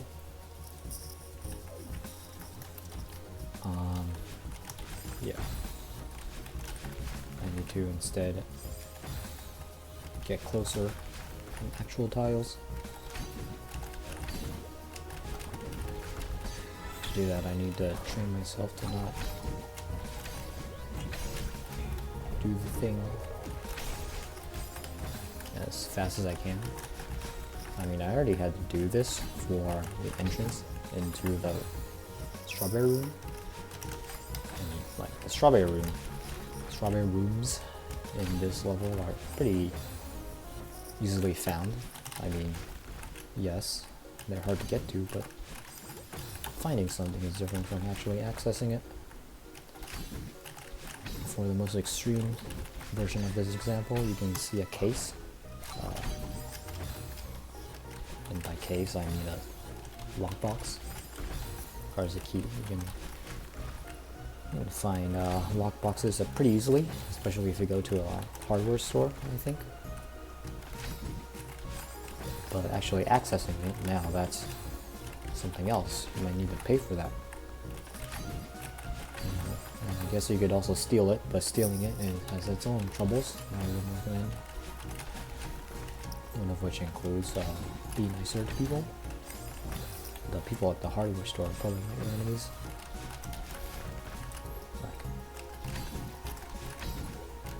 I wonder if people have boycotted Home Depot and those types of companies. Surely they have. I think I have heard of boycotts against Home Depot before, but it just feels like a very silly thing to do. Just like boycotting Starbucks. I still remember that Reddit.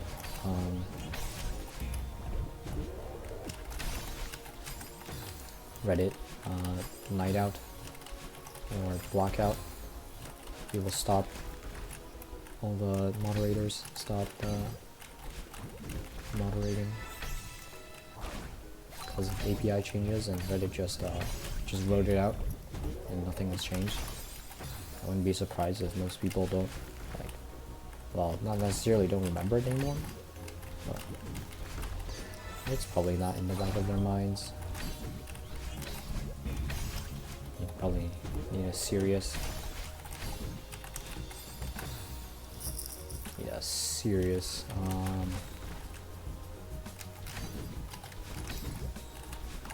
jog in memory in order to remember what actually happened. Protests like that in general are just... Has there ever been one in the recent years that have worked? I don't think I ever recall any of them. Maybe the Biden administration has, responded to BLM and stuff like that. But when people are so angry about Israel, that word is gonna... I imagine, what if that single word manages to flag this entire multiple hour-long video? But people are so mad about that and the situation. I wonder if there are a couple of single-issue voters who take that as their primary issue. And again, it feels very silly for that to be the case when Trump will be much worse in that regard. It's kind of like saying, since driving a car is so bad, I'm gonna be taking a helicopter for my way to work instead. I feel like that causes even more problems, including the problem that you're arguing against, like an environmentalist.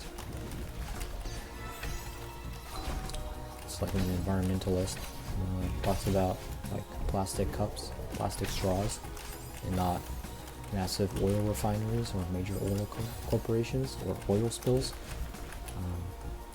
Maybe it's because it's pretty accepted that those are pretty bad for the environment, but I don't see it being talked about in the media as much as I do baby turtles dying or being chomping on straws. And really, there's been look, I live under a rock pretty much. I play Celeste for however long this video is in a consecutive manner. Like, there are no cuts in this thing. I will not be editing this video at all. I'll be uploading this video as soon as I finish and I decide to stop. There are no cuts in this thing. I have the time to do this. I don't have the time to check out politics and stuff that would improve my life. I don't know how to vote.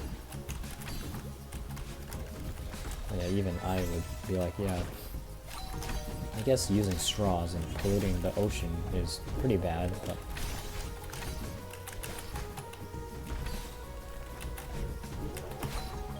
I mean, stuff like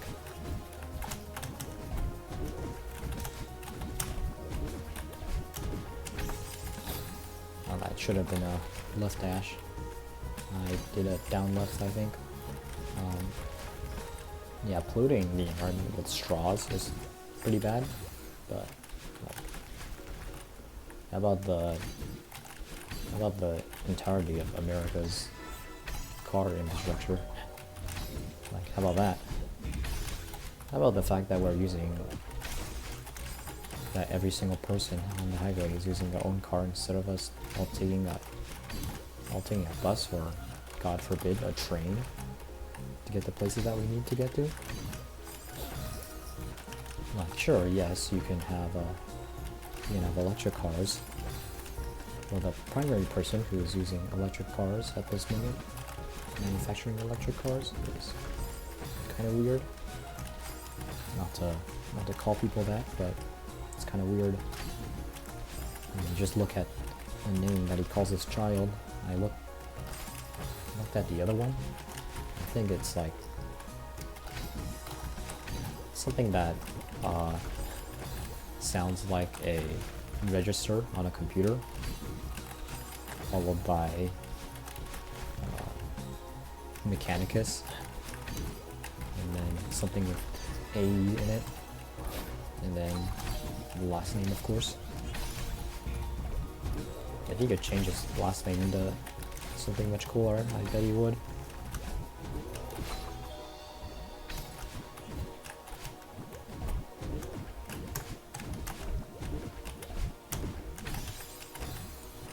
Wow, that is fast. That right dash, I mean left dash, is way faster than I would have thought. But hey, I'm getting somewhere after a little period of no progress. That's fine. I expect no progress. I get pleasantly surprised when there are progress. That is how optimism works. No, that's how pessimism works. That's the opposite of what I just said. If I don't expect anything and I get something, then I'll be pleasantly surprised. I mean, I don't expect much if I'm going to be rambling about stuff like baby names. So, yeah. I wonder how many people are using hybrid cars. I don't know how hybrid cars work, but if I had to guess, it would be that they have both a battery and a gas tank, and they would use the battery to move the vehicle before using the gas tank for long range, because gas tanks are very high efficient. Gas is much more energy dense than batteries for now. And if you had a battery that was more dense, yeah, like, you'd start to get into the issue of the energy problem. The energy problem is something that I think about in regards to the future. So so the Kardashev civilization scale is what they use to measure like the type of civilization that you are, right? Between 1, 2, and 3, 1 is you harness the total energy output of your planet. 2 is your star, getting a Dyson sphere, and 3 is your the galaxy. And then you get kind of esoteric with 4s and 5s and whatever. But we don't have evidence of anything above that scale yet. But we're at a 0.9, I think. But I think Einstein or someone else like that had a quote that can just sum up my feelings on the matter, is that I don't know what weapons World War III will be fought with, but I know that World War IV will be fought with sticks and stones. And it comes to the question of like, at the energy consumption and production of our species is just steadily increasing, but it doesn't increase linearly, it increases pretty exponentially. I mean, the average modern person in a first world country in this time and age has a car that they can drive. Cars are very powerful. Cars can run over people and kill them. In the olden days, before the invention of cars, you can only like trample someone over with a horse, I guess. But I think in the horse versus car debacle, even old cars win against horses, and cars have only been gotten better. If you use the car from the person who shall not be named, his car is built out of steel beams, which is great for the car, bad for everyone else, including the person inside of it. But regardless, the person inside of the car will be relatively safe, you know, until the myriad of issues that the car has that's unrelated to the steel chases arises. But like, cars are really powerful. You can drive a car into the wall of a house, and drive a car into the door of a village. The only thing that cars would probably lose the fight against would be like a brick wall.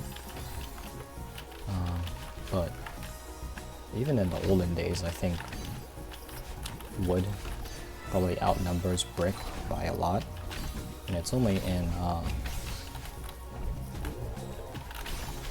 cities where you would find a bigger number of brick and stone and that sorts of houses.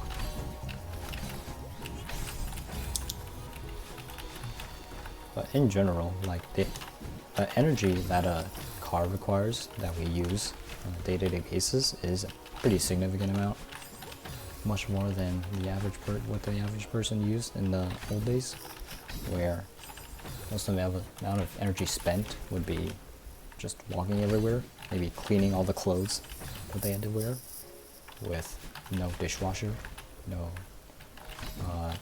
clothes washer, washing machines, no dryers. Well, not that drying would be a very labor-intensive process compared to washing, but they can just throw their clothes into a dryer and live without electricity for a long time. And speaking of electricity, I see that image that people use to argue against people who are against AI, of like hang on, oh, I just died, that's fine. Like the light bulb of death, you know, oh, if you're against AI, you're against progress, stuff like that. But I'll bet you back then, electrical safety was much less than what we have today. So, well, electricity, like as a concept, was probably killing much more people than what we have today. Obviously, today our electricity is just much more powerful in general. Even if it, still kills people, it's certainly not something that you want to mess around with. But we just, that's the exact argument that anti-AI people are trying to make too, is that you have to make sure it's safe. I don't think there's too many people who are also, or just vehemently against AI, in the sense of like, AI is going to be our downfall. I'd say that those people are probably just as clueless as people who like fervently worship AI, like Roko's basilisk, and concepts like that. Basically Pascal's wager, but in digital AI overlord form. But it's just like, yeah, AI is cool, but you have to make sure it's moral and it's ethical and that it won't kill anyone. It has to be safe, and it should be fine. I feel like what a lot of people miss is that a pretty decent amount of the science industry, of the applied science industry, is just making sure that things are safe. Like, we still haven't gotten to the age where we're just nuking random planets for fun. We're building stuff and seeing if it works without concern. Because one, building stuff is expensive. We wouldn't want stuff to fail, especially if we invest a lot of energy, time, and resources into it. Nobody wants to see a factory burn. But second of all,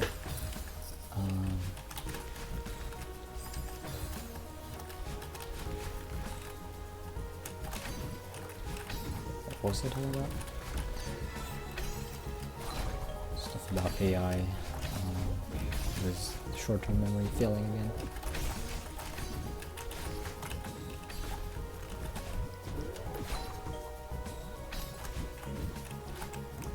I'm getting far in this level, I'll take that as my excuse. Oh my god, that is fast. Yeah, people are pretty clueless about AI. The concern is mainly about safety. Oh yeah, safety. That's what it was about. The majority of science is about safety. You don't want stuff to fail because you invest a lot of things into it. And the second thing is that those things also involve the lives of people, which is, I guess, kind of a cursive, but you always have to be prepared for failure. And if you are an AI person, you do have to be concerned with all types of AI failure, ranging from, total robot domination to robot fails to understand your favorite video game strategy. Yeah, isn't good enough of a girlfriend as you thought it was going to be. Starts talking about pasta recipes and, having human rights and stuff. All stuff that I don't want to be looking for in a woman. Damn it.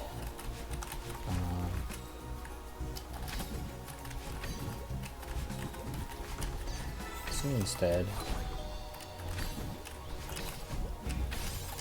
we'll just continue life on as if AI didn't exist. Deep learning, however, when it comes to other stuff, like letting deep learning models play games, I think is a pretty cool thing to do. I've seen people trying to make large language models play video games, which is hilarious. Deep learning would do the same thing, but like 10 times better in 1/100th of the time.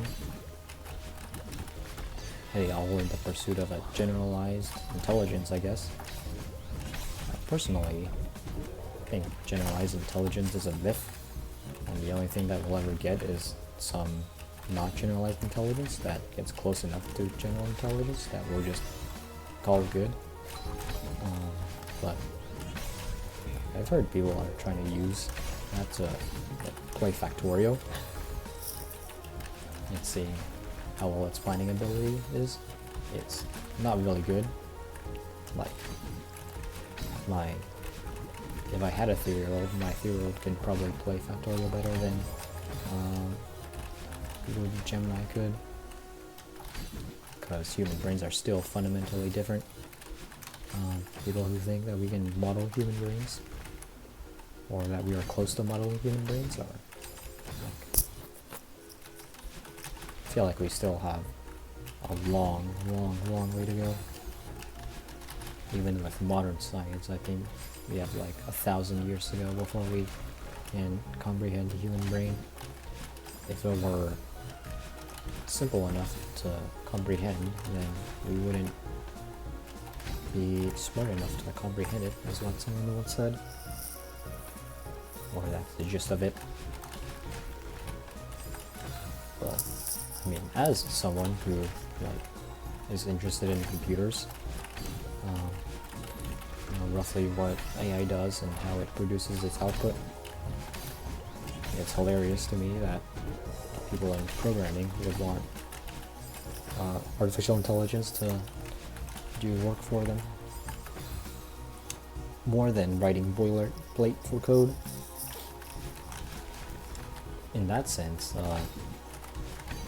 getting language models to generate text for you would be nice. It wouldn't need the text that's given by the larger population, so that it can accurately model what is happening in the real world. But it's still like, it can only pattern recognize for so long before reasoning starts to kick in, and that is something that it doesn't have. It doesn't have the ability to reason. It can pretend to have the ability to reason by just chaining together inputs. I mean, like, I'm not certain what goes on when you're telling AI model to reason, but the one that I assume is happening is that you're just running the feedback into itself, and you're just asking it to explain itself to itself, and then using that to generate some output. Basically, asking a kid to explain his work, asking another kid to explain that work, and so on and so forth. And then every so often you go back to the original kid and you ask him to verify that everything is correct.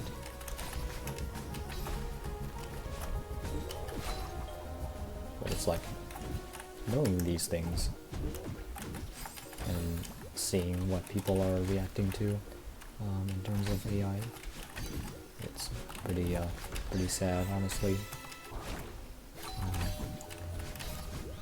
I think for at least a small subset of people, artificial intelligence is starting to fulfill the void in their souls that is having a larger god or religion to follow. They've been deluded all their lives. Now that Christianity, as far as they know, been debunked, they are now atheists. But now this new thing comes in, and if they would just, follow these couple of commandments that they devised themselves, according philosophically, and then respect it throughout their entire lives, they will be rewarded greatly once the reckoning comes. When the day either Jesus revives or AI becomes a superpower that's able to, not sure what it would do, take over the world somehow. That's my biggest problem, is that, like, say that I want to take over the world right now, if I were infinitely intelligent. Like,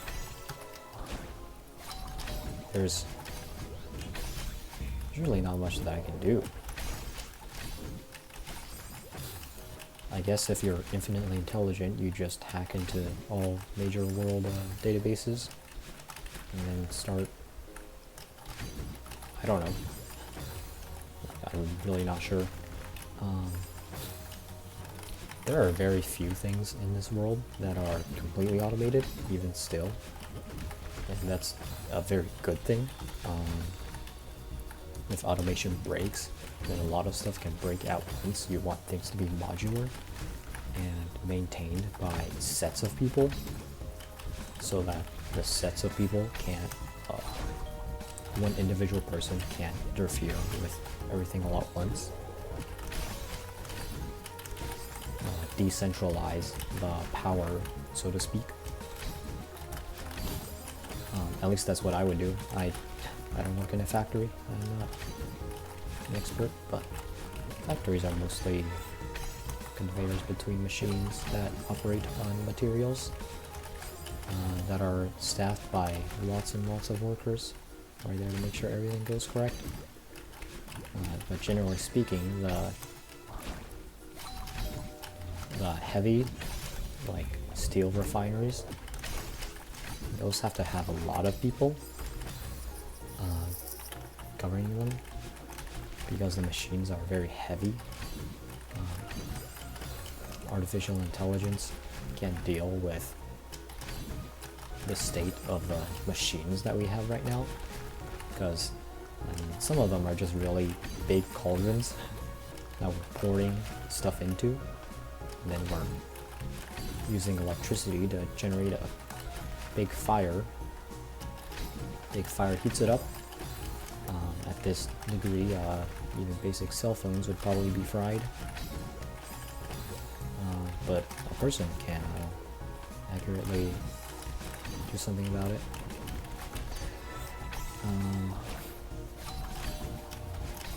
Another thing that I wonder is that, like, how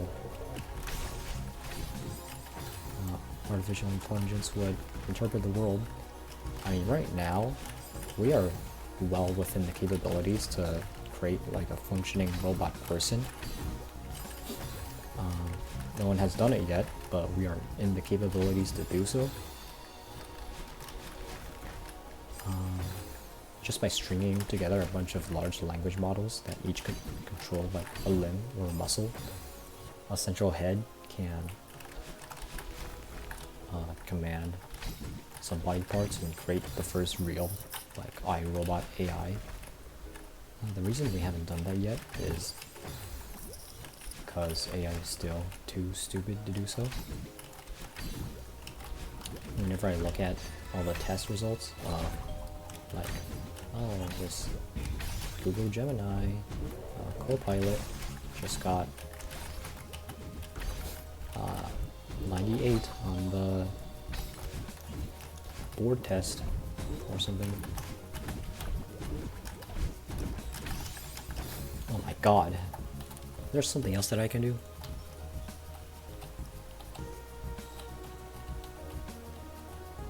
What's this? This is the route to the... Wait, no. This is where that's where I'm going. Is this the place where I have to go back to the right and go left?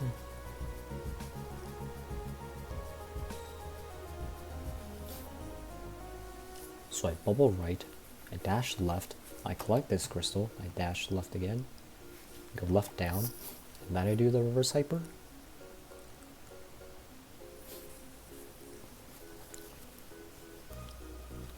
It's kind of crazy. good practice for Summit though. Just kidding. Probably not. Summit is a way different beast. But that's what I'm gonna try. How to get to that spot.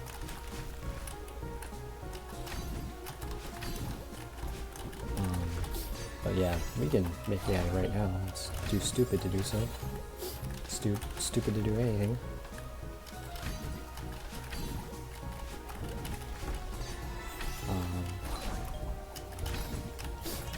And I suspect that it would be too stupid for a very long time.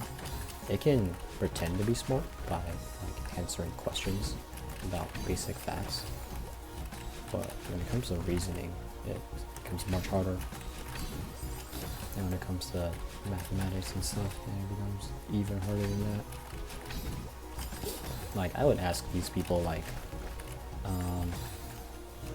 do you think AI has made any significant, like, frontline advances in science or technology and stuff?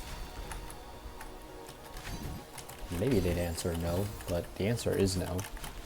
And the reason isn't because these mathematicians or these scientists, these physicists, or these engineers are stupid. It's because AI still just sucks. It's not very useful for these sorts of things. Their reasoning is still not as capable as humans.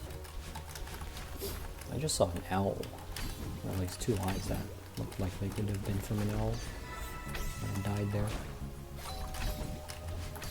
Yeah, there's like some ferns over there that can be mistaken for ice. It's kind of fun, but yeah, that's why I don't use AI. I find it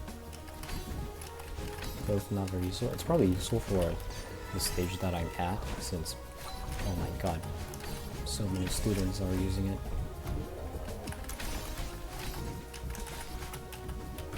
But for when you're actually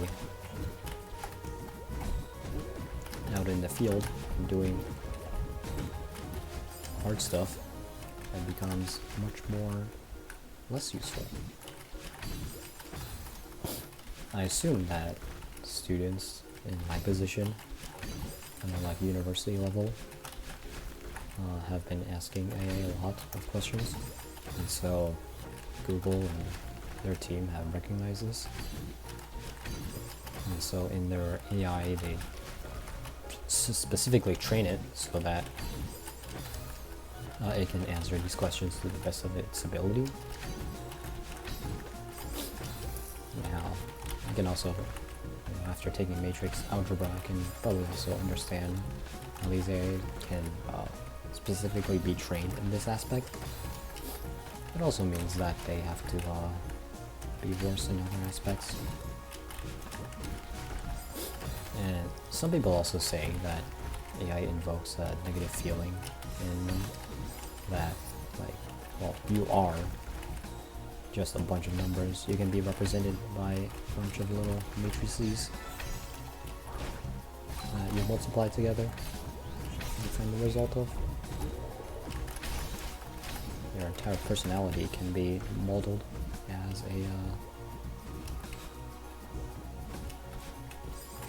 as a matrix. And to that I say, the human body, the human brain has trillions of cells. I don't know how they are in general, but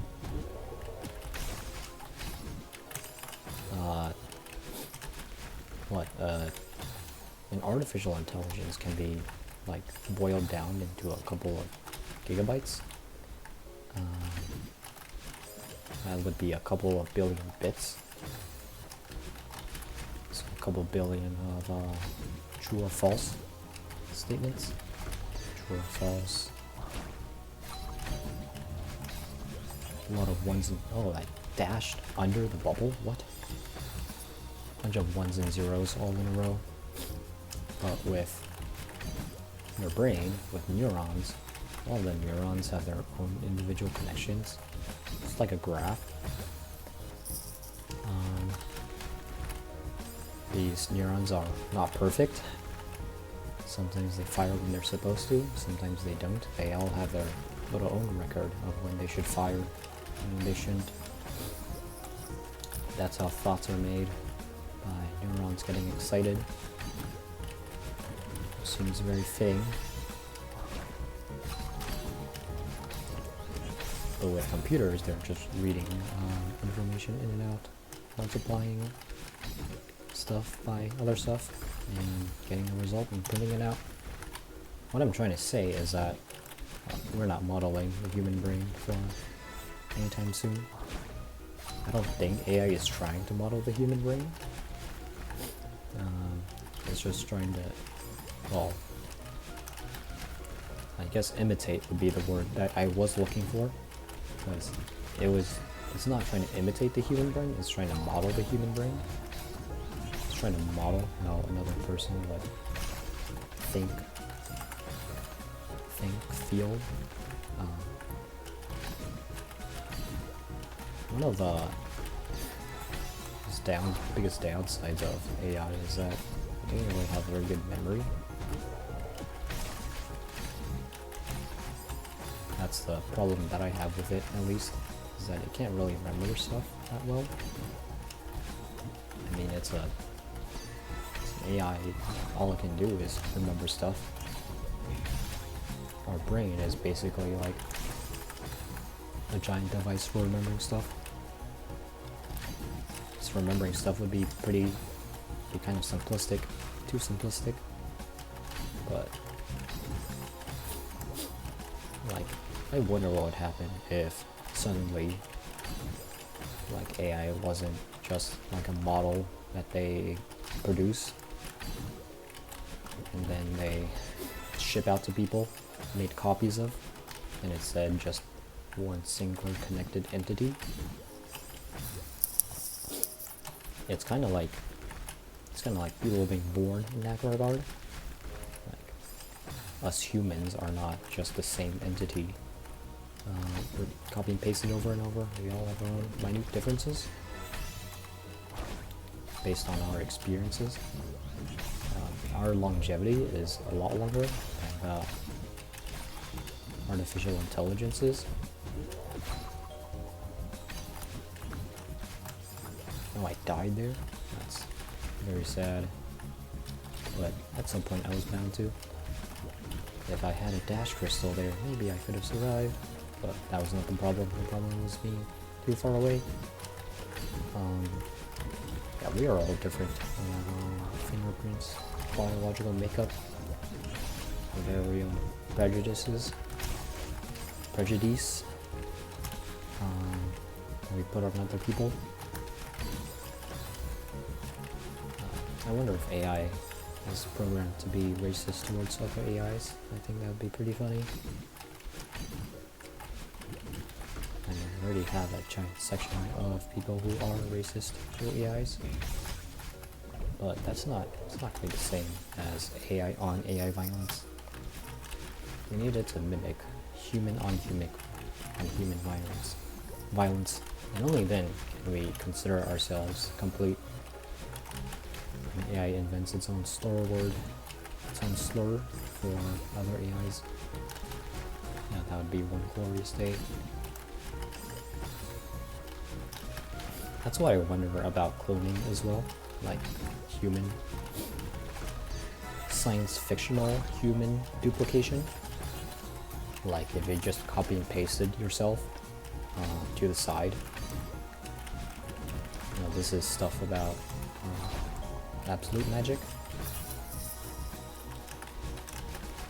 Absolutely within the realm of magic. Not gonna happen. Probably never gonna happen. We're gonna kill ourselves. Or gonna wipe out the human species before this happens.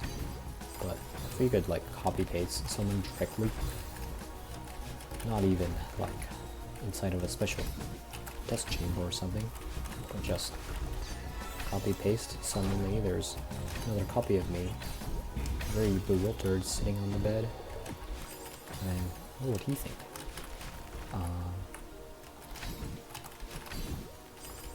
Another thing is like being a part of a hive mind. I guess as an individualistic species, in an individualistic society that is American culture, it can be pretty hard to fathom what like laying down your life for the colony, for the hive mind, in the case of AI, returning to the beginning is, because with assuming that we can make AI life and it'd be just the same as a human life, one problem would be like one actual problem would be the question of cloning AI. Is it ethical to make a copy of an AI? Like, right now they don't have any human rights because they're not real. Or at least they're not sentient, according to our definitions. But if they are sentient, if it were ever possible, then cloning them would just be easy as copy and pasting them onto a different file, and then running that file on a different computer. They have the exact same memories, assuming that the memories are copied, the exact same reasoning. The only thing that would differ from them would be processing power and hardware. Like, we can get into philosophical implications of life much earlier than cloning needs, just by doing stuff like that. People have already, it's already like kind of morally dubious to clone the DNA of someone. I feel we still aren't at the stage where we can like create a baby without a mother, as in without the help of a mother at all. It still needs to be in a womb, even if we can just like freeze it and store it for later. We still need a womb at some point. But this is a whole nother level of we're talking about programs and stuff like that. That is also why I feel like human exclusivity with regards to treating humans as superior to stuff like that will remain pretty constant. As long as the human brain remains as complex as it is, which I don't think is going to change anytime soon, then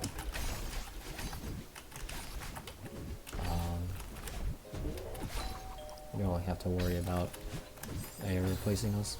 I can land on that. That's interesting. I don't need to hurry there. I can just take my time. There's probably some other places in this level where you can do that. But especially in the last room is a definitely not a take your time place. A lot of the blocks in this section fall, but that one has already fallen, and so it can't be used to hurry us up. Can't have spikes on top, checkable spikes, because we have to step on it first in order to make it drop.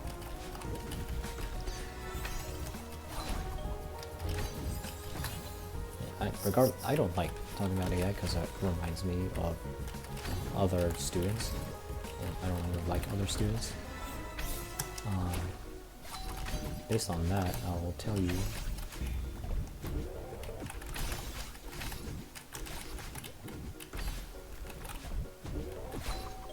that, ow, too early. It does feel good at times. One thing that AI is good for is making me feel superior to other people who use AI for stuff. I'm assuming that a decent portion of my fellow classmates are still not using AI, but of the few that does, I can confidently feel superior to them for not having to use AI. Unfortunately, feeling superior means that in some cases I'll feel superior to someone who's genuinely trying their best without AI, and then if I do that, then I find out that they're trying their best, and I'll feel bad afterwards. So I generally try not to feel superior to other people in general.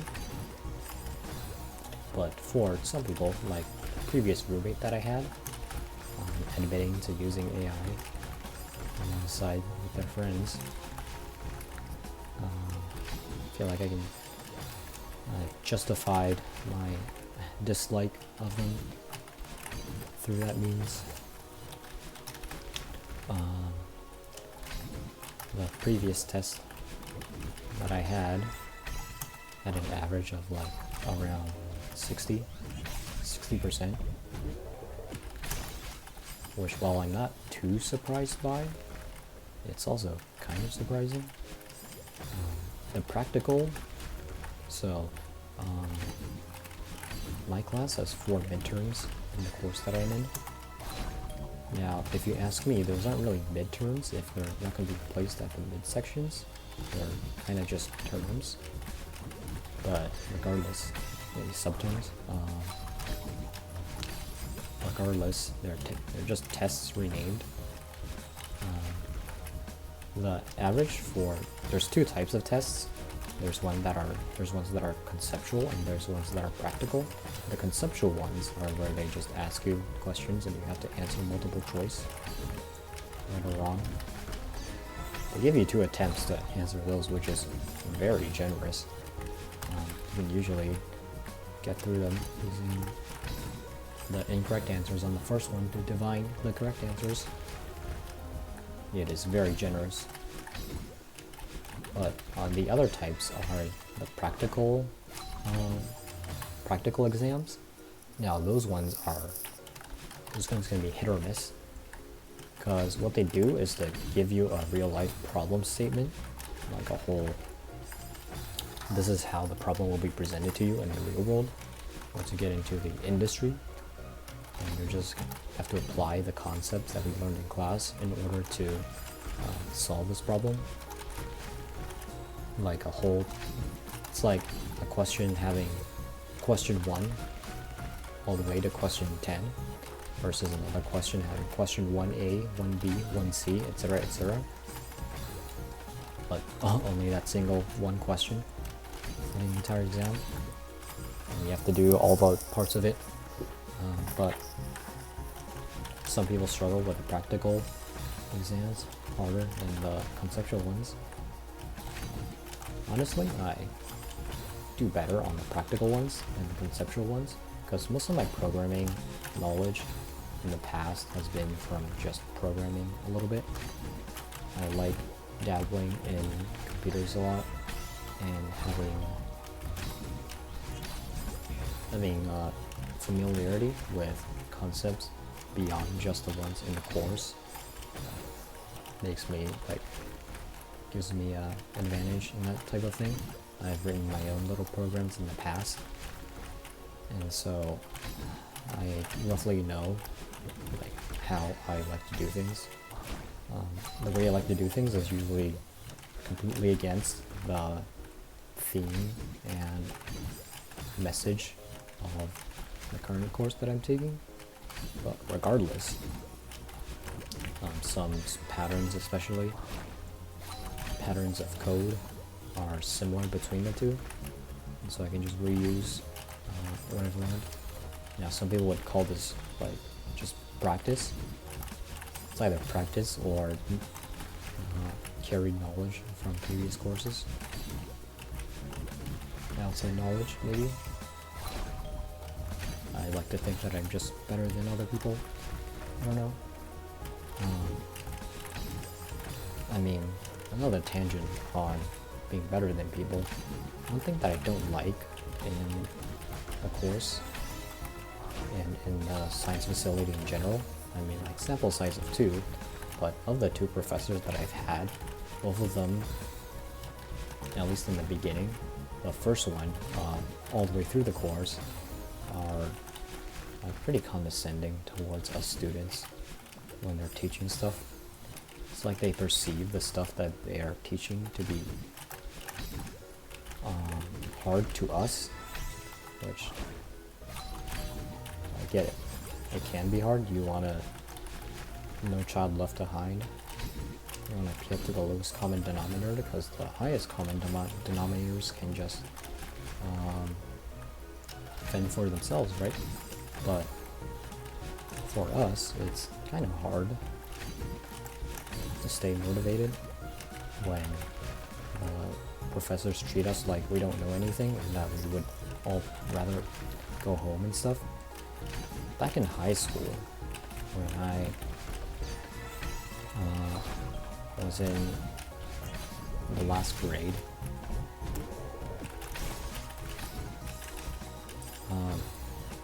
I got moved into the basic calculus course,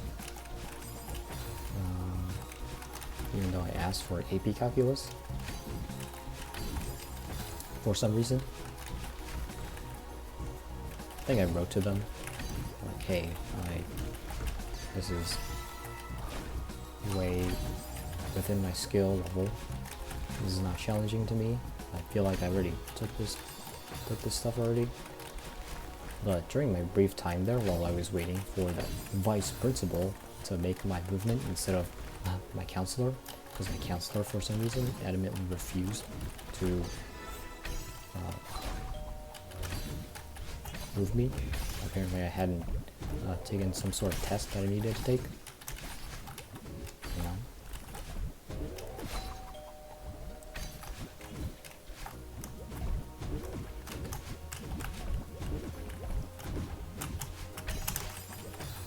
Dang it, that was a little bit closer. But, so I was waiting for my vice principal to do my movement, and one thing that really rubbed me off the wrong way was the teacher, and that also had that same condescending attitude. I think they are trying to appeal to us students by saying stuff like, oh, I know you're tired and you don't want to be here, but like, this isn't the 1990s. Like, some of us do want to be here. Like, I don't know.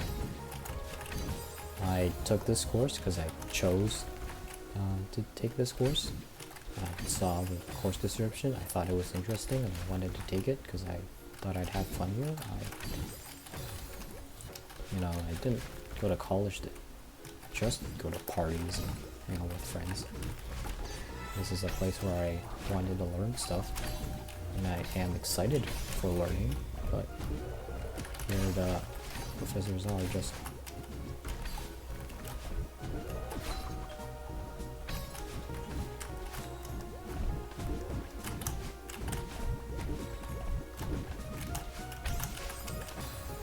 maybe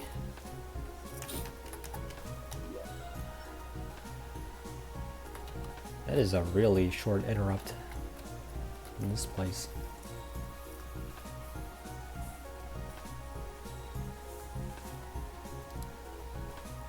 Yeah, these distances, like,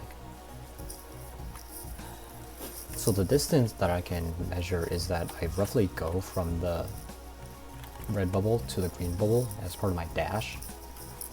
Let's see.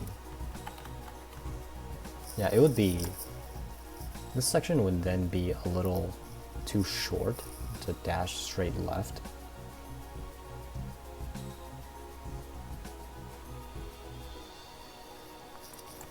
So I think next I'll try going right, dashing left. When I hit this pink crystal, I'll try dashing down left. This will give me less horizontal speed so that I don't crash into these spikes, but I have to be pretty ready for this reverse wave dash. I'd have to do 2 down left dashes in a row. And the other one is going to be a reverse wave dash. That's going to be a pretty difficult ask. But anyways, I really don't like the condescending attitude that they have towards us, by assuming that we are not there to learn, we're there to fulfill a quota. Yet some of us are probably there to do that, Maybe we're tired. Sometimes it is sometimes it is the morning. But like, I'd prefer it if you just, you know, tried teaching us stuff. At least in this course, like, for my first computer science course, it was like pretty bad. There was a lot of assuming that students couldn't do anything, that students didn't understand anything, that we had no idea what's going on, that if you just please paid attention, you might get a small glimpse into the massive psyches of this course. And if you just focus, then maybe you can understand what's going on. And you don't need to understand what's going on for now. But like, the way I see it is that maybe it's because of my previous programming language experience talking, but these are all very simple concepts.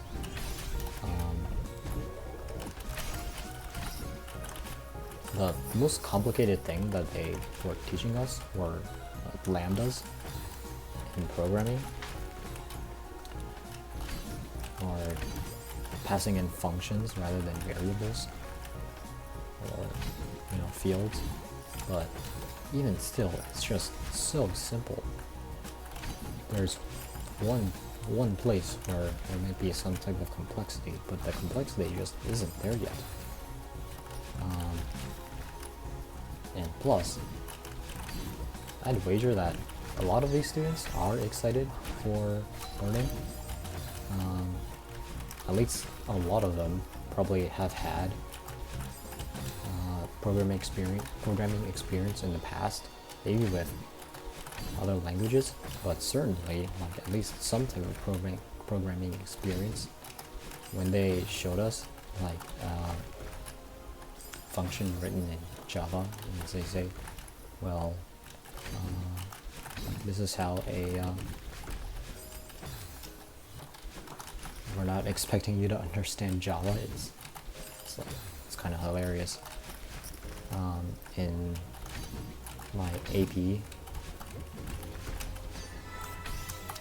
computer science course, the primary language that we used was Java. The one that we used before that was JavaScript.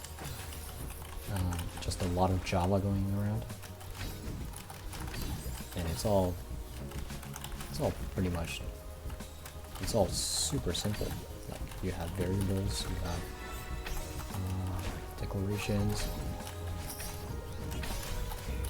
But to assume that this course would be attended by people with no experience programming whatsoever, I think it's just something to scoff at.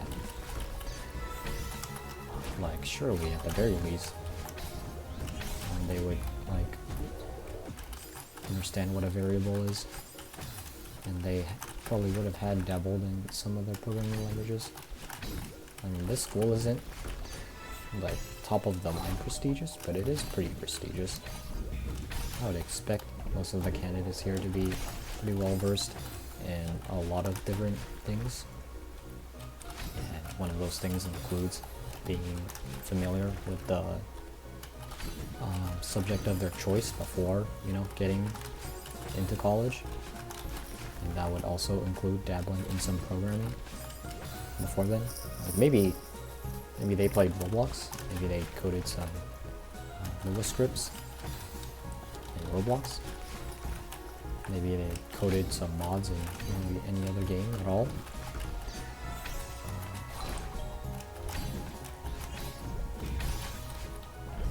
I can get if they haven't used GitHub before, but we didn't use GitHub in the first course, we only started using it in the second one. The second one is, it's kind of a joke. The GitHub was a convenience for them, not a learning one for us. But hey, I appreciated the opportunity to learn regardless. But Yeah, it was just full of, like, of the 3 answer choices. You can either say I'm totally incompetent, I'm somewhat competent, or I'm borderline verging on understanding. Yeah, and there's never a option for like, yeah, this is easy, I can get this, no problem. Probably because they don't want to discourage the people who are struggling, but it also discourages the people who are not struggling, and well, they're not like the most protected class.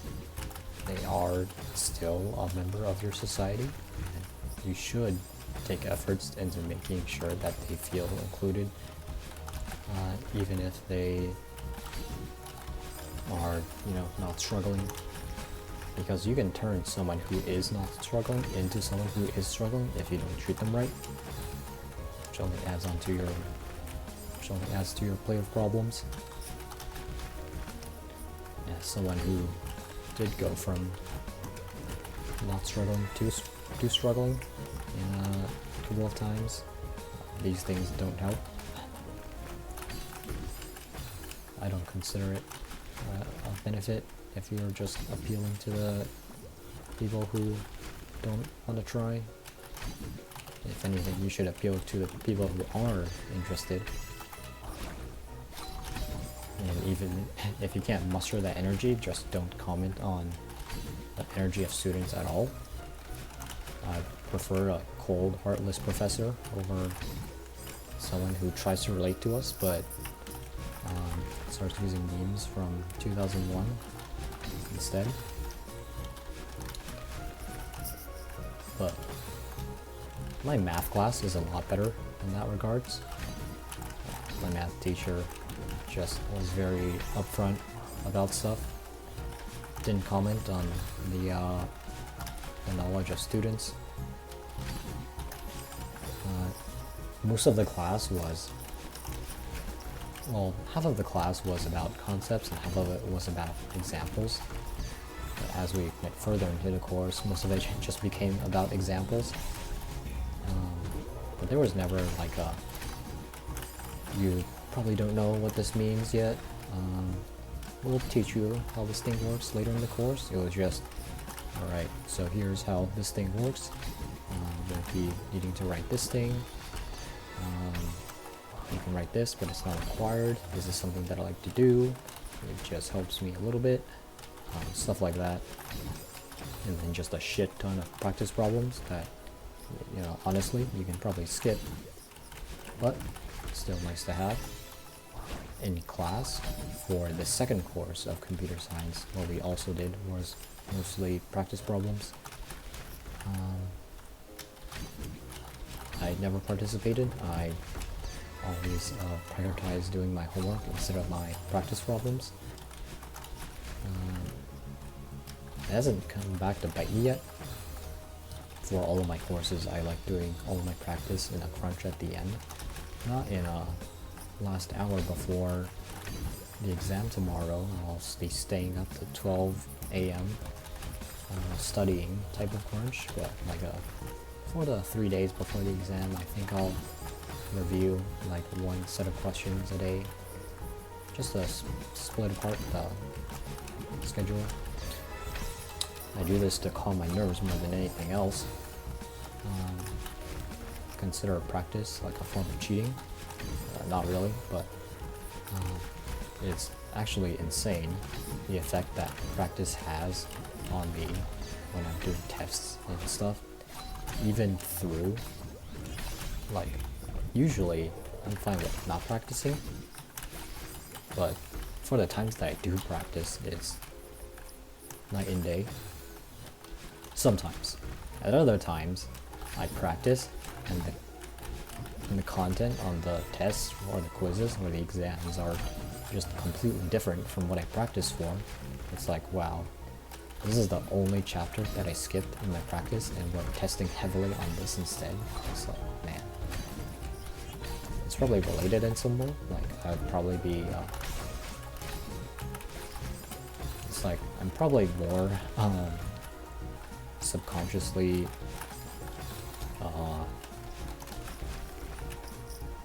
more mentally ready for concepts that I already know well, and so I'm just studying for stuff that I already know. But for stuff I don't know, maybe I just shy away from them subconsciously. I'm like, yeah, I don't need to study this. I think I really know what it is, even though I really don't. Yeah, studying is OP. I consider that in-class lectures. They give us problems during the lecture that we are supposed to follow and do. If I did do them, I feel like they would just be over so quickly. I could probably finish the entire thing in like the first hour. Just to give some context, you're in the middle of the summer section, and so the class is highly accelerated, which also means that lecture is condensed, highly condensed. What used to be like 3 weeks worth of lectures is now condensed into a single lecture because we just don't have enough time across the couple of weeks that we're given to cover this stuff in a couple of months. And so the whole lecture runs from what, 9:30 to 1 p.m. 9 a.m. to 1 p.m. How long is that? 3 hours? 3 hours, 30 minutes of lecture. I think I could complete all of the lecture content in the first hour. I'm not going to sit around and wait for the teacher, the lecturer, the professor to allow us to continue. I'm just going on forward, and once I'm done, and there's not really much left for me to do, and so I just do homework instead. I completely skip out on the first hour before, and I just skip straight to homework, honestly. I just can't be bothered. And it hasn't bit me yet. The latest exam, average of 60, I got 100. 100% perfect score. The exam before that, average of 80 or so, I got 99. So pretty close again to 100. Like the exam before that was an average of like 70 or so.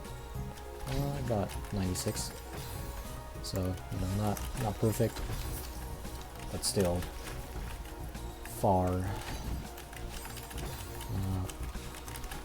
a far cry from not understanding the content of the course. I hope that as my time in this university progresses that they'll become less condescending.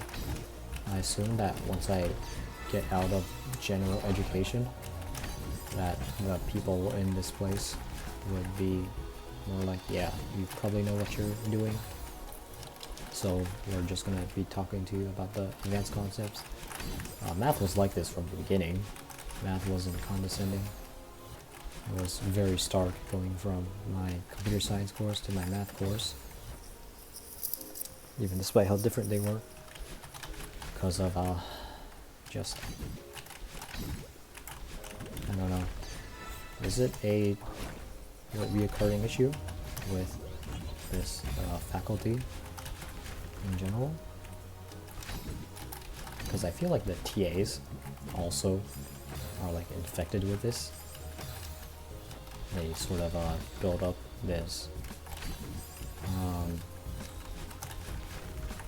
malevolence against my fellow students.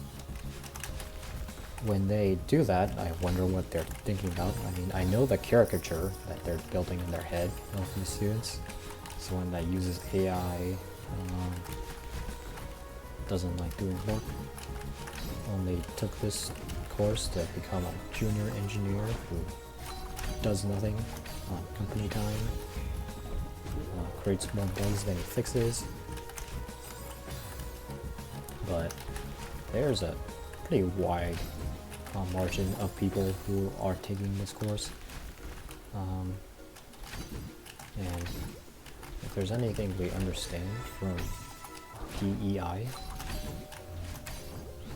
diversity, equity, and inclusion, I think, is what it's called. What it stands for, I mean. Shouldn't judge people based on non-members of their groups. This includes everything from black people to men. I know some people are very mad about that, but really, you should never judge a group based on what you think of them. Attempts at being now I wonder, what if they're the ones who are projecting themselves onto the rest of us? What if they have grown disillusioned with the state of programming as it is, and instead they're the ones who are disinterested, or bored, or don't want to be there, and they're just projecting it onto us? That would be, I mean, still not very surprising. I've heard horror stories of the programming industry and how it is stagnated. Maybe not stagnated, but coding is not as it was in the past. Being a web dev especially has grown very strange, very large. We have taken joy from Lisa the Joyful, and we are starting to see that they're turning into a monster. Is there anything you can do about it? Probably not. But they don't like their positions. They can surely control themselves enough to not drag the rest of us down with them. Maybe it's subtle psychological effects.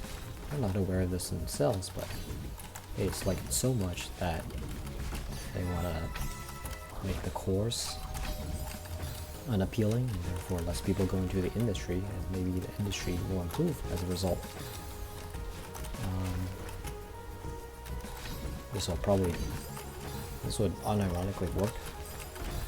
The people who are probably most deterred off of the course from vibes alone are probably those who would contribute to the feeling of the industry being not very refined, not very sharp. So I wouldn't be surprised if this sort of thing like actually worked on a macroscopic scale. But doubtless, probably a lot of the reason that a lot of people are getting into it is because of the money. Probably because of the money, I would imagine. I'm not getting into it because of the money.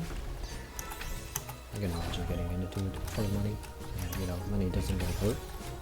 Well, money actually does hurt a lot. Not in the way that I said.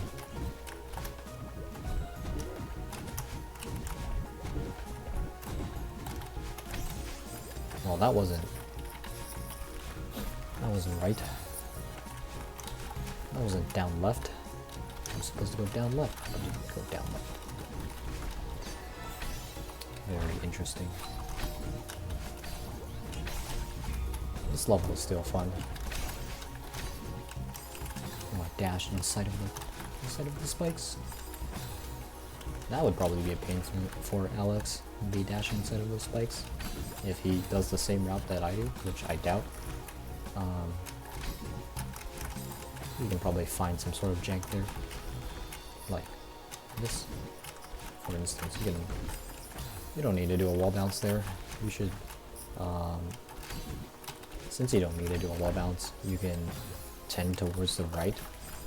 And if you do a wall bounce, great. If you don't do a wall bounce, then you can just grab it and save yourself from there.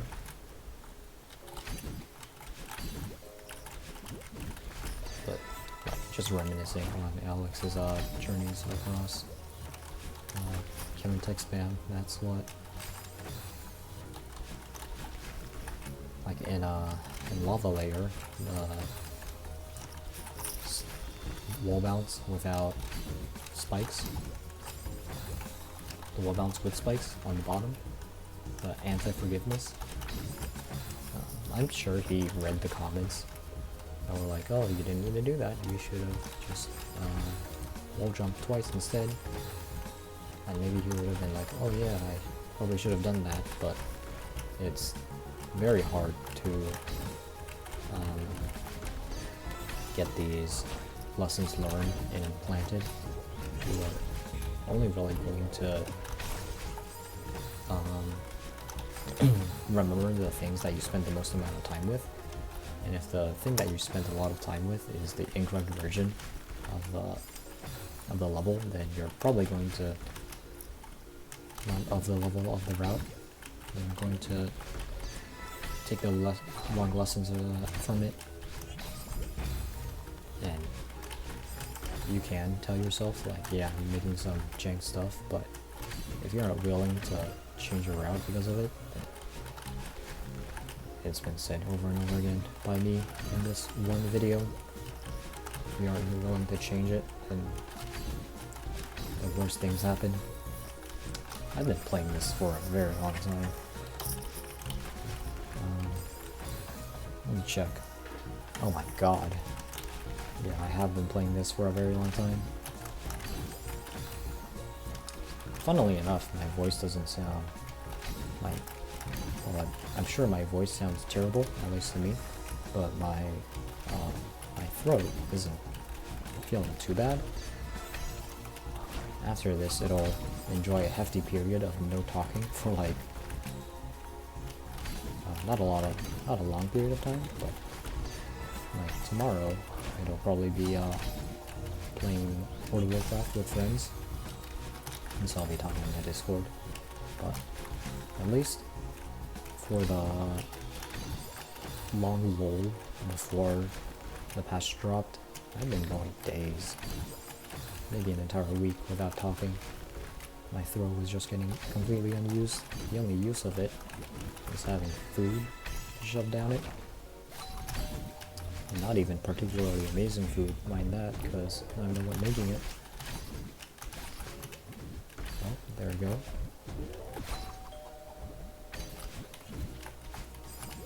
Oh, that death is very unfortunate. I'm the one making it, so... Nope.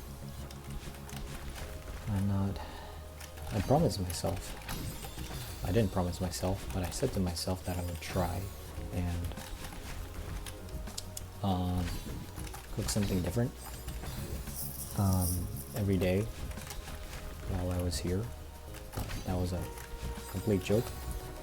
It turns out that grocery stores, and in fact I'm guessing a lot of products in general, kind of product manufacturing in general, would enjoy it if you bought their products in bulk. Gave you a bulk discount, and so I'm like, sweet, I'll save some money. And I don't mind eating the same food quite a lot in a row. I'm not beating the autism allegations, but I'm simply fine with eating the food. Oh, I died there somehow. I'm pretty sure I was holding climb. Maybe I was holding jump instead. I'm not too sure. I wanted to see if a double climb jump would have been able to get me to where I want to go. But yeah, I was like, well, I can either do what I promised myself to do and make some more meals, try to get into cooking a little bit, be better at cooking, or I can save up on a couple of pennies and buy my food in bulk and just cook the same thing for a week. Of course, I saved a couple of pennies and started cooking the same things day after day. You would think that would mean that I'd get good at cooking the things that I cook. It does not. It means that I take less effort to cook the things that I cook. The less brain power that I use, the better. And for the start of learning how to cook, I had to like look up stuff. I wasn't sure like if this was the correct type of pan, but now I just throw stuff into the boiling water, wait a bit, when my gut feels ready, I just take it out of the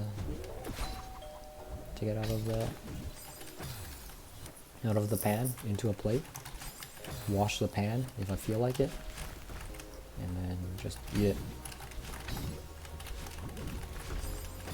The human need for optimization has extended to my cooking, unfortunately. You would also hope that this would mean an extension of abilities in other areas, but it does not. All the saved energy from me not having to think about cooking has saved absolutely nothing in regards to what I would need to do. The same video games, I get slightly more time spent on this thing that is rehashed so much in my mind that it's just trickling enjoyment to me at this point. Talking about World of Warcraft, of course. Like it's not like I'm gonna be doing keys on any of my characters while my food's cooking. It's like I could do that, but I don't. I respect the time of the peers in my groups. It means that I can play Tetris slightly better, I guess. You know, those two spikes. These two.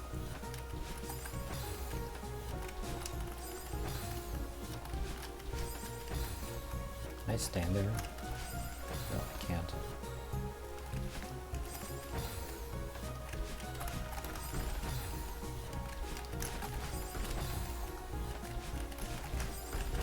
Yeah. The two spikes. This one and this one. Those are brighter than the others for some reason. I don't see any lights. Huh. I mean, these two are brighter, but that's pretty obvious. It's because there's light next to them. Is there any other places where that's the case?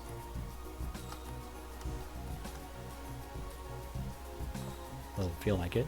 These two are brighter for some reason.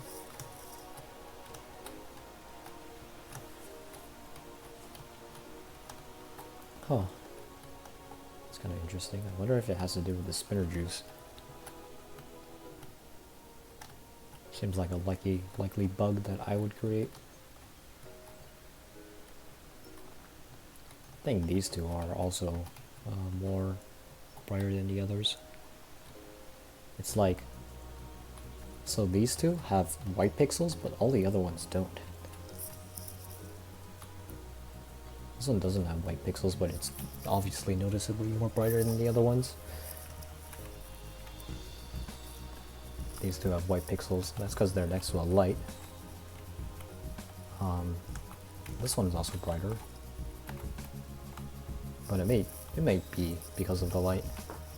This one is also brighter. Maybe there was like a Control A operation that failed in some form. It would be quite the shame if I recorded all of this and found out that my voice was not in it. But if I were more of a optimist, I would say that the opportunity to speak for what, 6 hours on end, kind of test myself as to how this works. It's definitely a valuable learning experience regardless. Maybe the resulting video file and audio file would become unusable because of my voice and the fact that I removed the filters from it. but it's a sacrifice that I'm willing to make. It's also like this also somewhat decreases my appreciation for the filibusters of the Senate. If I can go for this long and my throat isn't like getting this bad, if my throat isn't getting too bad, then I can definitely start seeing that if they also talk their entire lives, and those who are more trained for this, that they can go ahead and talk for ludicrous amounts of times on end. It would be hard to stay on subject for such a thing, but if they plan this out, if they plan their filibusters out beforehand, which I'm sure they do, it would be a lot easier to discuss everything. Whereas me, I'm just a guy. I turn on OBS, I go on YouTube, I go grocery shopping.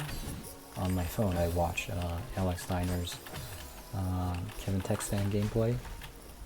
I get frustrated that he's not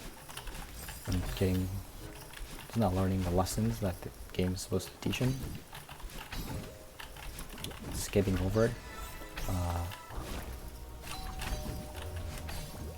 Using both a combination of his and the game's faults, and also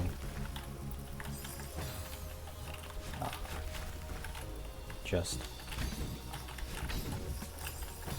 not willing to change the route.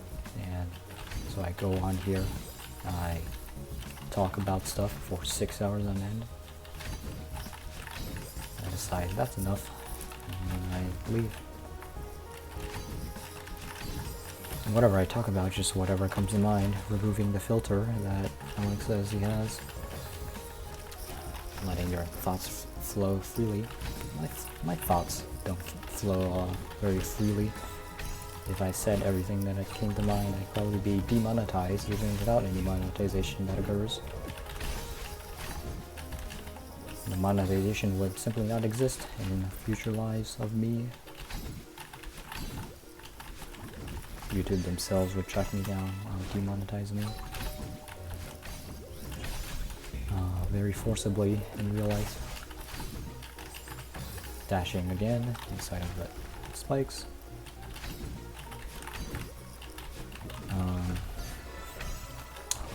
Yeah, I should, for my own health, I should probably end this soon. Playing Celeste for this long isn't healthy.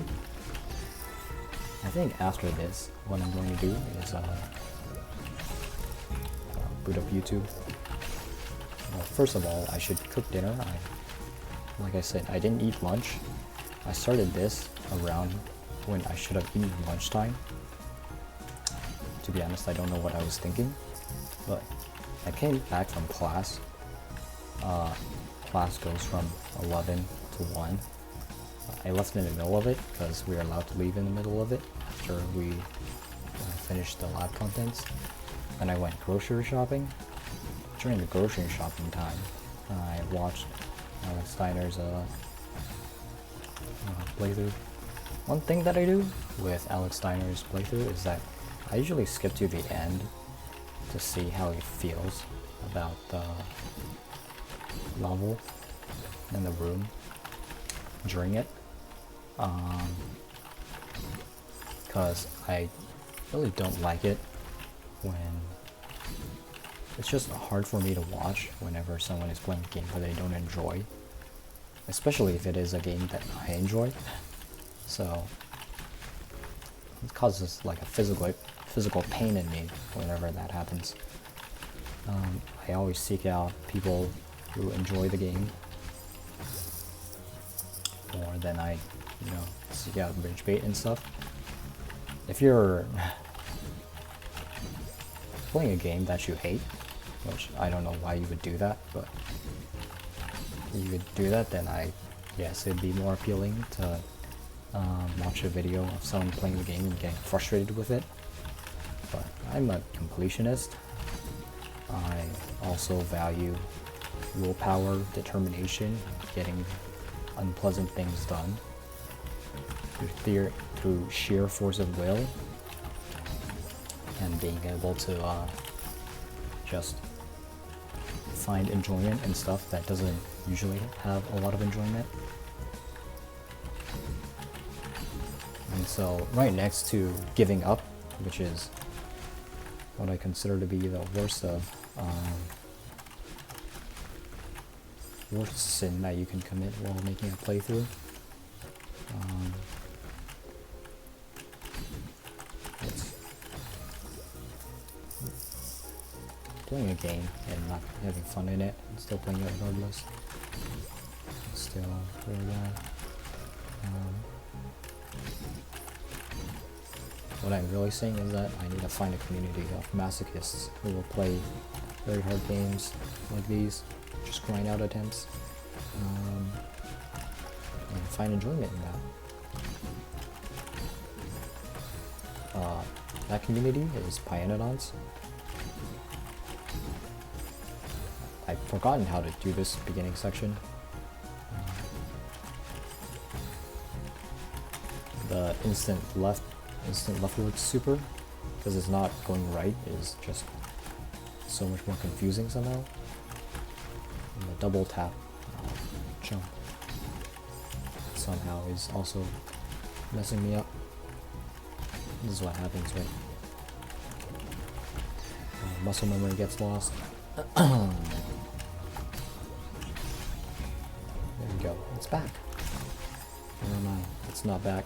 I think that was a crouch dash, actually.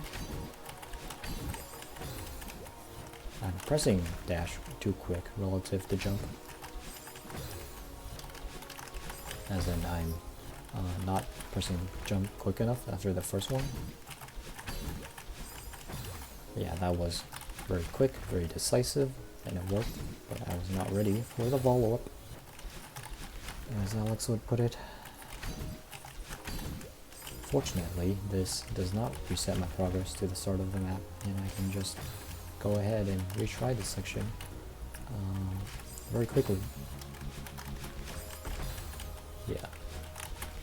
I'm not one to do silver strawberries. I guess in a sense they can be viewed as like an entire room in and of themselves. When you do a silver strawberry run, you view the entire lobby as a level, and each individual level within it is just a room in it.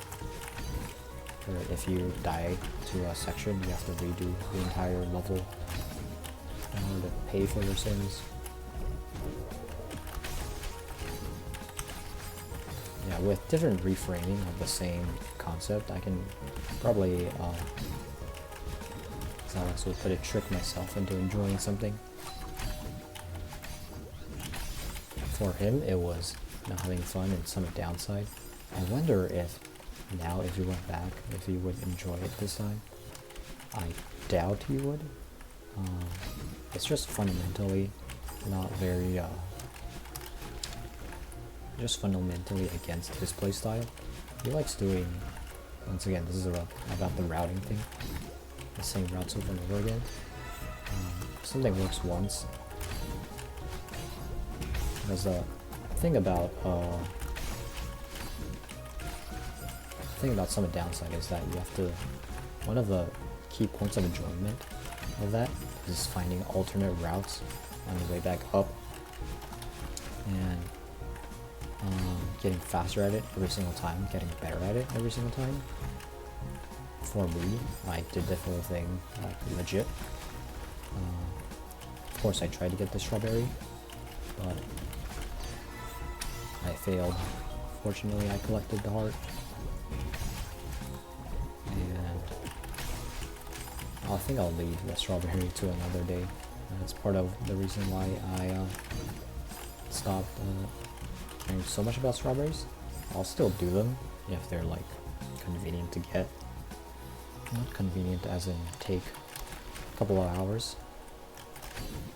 Well, not inconvenient as in it takes a couple of hours to get it, but like getting it is kind of frustrating. I have to go out of my way to get the strawberries, so I would rather just do something else, I guess. I mean, I still haven't done the majority of advanced lobby. or intermediate lobby. Well, I did intermediate lobby. I haven't done beginner lobby, to be frank. That is that is somewhere that, well, I don't really want to be in beginner lobby. I'm perfectly comfortable with grinding out hard Grandmaster maps. It also means that if I finish all the Grandmaster maps, my Strawberry Jam playthrough would be capped with me returning to the beginner lobby and finishing that up, or maybe the advanced lobby after the beginner lobby. But far more likely is that I just won't play them. I'll complete Grandmaster, or not complete Grandmaster at all, and just do a couple of the Grandmaster levels that I would probably enjoy. I would like to play the Passion Fruit Champion, but that does mean I have to complete every single room, every single level in this lobby. I feel like I would sooner switch to another different game. Far more likely is that I complete my rhythm game before then, and instead of playing levels on here, I'll just go back to there. Oh, I can go all the way up there. Nice. So I wasn't ready to, which is why I was still holding up. I thought you needed 2 climb jumps in order to get up there, but it turns out 1 is just enough.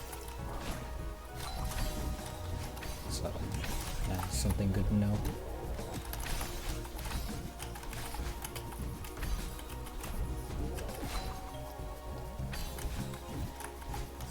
But yeah, far better is if I just completed my rhythm game and start making maps in those. I will still play Celeste. Not sure what I would play. I think the most likely candidate would be something like Shatter Song or Cycle Minus B-side.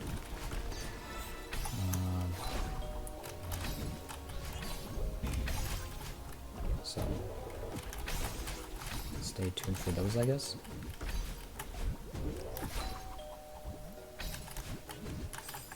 Oh, okay. I think that was a crouch dash out of the bubble. So I don't want to be holding down after I exit it. So I start releasing down to it. If I played my rhythm game, if I finished my rhythm game and I started playing it, I'd probably not have that issue anymore. Once I get to expert level in the rhythm game. I still don't have a name decided on it. Probably not going to be Square Clicking Simulator. It's probably also not going to be just named Rhythm Game. Probably something a little bit more creative.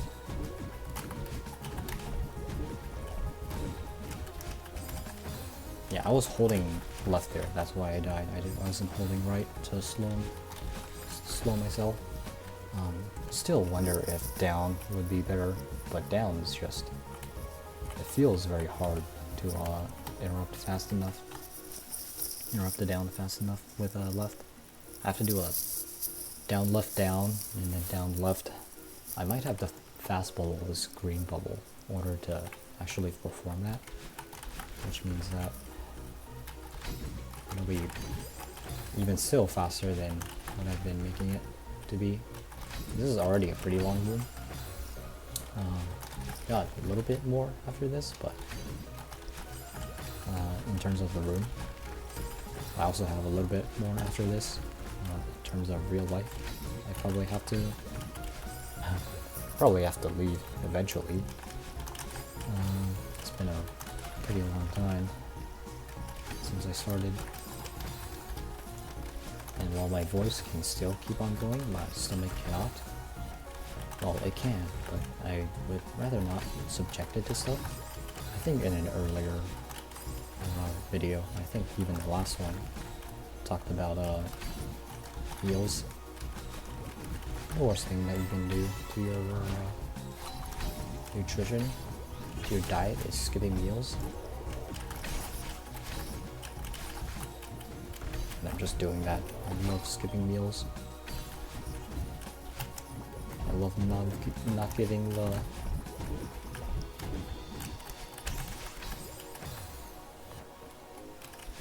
okay. Inconclusive results. I love skipping meals and not giving my body the correct amount of nutrition that it needs.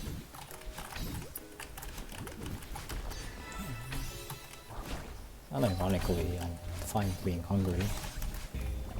At least I have a correct sense of hunger in my body. I can accurately detect when I would need to be not hungry anymore. There's not been too many cases where I've been so engrossed in a game or something else where I would just completely neglect, as in not feel my body crying out.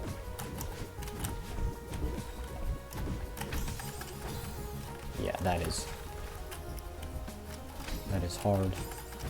I'm gonna try fast bubbling down and then dashing left right. Not left right, but you know what I mean. Dashing left down, down, left. But it means I have to get there while remembering that I wanted to dash down, left.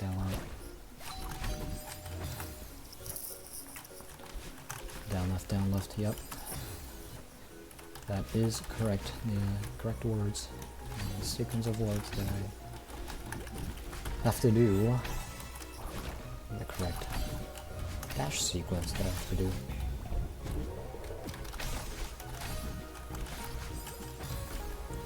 I looked at the Strawberry Jam dialogue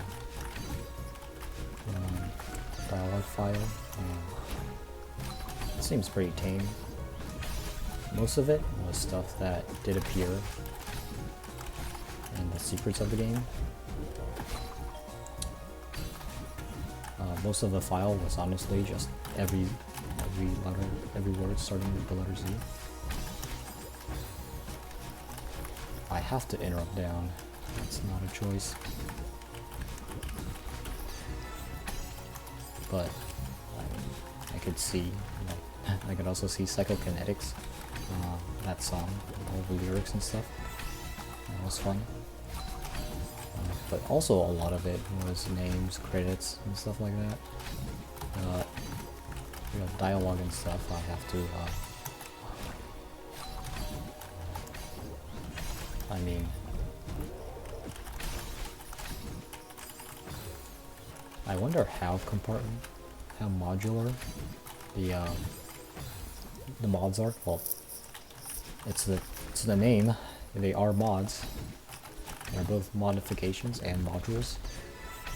You can combine them together however you wish and get something that you enjoy.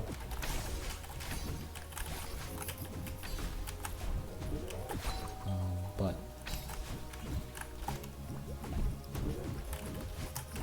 with something like debug, yeah, I was just thinking about something else. With something like debug, I feel like there are very few secrets if you have debug. Debug, I think Lone would, if they just had like had a way to get you to print out the locations of every room, then pretty much every secret would have been found. I think I still like overestimate how big Strawberry Jam was in terms of its overall impact. But the player base of Celeste is big, to be sure. But the player base of modded Celeste would be a little bit smaller. And then like Celeste is a mainstream game, but its modded version is probably even less popular than Factorial's modded scene. Factorial mods are kind of like Skyrim mods, where people just mash together all sorts of stuff. And it's also kind of similar to Terraria's modding scene. You have one content mod and it's just a bunch of QOL, quote unquote, QOL mods. Fabsol would be furious, but unfortunately he's dead. I think. Yeah, a bunch of QOL mods. Celeste is not like that. There's not really QOL mods for Celeste. There's like trackers and stuff. It's more like WoW in that sense, I guess. Cosmetic.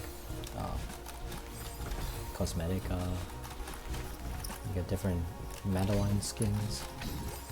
And you have different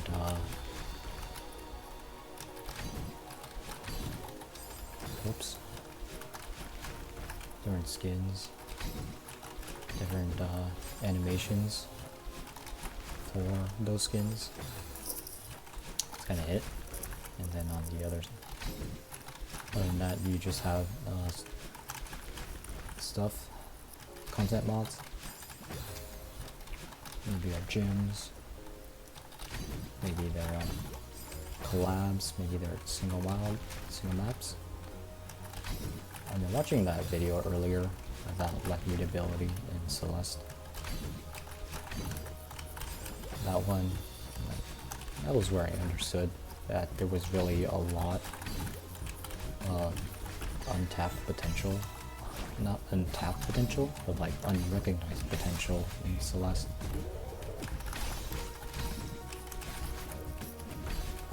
From people making mods, but like my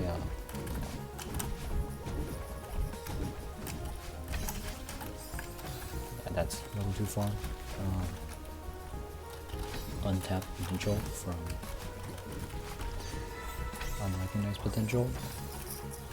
I base how popular something is based off of whether or not I've heard of it, and based off of how much other people have heard of it. I think that's a pretty good general gauge of how popular something is.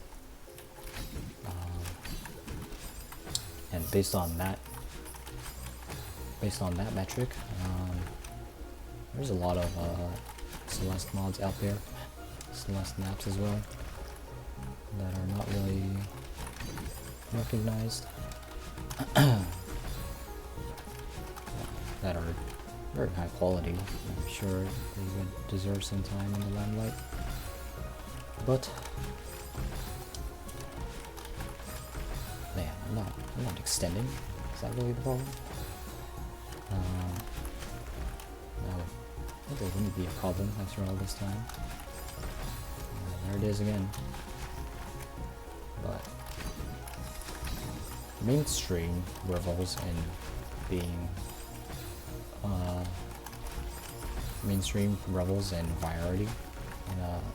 variety. And a side effect of having variety is that you'll always feel weak. Unless if you're like playing a Souls-like and you start playing another Souls-like, or you play 10,000 platformers and you start playing another platformer, generally you'll be quite weak in some regard. There's something new for the game to teach you. If it doesn't teach you something new, then it probably wasn't a very good game.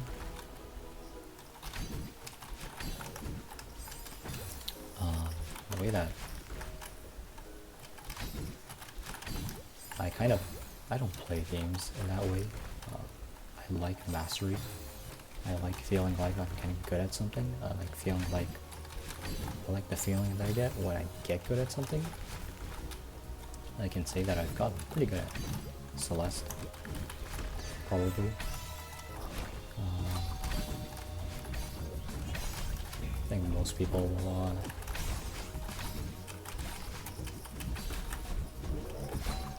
it's kind of hard to relate to like how good the mainstream gamer is. in terms of games. Yeah, that bubble there, that communicates to me that the expected action in this spot is just a down bubble into a left dash, down dash, and then a down left into an upright ultra. Get in here, instant hyper, dash up, probably dash right and then up. That's what I guess. Or maybe a double dash up if I'm late about it. Feather good. I'll get all the way here and do a demo ultra. Down, right, go right a little bit, upright, down right, and then reverse ultra. Dash here. You probably gonna land around here. We have to dash, we fall all the way down to the bottom there. And then we have to climb up there. That seems very hard. Yeah, I've got a few more attempts left in me before I'm gonna go for my own sake. I can keep going. I have the mental energy and the commentary possibility of just keeping on commentarying on with no filter for my mind. Just talking about whatever I want. Especially if I'm gonna say ums all the time. Ums, likes, buts. However, which, stop using which, like, it's cause I've stopped using it consciously, which is good. It means that I've done something good with my life. However, in its place, I've replaced it with I don't know if that's better or worse. That's what I've done. Maybe in the future, I'll be like, I've been saying for too long. I think I'll switch to saying which. And that'll be much better. Or all this is mute if I'm muted, you know? If I'm not able to be heard in this video. Once again, I looked up like a filter, looked up a guide to which filters I should use for OBS. I think I should probably like get that sorted before I start a 6-hour-long recording session. But it's the friends we made along the way, the thoughts we spewed out into the world, the vomit and the interiors of our minds, of the little hippocampus that holds so many bad thoughts, so many good thoughts. And the true human experience is being able to experience all of them. Of course, the standard human experience is not being able to experience the bad parts. You only have the good parts, then you'll have the bad parts. You might miss the bad parts at some point. Probably not, but it's possible. That's what I was reading about earlier. Once again, the people were discussing how... Discussing is a very generous word, but I like using discussing as a word. Giving people credit. They were discussing how flying in World of Warcraft, how flying ruined the game. Was it added in Cataclysm?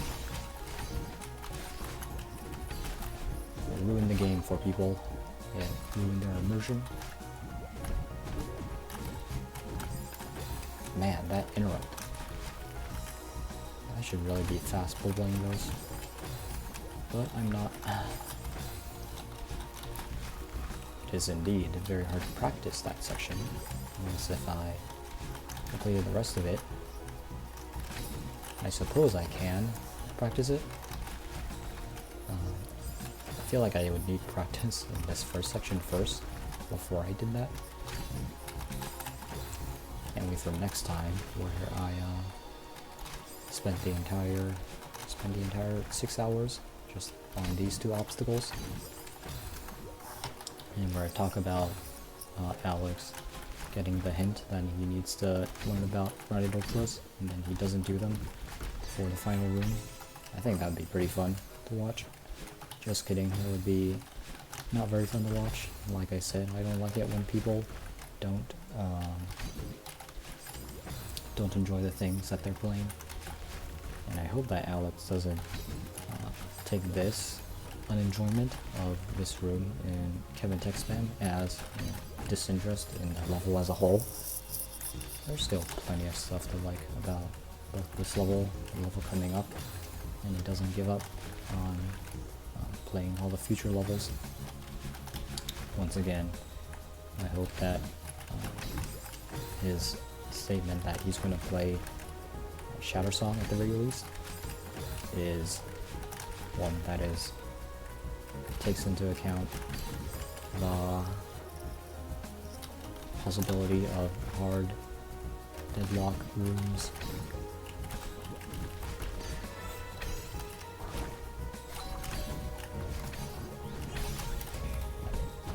Let's see. Ouch.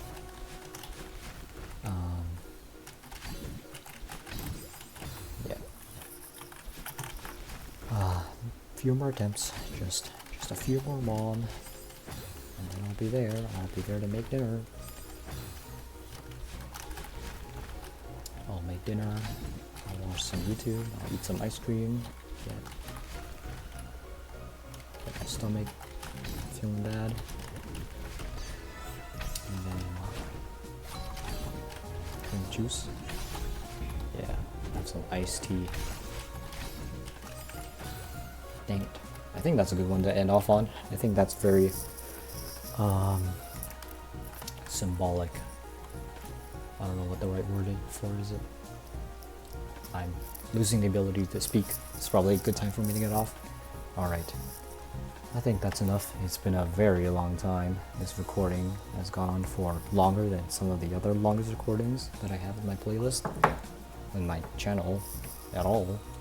So I think that'll be it. I'll see you guys next time.